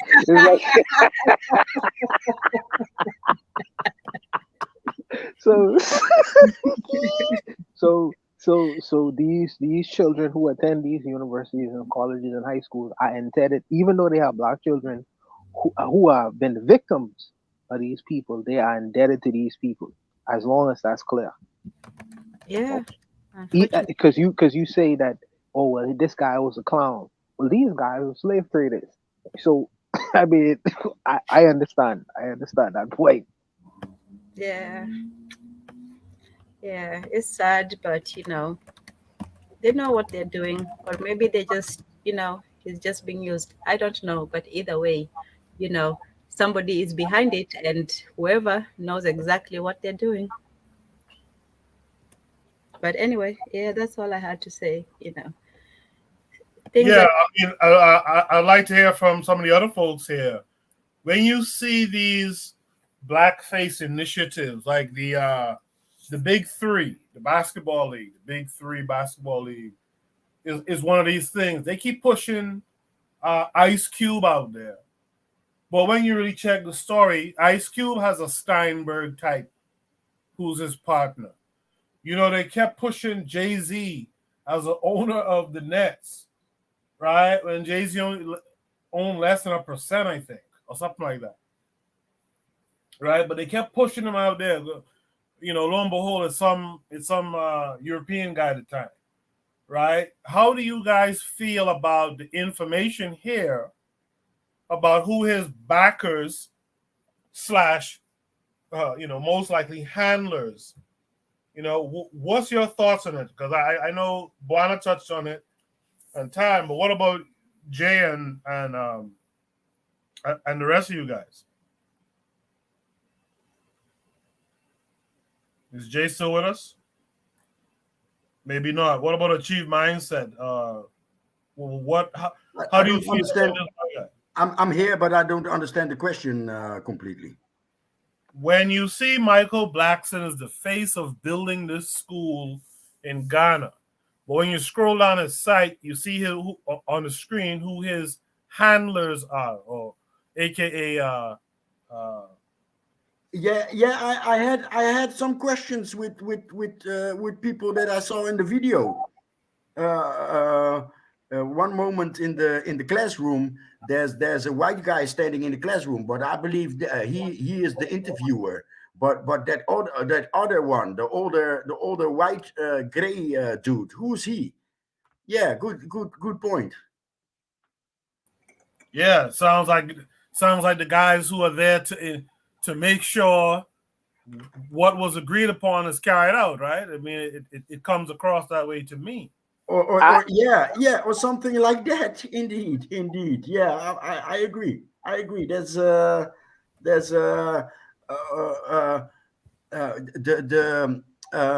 Akon gets accused of bringing in Chinese, right?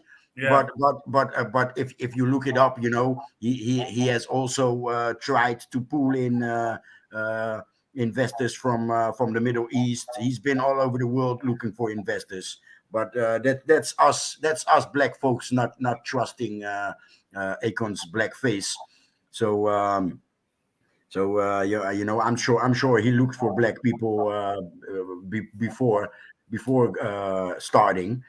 I mean, he gave his family jobs in his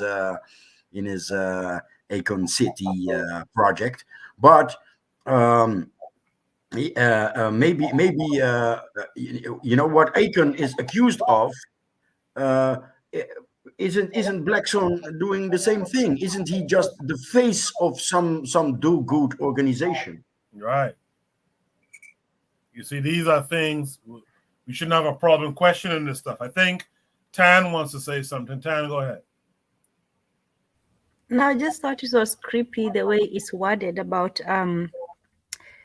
education is very important to help these countries elevate by touching one child at a time with a quality education. Like, I know, but it's just weird the way that's phrased, touching one child at a time.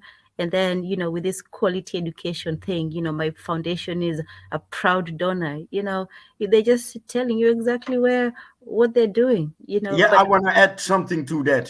Thank you, Tan. Okay. The private schools in Senegal are most of them are Catholic French. Ew. So if you speak of quality schools, You. you know, Yeah, and then the other guy also talks about quality education, like this other puppet, on the other side, volunteering your time. So this guy's talking about poverty. This guy's talking volunteering your time or donating. Why are they still donating if they have these big bucks donors? And then if you scroll up, donate your time, donate money for this, donate money for that. They have all that money. Why are they still asking for donations? Donate for food, donate for medical, donate for this. But this guy's talking about with a proud donor. So they have a big donor, but they want you to keep donating for them. Like they can just take all that information and whatever. But man, things are just so. I hear what the brothers and sisters are saying, and I think that their questioning is legitimate. It is legitimate. However, when I have heard Dr. Umar Johnson, for instance, just as an example, he had a program where he was trying to build a completely black school without any kind of European donors. And you know what? After 10 years of trying to create that institution and build it off the ground, he had to rely on European outside support, outside financial support. If our people are not willing to put in financially, and I know it's a struggle to put in what needs to be done to build these institutions, then what do you do? What do you do if you have another financier? You gotta get them willing. And he's been trying to do. Hold on that point. He's been trying to do that for more than 10 years, and within that 10 years, you have heard criticism. The man has been taken to court. The man is, they call the FBI on the man. All manner of things that our own people do. Our own people do. So in that instance, if you have a man say, okay, you have this outside, and it's an unfortunate, it's a tragedy, because you see all these black faces represent on the internet showing about their opulent wealth, how much money they get, and this and that and the third.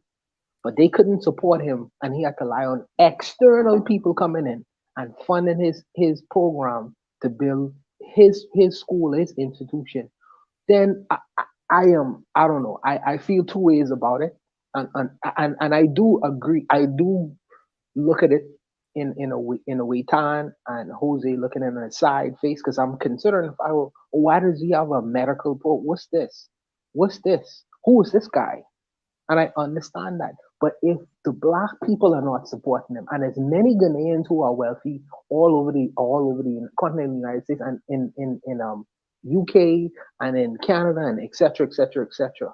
Why don't they chip in and try to put their money where their mouth is? If we are unwilling to do that, somebody else is going to be in. Somebody else is going to come in to step in the gap. So I understand the criticism, but I understand the other side to that issue as well. Our people are not willing to put their money where their mouth is. So it is what it is. But It is what it is. Juana, you can't keep doing wrong, hoping that one day it'll just get right. So my thing is this: it's, my thing is you're gonna have to work on the people first, and that's something I realized about our situation. Before you could get grandiose and talk about, for example, nationhood and all that kind of stuff, we got to go back down to the basics. We got to teach our people how to think with our people in mind. We work on it. Coco, we are working vociferously on it. We show up every Saturday, and we give our precious time on this planet. And even the most the most virulent Gavi is get tired. You know what I mean?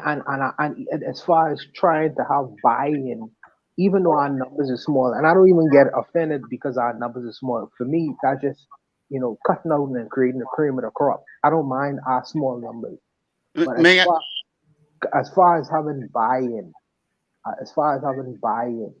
people supporting, I think that needs to happen. Because if it don't happen, then you create a void, and someone else is going to fill that void. But I'll let Jose go. Oh, I just want to say, I think that there really is an active dissuasion from black people to actually have to truly like direct heavily into direct like African like nation states. I mean, I if I'm wrong, I had heard, you know what I'm saying, through the grapevine that when Mugabe, you know what I'm saying, was back in the day, he put out an offer to say like, look, wealthy black folks, so like if you can come in here and help to invest in some of these mines, you know what I'm saying, we can get this on and popping.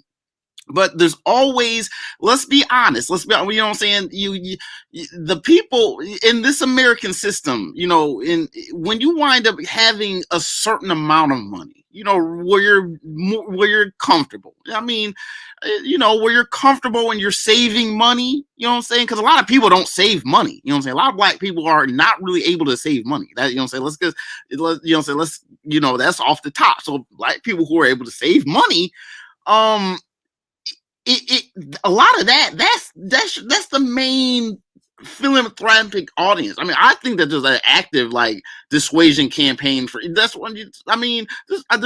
Africa has all the minerals. Like, why can't like rich folks invest in, you know what I'm saying, get some shares in African mine and get some equipment, you know what I'm saying, get something going and refine, you know, materials, and you know what I'm saying, there's a lot, you know, you name it, refined materials become the manufacture products on the African side and then export them to the world at, like, you know what I'm saying, you know what I'm saying, and just be able to, that's what you do. And you know, if I had $1 million, oh geez, I mean, it's not really a lot of money, but it can be.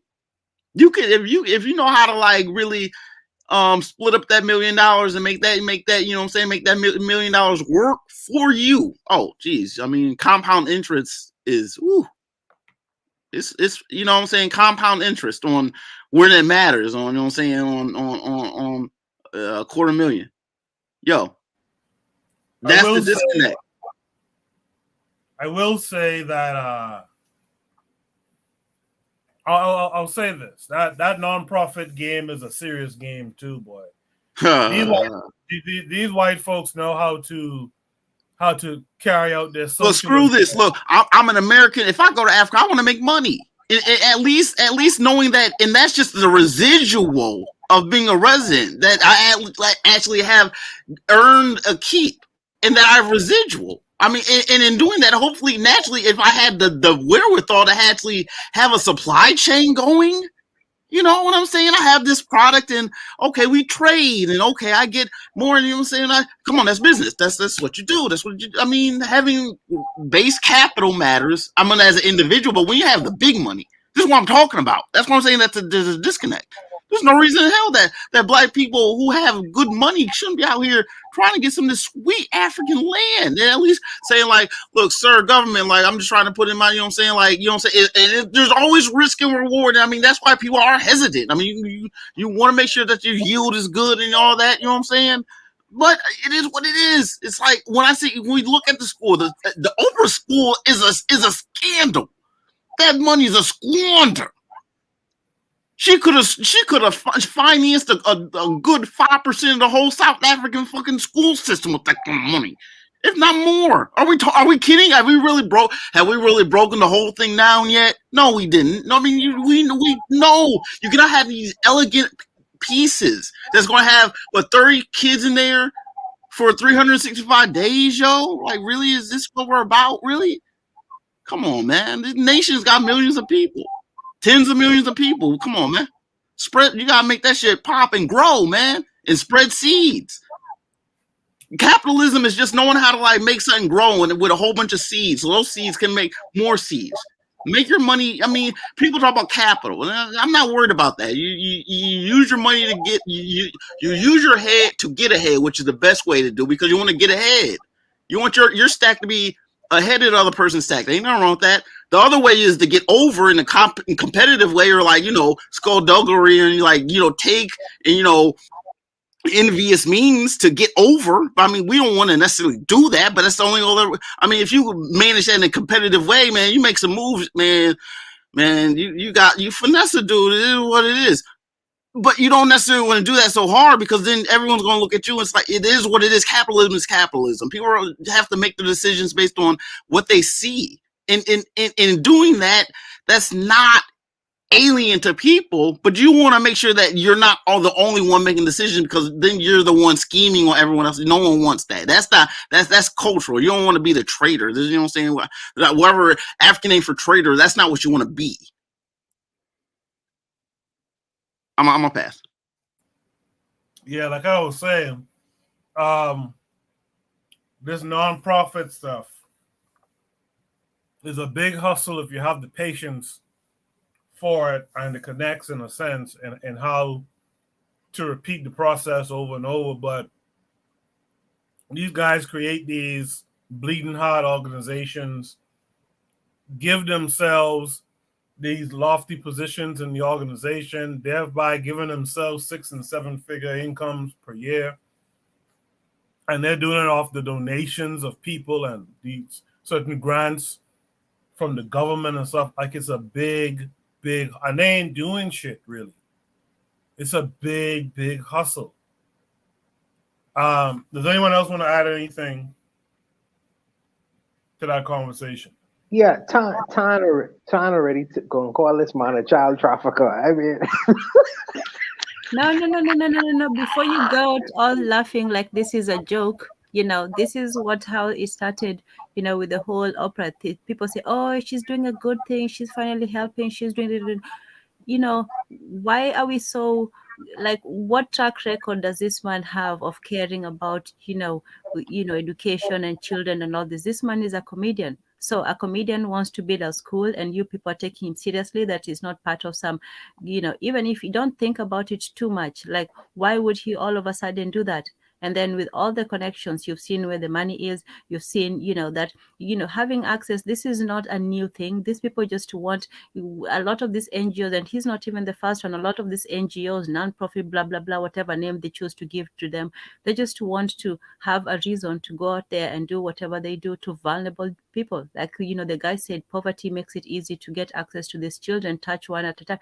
You might think, you're reading too much into it, but the actual reality of it is it happens far too much for you to ignore and just say, oh, I'm not saying making any accusations. Look at what happened to the School for Opera. Look at all these NGO organizations. Those two things together should just make you question everything about it. If he really wanted to do something good, he wouldn't need to go, get some Steinbach to help him. Just do it, donate your money, say, look, there's a community that needs schools. I can show you one school in Ghana where they don't even have tables to sit on. The children are sitting on the cold, hard cement floor. They don't need luxuries. They just need an improvement on their current situation. So if he really wanted to do that, if he saw children who didn't have, who couldn't afford to go to school, he could have sponsored many more children and helped their communities and help the people, not build an expensive school and free education and not wonder what's going to happen to them. And I told you that there is access to them. Why would somebody just go, help him, a comedian, build a school in Africa? Like, you think they're just nice? You think Mr. Steinberg is just, for suddenly, it's like that whole thing with that Nigerian guy who was selling Afrobeats to Mr. Cohen. Like, these people are fools and jokes, but behind the jokes is serious, they're not joking with these people. When they go in there, they're not going there to joke, they're going there to destroy. So you can see it as a funny thing, like, oh yeah, blah blah blah, but you don't know what's going to happen to that. You don't know how often he's going to go there and make visits and pick up some little girl and say, oh, I like her. It doesn't matter.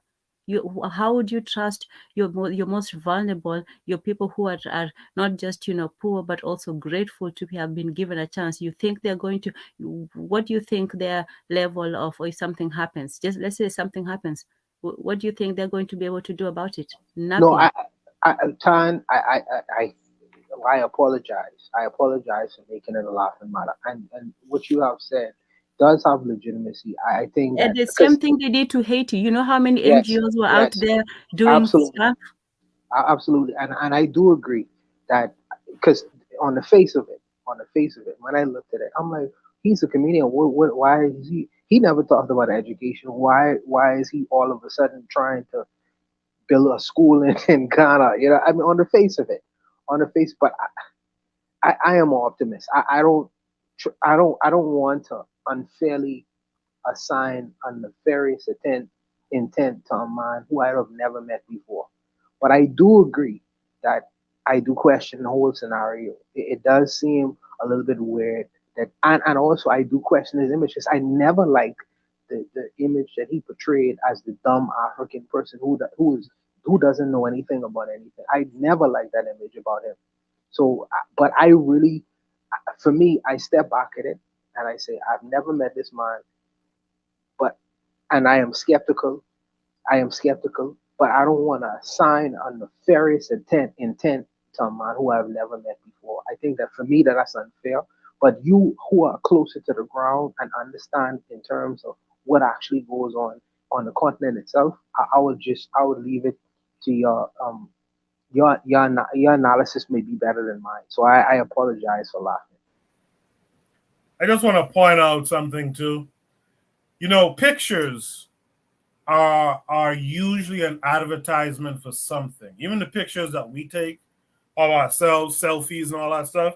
You know, you take a selfie because you thought you were looking particularly good, or your lineup was nice, or your eyebrow, or whatever the fuck it is. But you know, you thought you were looking is an advertisement for something, right? Look at this picture on the screen here. What is Michael Blackson really advertising in this picture? Does this picture convey anything about education?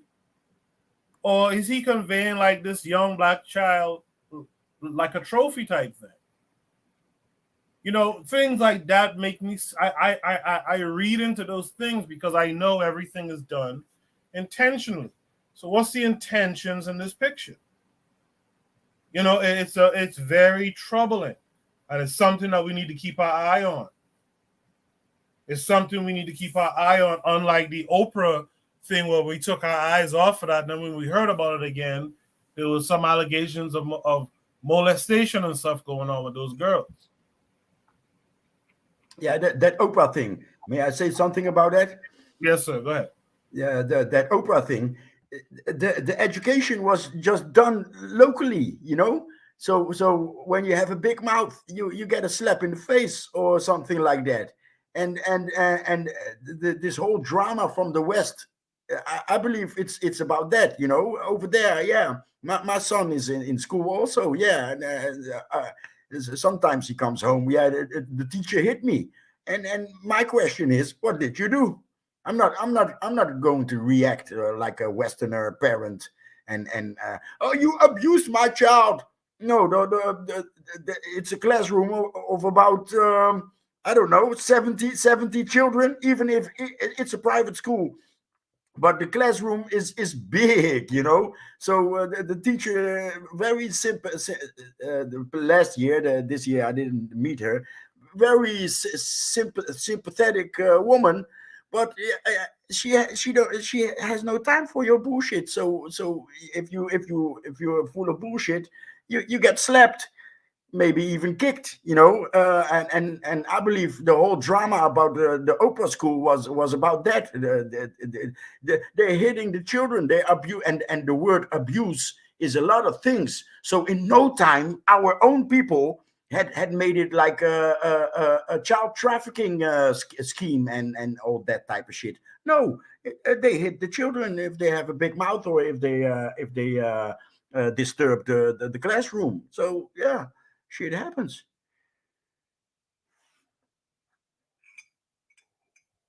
Any other thoughts here from anyone? If not, we'll go to the last topic for tonight. Shoot the Breeze topic number 10. Shoot the Breeze topic number 10 says the state of Missouri plans to execute an innocent man. This takes me to this PDF. This PDF that was sent in says Justice for Raheem. So there's a QR code. You could scan that and see if it's probably going to take you to a web page with more of the same information. But you guys let me know in the comments what it takes you to. So Leonard Raheem Taylor was sentenced to death for a crime he has not done, and this is already poorly worded, he did not commit and is scheduled to be executed on February 7th, 2023. Despite overwhelming new evidence that he is innocent, we need your help to stop the state murder of Raheem. Please join us in asking Governor Parson to grant a reprieve to Raheem so that the St. Louis County CIRU will review the new evidence in his case and he can have the opportunity to prove his innocence. So that's Raheem over there on the left. So the background to the story is in 2004, Leonard Raheem Taylor was convicted for the murders of Angela Rowe and her 3 children, Alexis Conley, Aquaria Conley, and Tyrese Conley. Throughout the trial and appeals, Raheem maintained his innocence. Even court documents show that the murders occurred after the time Raheem left Angela's home, where he last saw her and her children alive, and headed to the airport to visit his daughter in California. The evidence is clear, and yet Raheem has been on death row since 2008. Raheem currently has an application before the St. Louis County Prosecutor Office's Conviction and Incident Review Unit because all of the evidence, both old and new, presents a convincing case that Mr. Taylor is innocent of the 4 murders for which he is condemned to die. So there's a section now called the airtight alibi.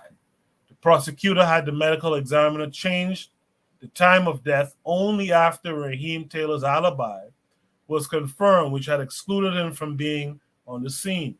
Raheem left St. Louis on November 26, Black Friday that year, and the times of death had been reported to be within 36 hours of the date of December 3rd. Perry Taylor testified that he was beaten, coerced, and threatened to give a statement against his brother. The prosecution knew that he would be a reluctant witness in the trial and used that coerced statement despite him recanting after he was out of police custody.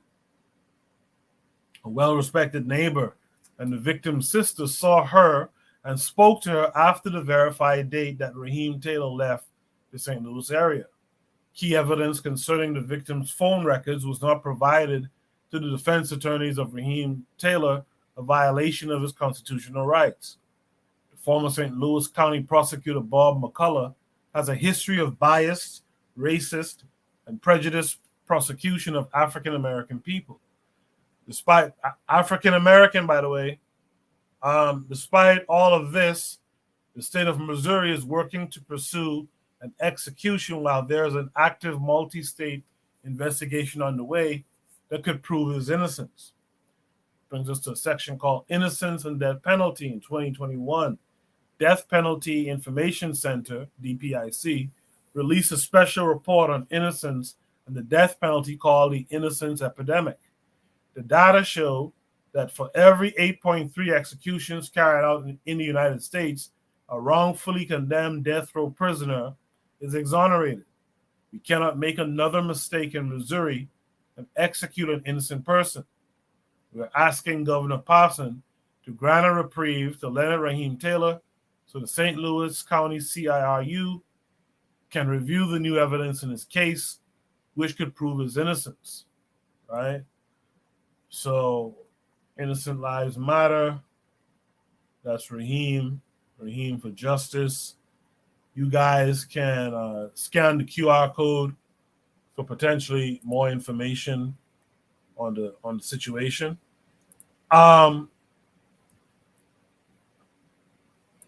Let's go to Jose. Jose, what say you about this story?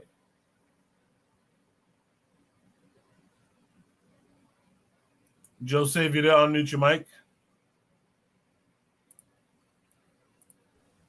If not, let's go to Tanzan. Tanzan, what say you? Yeah, I mean, I think it's sad, but it's too frequent of a story, to just to dismiss. I mean, I don't know the details of the, I can't really say based on, the one article, but, that happens so often that I would not be surprised. And I guess people can go sign petitions and so on. I don't know how effective it is. I hope, that's those kinds of action, help. I hope they can get a reprieve or something for him. So, if it's something that somebody can do, yeah, maybe they can do it and go look up an information and see what they can do. But yeah, unfortunately, this still happens. There's that Project Innocence, where they continuously uncover, people who wrongfully convicted, and they go back to the evidence. Usually, it's a DNA thing. So I would, I don't know how much time. It's not a lot of time, I guess. February 7th. So yeah, if people can look into it and take some action, yeah. So. All right, thank you, Tan. Mhm. Real Black Gentleman, what say you? Yeah, I looked into the case real quick.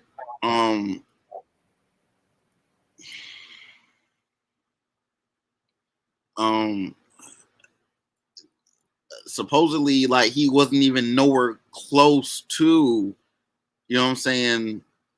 His defense is saying that he was nowhere near. He was like on the other side of the country, basically. And what it is that I'm reading this from the Atlanta Black Star, right? It's saying that I'm reading right here that the St. Louis Post-Dispatch reports that an investigator found Rose's body at the crime scene still in rigor mortis, which typically sets in within 12 hours of death and dissipates by 36 hours after its onset. However, it is not clear whether the jury heard this evidence. See, this, you know what I'm saying? Like, okay, like, they're trying,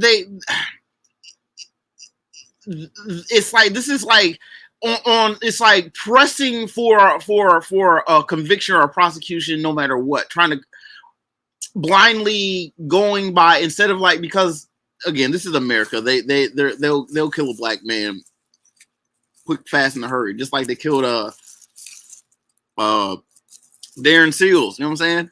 That dude protested for Black Lives Matter. He's found dead in, you know what I'm saying, in his own car, burnt, type stuff.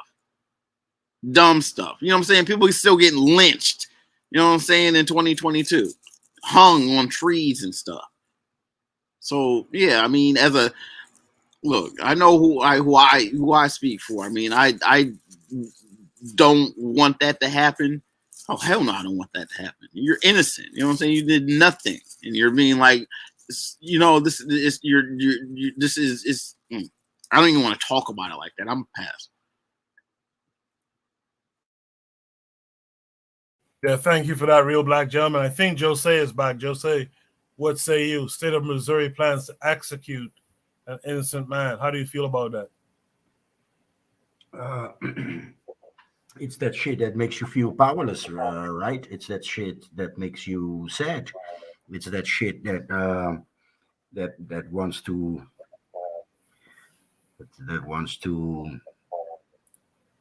it's that shit behind the repatriation movement, man.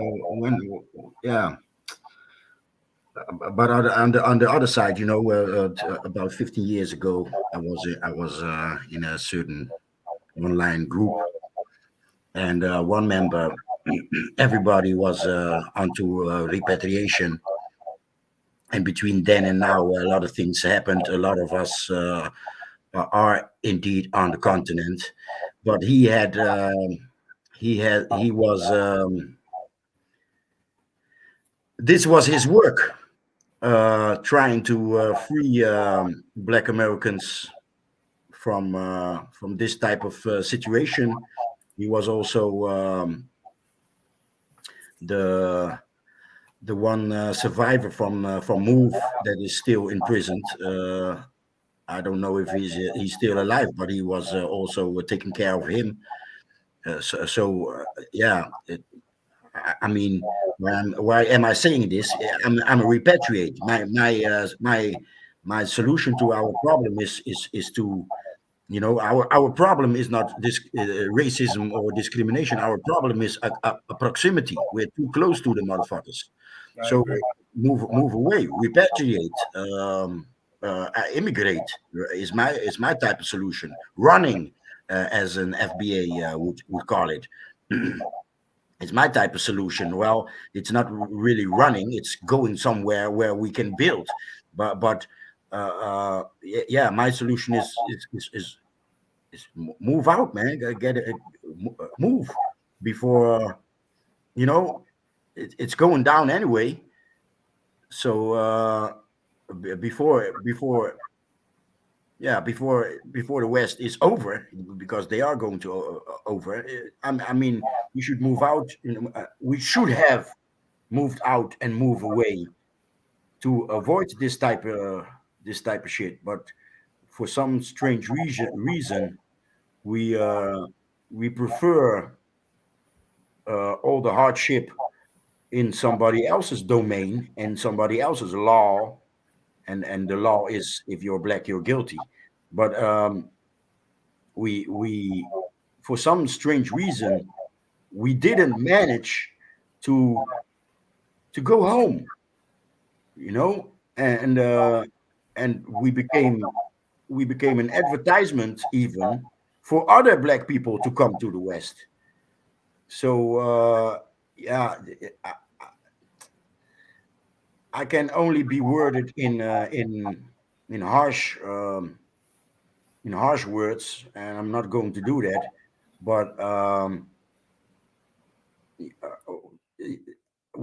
we one day we have to choose for us, and us is not now when we are leaving. Us is the coming 100 million years, right? So I mean, yeah, this type of shit makes me feel powerless, and yeah, move out, man, move out, move away. A lot of people, yeah, and this may sound harsh, but a lot of people already died in this useless, endless struggle. So how can we end this endless struggle? Distance. We're too close to the motherfuckers when we live in their country. And I pass the mic. Yeah, the issue is we have separation anxiety, and we are afraid of what will we do without white mommy and daddy. What will become of us if we anger them by leaving them? Will they save us when we ultimately fail on our own? And that's the seed. That's the kernel that we gotta destroy, man. We gotta destroy that shit within ourselves. I know Bwana mightn't have much to say on this one, but Bwana, what say you to this? No, I think that you are right with it in terms of separation anxiety. I think that many of us are addicted to the situation that we are in right now, and we don't. I think there's a fear of us of the unknown, something that is not necessarily predictable for us to experience. And I think that as immigrants, I think that we have a different kind of view to understand that yes, black people could exist in this in a state of affairs where black people are in situations where they are in governance of the countries, and yes, we know how to create a situation where electricity is provided for the citizens, even though it's static, or we can find a way to feed ourselves. We believe we have seen, that we could live in that experience, and we're not gonna die. So I don't think that the fear is as great as it is for others. But I think that there is a fear of the unknown for people who have not necessarily lived outside of that experience. In terms of this brother, for me, I don't have enough information on him really to comment. I think that I think the person who created this prompt should have been here to really do a little bit of quarterbacking, because I believe in the death penalty, and of I'm not I'm not in the delusion that we don't have black devils, black devils who've done horrible things to people, not only within their own race but to other people as well.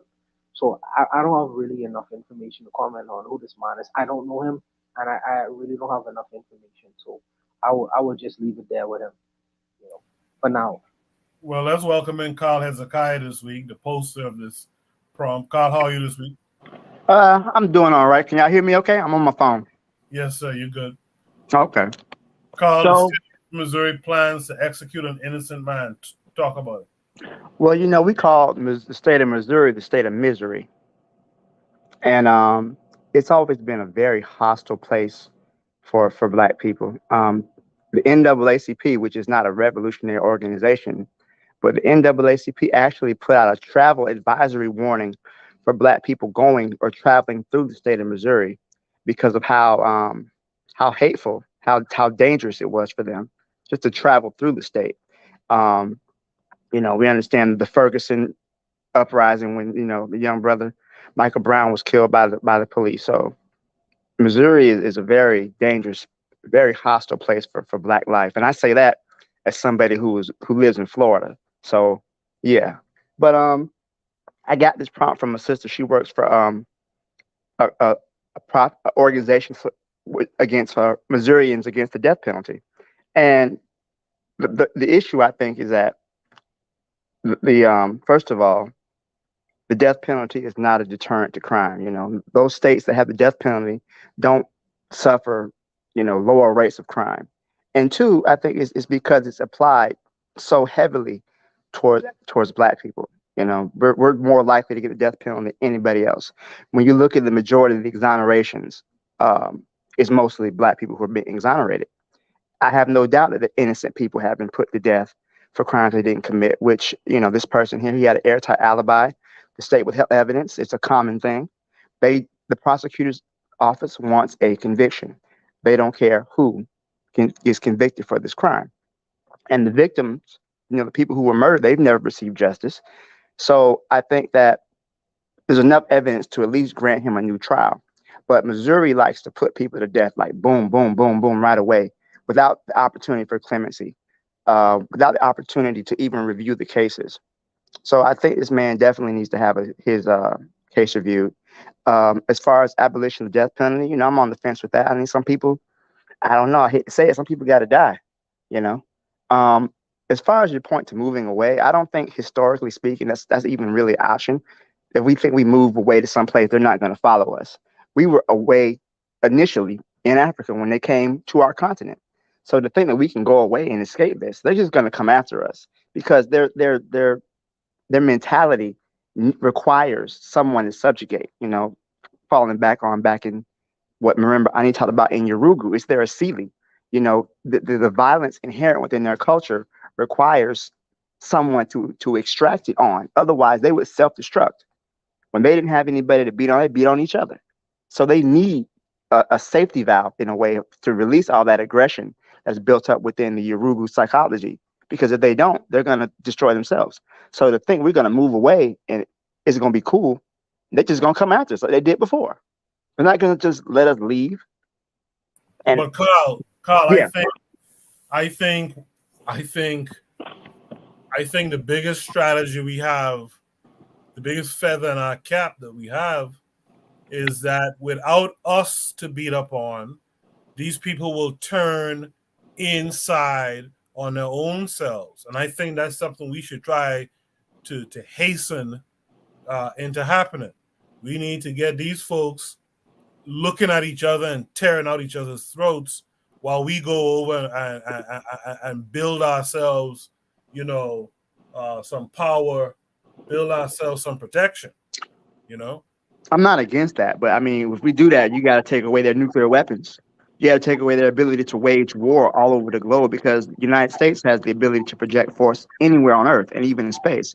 So again, it's a nice thought, and I'm not totally against it, but we got an enemy who can strike it anywhere in the world. So how do we deal with that? You guys are going to go over here and be cool, and they think we're going to build our own empires. Look what they're doing to the other countries that even start to come up to be a threat. Look how they're waging war against China. And because China could be a threat to them someday, they're not just going to let us live in peace. They're going to send their arsenal. We got to dismantle their war machine too. You're completely neglecting the other war that's being waged, and that's what I believe Koku was talking about. I was in the window smoking a cigarette, so I'm not sure if I heard it well. But we can distance ourselves and watch them shoot each other's head off. What war is waged against China? They are cruising their ships between that Chinese island. And recently, the recent elections, the party that wants to rejoin with China won. So the leader of that other party, the woman that received what's the name of this American politician that flew over to Taiwan? What's her name? That woman resigned after the results of that election. So there's not really a war being waged against China. There's a war being waged against Russia in Europe. So they are shooting each other's head off, and it looks nicer from afar. When was the last time that they came after us? And you speak of letting us go. They would never let us go. When do we dare to go against them? Oh, you won't let me go? I'm going anyway. So let me. Can I say something? Can I just say something? Go ahead, sis. Go ahead. Speak your mind. Okay, for me, I think that there's two kinds of fears. Yes, there's a fear of, the ghost of the white man and all that stuff. Yeah, that's the outside fear. But I think there's also the fear of Black people being left to their own devices. That the fear is that we cannot really trust each other. That is the deeper fear that we have. That if these people leave, now we have to trust not just ourselves but each other, and that's something that we're not really used to doing, because for some reason we all think that we just are the center of our own universes, that we know everything and nobody can tell us anything, and why does somebody think that they're better than us because they know something that we don't, or whatever, and that's different from the way, to me, other cultures seem to treat their heroes. For them, the heroes are treated with such reverence and almost put aside, and whatever bad things they did is swept under the carpet, and they just put them up on a. In any case, I think that it's also the fear of ourselves, that now we'll have to deal with each other, we'll have to figure out how to get along, because firstly, like you said, Carl Hezekiah, that there is a war. You can either fight the war from the outside, but then if you see that outside war is overwhelming, with the nuclear weapons, the other war is that internal battle and struggle, and that's the struggle of getting your forces in order, which is what China is doing. That they do not stand for any dissension. Like, this is the time to huddle up, be of one front, see what we can do, and prepare for the difficult times and get everybody, in order. That's what you can do. That's the only thing you can do. If you cannot face the monster, at least you can, face the monster inside of yourself. So I think that we as Black people, we don't want to face that internal monster. We don't want to find a way to somehow get things done amongst ourselves. We can blame, and it's not an empty blame, it's a real thing. But at the same time, if we cannot get our stuff together, then I don't know. That's I think the internal battle that we still have, amongst ourselves. So yeah. Well, I think that the question is, as far as the United States being at war, the United States engages in many proxy wars. So they may not go themselves, but I think economic sanctions, are a form of warfare. I think that biological warfare, proxy wars, asymmetrical warfare, the United States is involved in. I just don't think that there's 45 million African Americans in this country. It's not. If 45 million of us got up and just went someplace, logistically speaking, that's not possible. One, and two, that the drain on the economy. I'm not imagining white people just say, okay, y'all niggas go, and then once we're gone, they just turn on each other. No, they have a global, worldwide war machine. There's no place we can go to get away from them. So when are we going to engage in that war? We're already at war. We've been at war for 400 years. No, you don't think slavery, you don't think enslaving your people is a form of warfare? You don't think that the segregation, Jim Crow, that's war? No. There's one party taking the hits, and there's one party cracking that whip. That's no war. What would you call it then? That's suffering. Yep. That's eating. That's swallowing. Swallowing is.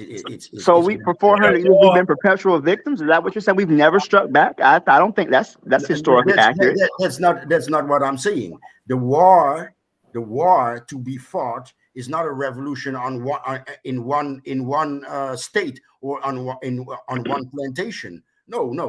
The war is how this show started. The unity that others have that we don't have. We are not at war as long as we are as divided as we are. There will be some battlefields, but not from one nation, not between one nation against the other. No, it will be this American town against local legislation. That's no war. That's a small battlefield. What you described is what we have to face. So we go, and they come with their economical sanctions. They come with this. They come with that. They come with such and such. But the world is becoming multipolar, so we don't need them. It's like. So okay, we leave economical sanctions, just like what they did to Zimbabwe. But Zimbabwe is doing is progressing. Even they are harsher sanctioned than Russia at this moment. Right? Zimbabwe is being destroyed by these sanctions. Why do you think they're leaving Zimbabwe to go to South Africa? They're being crushed. Destroyed. They are starting to survive. They are standing up. Their economy initiatives and such. They are leaving the situation in which they were. I don't see it. So they have already started to do what we should do when we leave the West. And what you just described is actually my ideology. We leave at once. Where we go, the economy will boom because mouth needs to be fed. People need a roof over their head. People need clothes. That's what economy is. This whole thing of overpopulation is bullshit because Africa is underpopulated to run a healthy economy. So what we actually need is more mouths that go to shops to buy food, more bodies that need clothing, because all of that is economy. And yes, where we live, they will be missing those dollars. They will be missing those jobs, those positions, etc. And yes, the danger is that they will do something. But we need to see ourselves as one whole body, and then we can engage. Then we can, as a nation, pick who we deal with. Who will it be? China? Will it be Brazil? Will it be Turkey? All these new economies are options on sanctions. I mean, the sanctions against Russia are not working, and same for Zimbabwe. The sanctions are not working because they are progressing. The sanctions against Zimbabwe are working so well that Zimbabweans are leaving Zimbabwe to go to South Africa to work. Cuba's been under sanctions for 50 years and they're not progressing. Russia is big and strong. Cape Verde is not under sanction. Cape Verde May I is not briefly under say? sanction, and people are moving Go out ahead. of Cape Sorry. Verde. Yeah. I'm sorry that I cut you off like that, but Cape Verde, Dutch people are leaving the Netherlands, not because it's sanctions, no, because they see opportunities elsewhere. I just want to add in just some brief comments to what I've heard so far. So, first, let me say this. If the blacks in America decided to leave the continental United States, I think that the white power structure would say, be glad to see you all go. Thank you for leaving. Because at least we don't have to provide jobs in terms of jobs, stability, etc., for you guys anymore. There used to be a time, and Mr. Hezekiah could disagree. If he, well, he'll put some analysis to what I'm saying. There used to be a time where the United States was in big need of Negro labor, in particular in the agricultural historical part of the American society. There used to be a big time where they needed that Negro labor. Now they are past the information age and they're in the so-called technological age, right? Where we are not heavy in that industry. Heavy in that industry. There will always be people who is needed to pick the oranges, to drive the trucks, but that labor is being replaced with Mexican labor and is being replaced with poor Europeans coming to America right now. And what America, it seems to be doing, is saying that we really don't have no use for you. So what we're gonna do is we're gonna house you all in our penal institutions. House you all in our penal institutions, or we're gonna practice this idea of benign neglect. We don't give a shit what happens to you. So I feel like there is a catch-22 to the situation because it's like, what is the black man gonna do?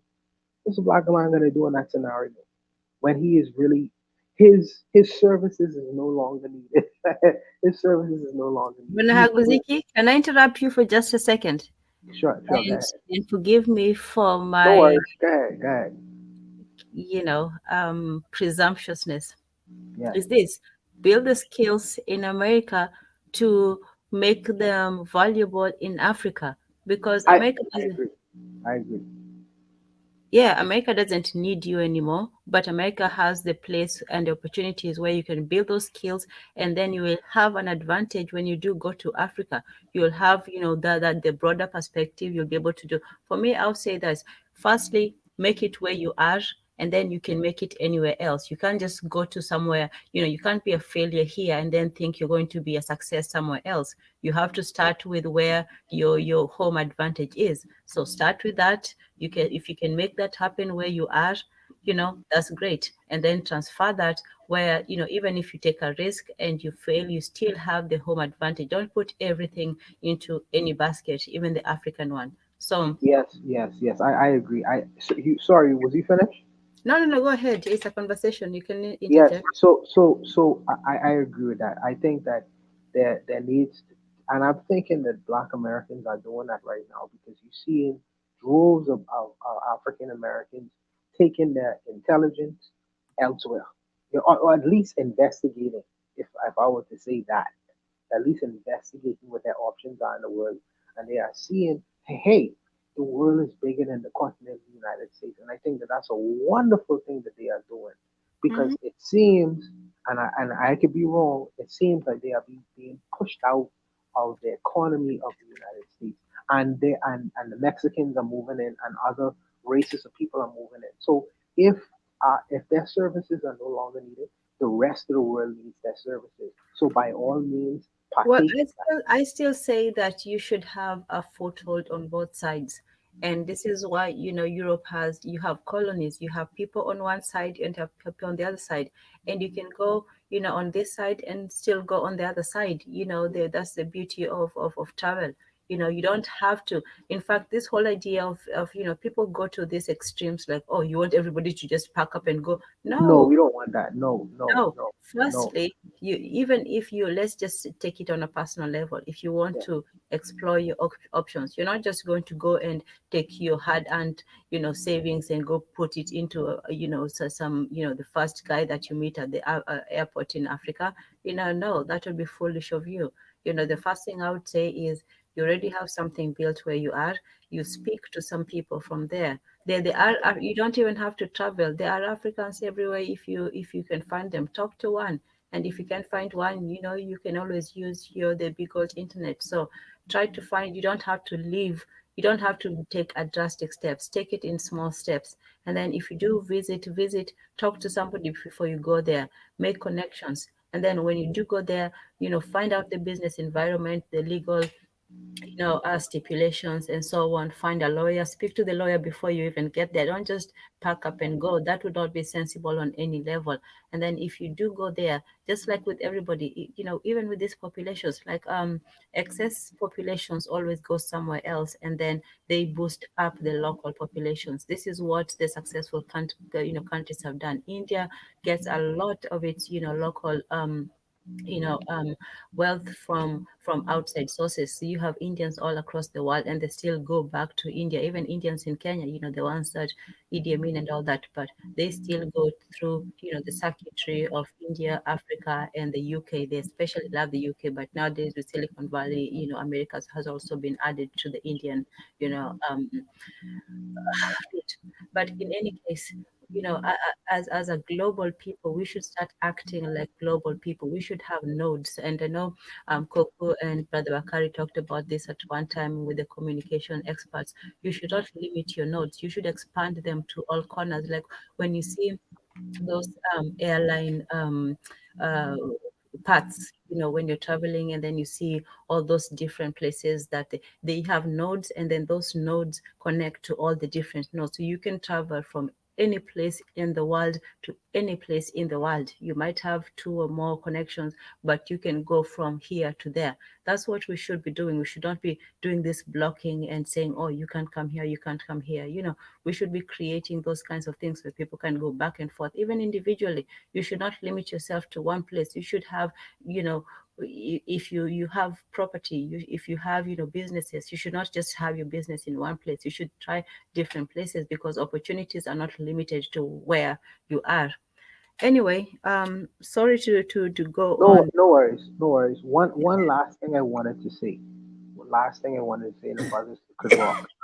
They mentioned this idea of war, and I want to comment on that briefly.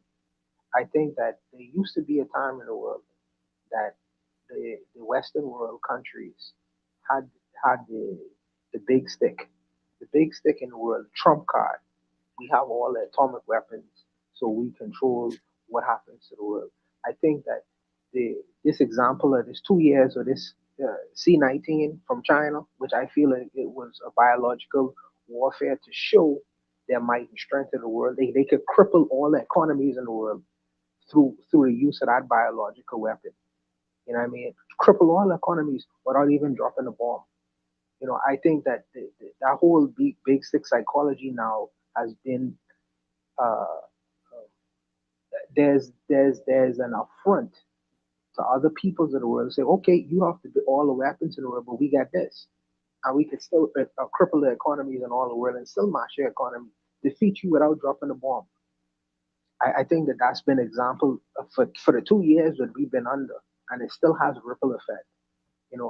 And also let me also say this: even if the United States has all the nuclear bombs that exist, it'll only take 4 nuclear bombs to fundamentally change America as we know it. One going to California, one going to New York, one going to Washington D.C., and one going to Texas. After you hit those four different states, then you will go send the continent of the United States back into the third world kind of thing, because it's like these are the essential ports, economic ports that puts or buttresses the United States into the so-called first world status. Once you these, and it's not to say that they can't completely decimate other countries. But all we really need is those 4 states. So it's just it's a lot of different nuances that goes into it. But I'll just sit and listen to what your brothers got to say but all I have to say about that. Yeah. Well, Yeah. guys, I'm sorry. I'm sorry. Go ahead, bro. I got to get back to work in a few minutes. I just want to say. Okay, then speak. Okay, so I just wanted to say I appreciate everybody's comments. Let's not forget our brother Raheem Taylor. He is innocent, and if anybody could sign the petition, share it around. He is an innocent man. The death penalty is racist. It is applied unevenly to black people in this country. A lot of countries have abolished the death penalty because they consider it inhumane. United States, we're not there yet. It's a nation that's founded by barbarians, founded by psychopaths. So please sign a petition and support our brother in getting his freedom because he should not be facing death at this point. This man deserves to be free. And y'all stay out of Missouri because it's awful. I wouldn't go there. You paid me. Thank you, Carl, for coming through. I know you have. I'm still gonna be on in the chat though. Okay. All right. Thanks for coming up on the panel. Jose, and then whoever else wants to speak, go ahead. We'll end that too, okay? I was doing a screenshot. Yes, what I wanted to say is I wanted to again to emphasize that where we live, the economy will suffer. And let's stick with the 40 plus million African Americans or Black Americans. You leave, and the United States will fall, and it maybe even with just 500,000 or a million, the avalanche will start. Right, it's the same. I've been saying it to blacks here in the Netherlands. If only 50,000 blacks leave, the Netherlands will suffer. They will need some time to adjust to lesser mouths. And I want to share also, because we what Tanzan said, I want to add to that we are worldwide, and we can share what we live, right? Everybody thinks that the United States is the world, but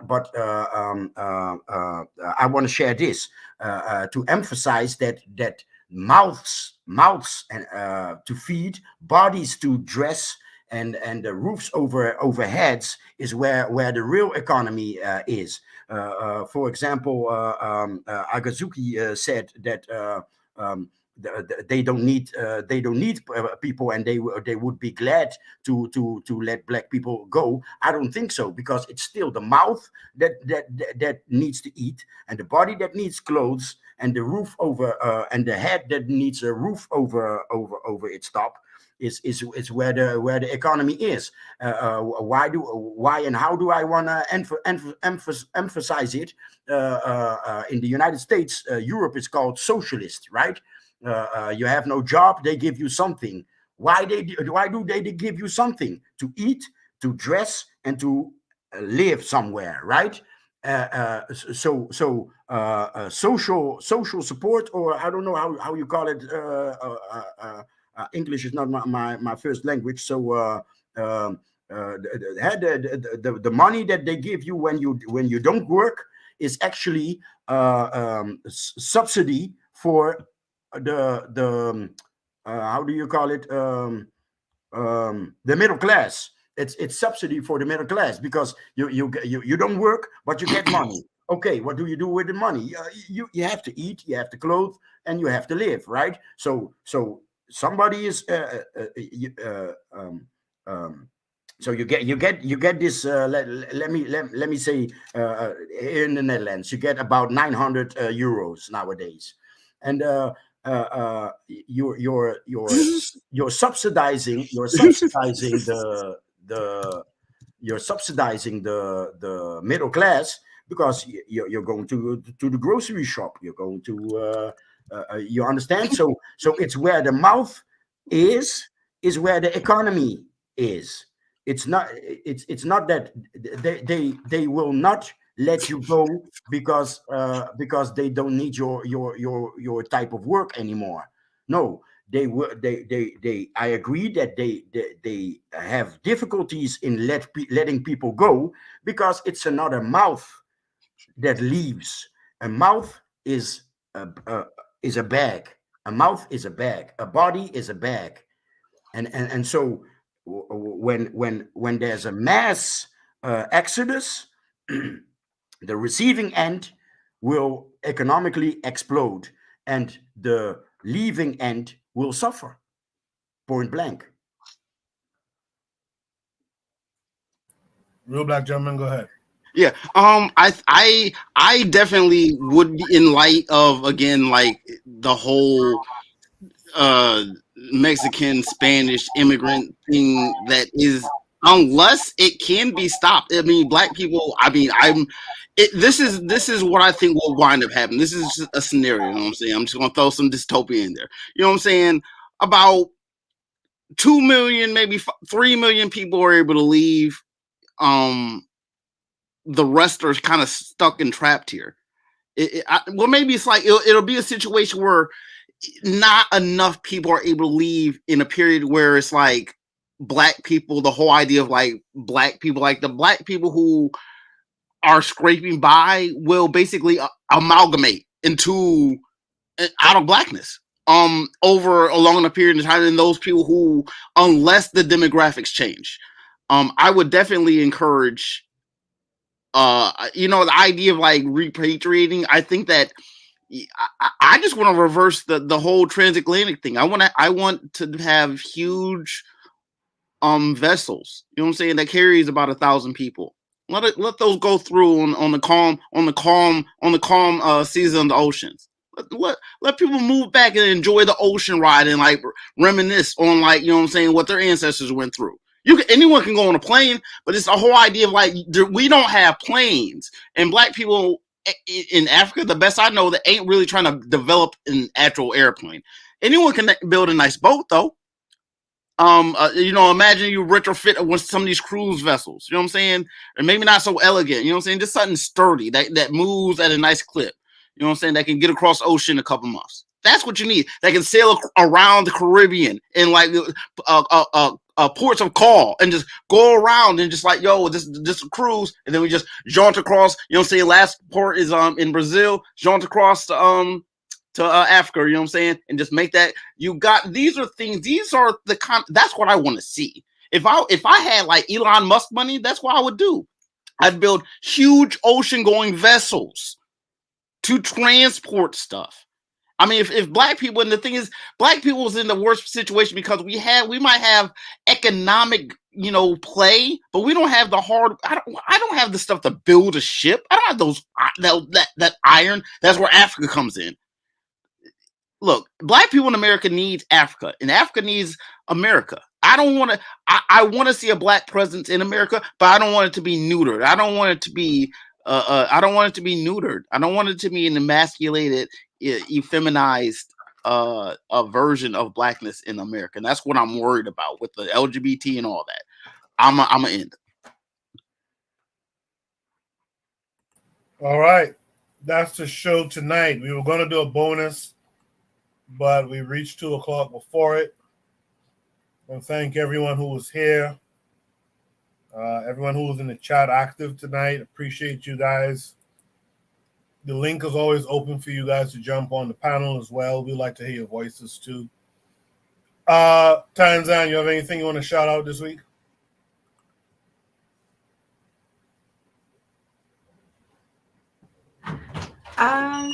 No, just the usual. Let's see. Only made fun of me for shouting out "Shoot the Breeze" last time, but I'll shout it out again. Shoot the Breeze on Saturdays, and then Tuesdays with me, Tarzan. Sometimes I do, sometimes I don't, and then of course Fridays with the Black Pentagrammers, and once in a while also SNN. Yeah, so that's me, and everybody else on the KWAZ network, Brother Bakari, Brother Focused, Hash Reality Podcasts, yeah, and Yeah, thank you. It's been a wonderful one as always. Thank you, Koku. Thank you for coming through. Jay, what say you? You want to shout anything out this week?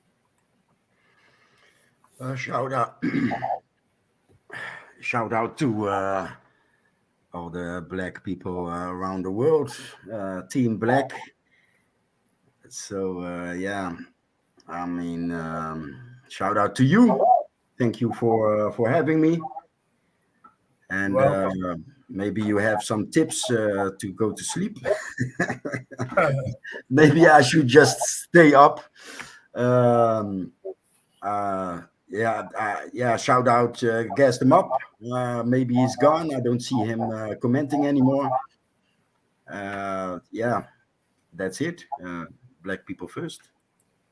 Absolutely. Real Black Gentleman, you want to shout anything out? What do I want to shout out? Oh yeah, the position. I signed that real quick. So I mean, I'm not big on petitions, you know what I'm saying? I'm not even big on, you know what I'm saying? I hear it, I become numb to it, but this time, yeah, I went ahead and I filled it out. I signed up petitions, you know what I'm saying? I don't want to see that black man executed. I don't want to see him executed. I don't want to see no one executed like that, man. I just, instead of, you know what I'm saying, I just did something. So I'm gonna shout out to him, saying to the brother, just Raheem, you know what I'm saying? Leonard Raheem Taylor, man, you know what I'm saying? If he's truly innocent, there's no reason that he should stop breathing. And you know what I'm saying? That's, yeah. I appreciate that. Buana, anything you want to shout out? No, shout out to everyone who would have contributed tonight. You know, I hope that someone could take away some of the information that was given or heard tonight to use it to do something that is good and productive for yourself or your family or even the community that you live in. Some advice for Jose: if you're trying to get to sleep, man, lay down in your bed, close your eyes, and think of the word sleep. You know what I mean? Just think of that word. Think of that word until you doze off. That's my advice. You know. All right, I appreciate that, Buana. Buana, you and Makari talk anymore about that thing? You know what? I that completely left my radar. I'll come back to it again. I'll come back to it because I really wanted to have a conversation with you, between me and you and him, about it. But I'll come back to it. I'll come back to it, and when I speak to him again, we'll dialogue about it. It completely left my radar for this week, but I'll get back to that. Yes, I'll speak to him tomorrow. So okay, yeah. All right. Yeah. So that's the show for tonight. I want to thank everyone personally who came up on the panel tonight. Thanks to you guys who was in the chat tonight. Thanks, Carl. I know you had work and you took a beat to come and talk with us on this last topic tonight. So thank you for that. The topic I'm going to start with next week, which was going to be the bonus tonight, is the African mode of production. You could go on the Discord, join the Discord today. You can see that prompt. You can see the video that's attached to it. I'd really like to break this down and study this a little bit deeper. So that's what we'll start with next week. All right, guys. Maybe you'll see me during the week. It's kind of a messed up time, busy period, but maybe you'll see me during the week, but you'll definitely see me next Saturday once I have life in me. So you guys be good. Take care. I'll see you soon. Peace.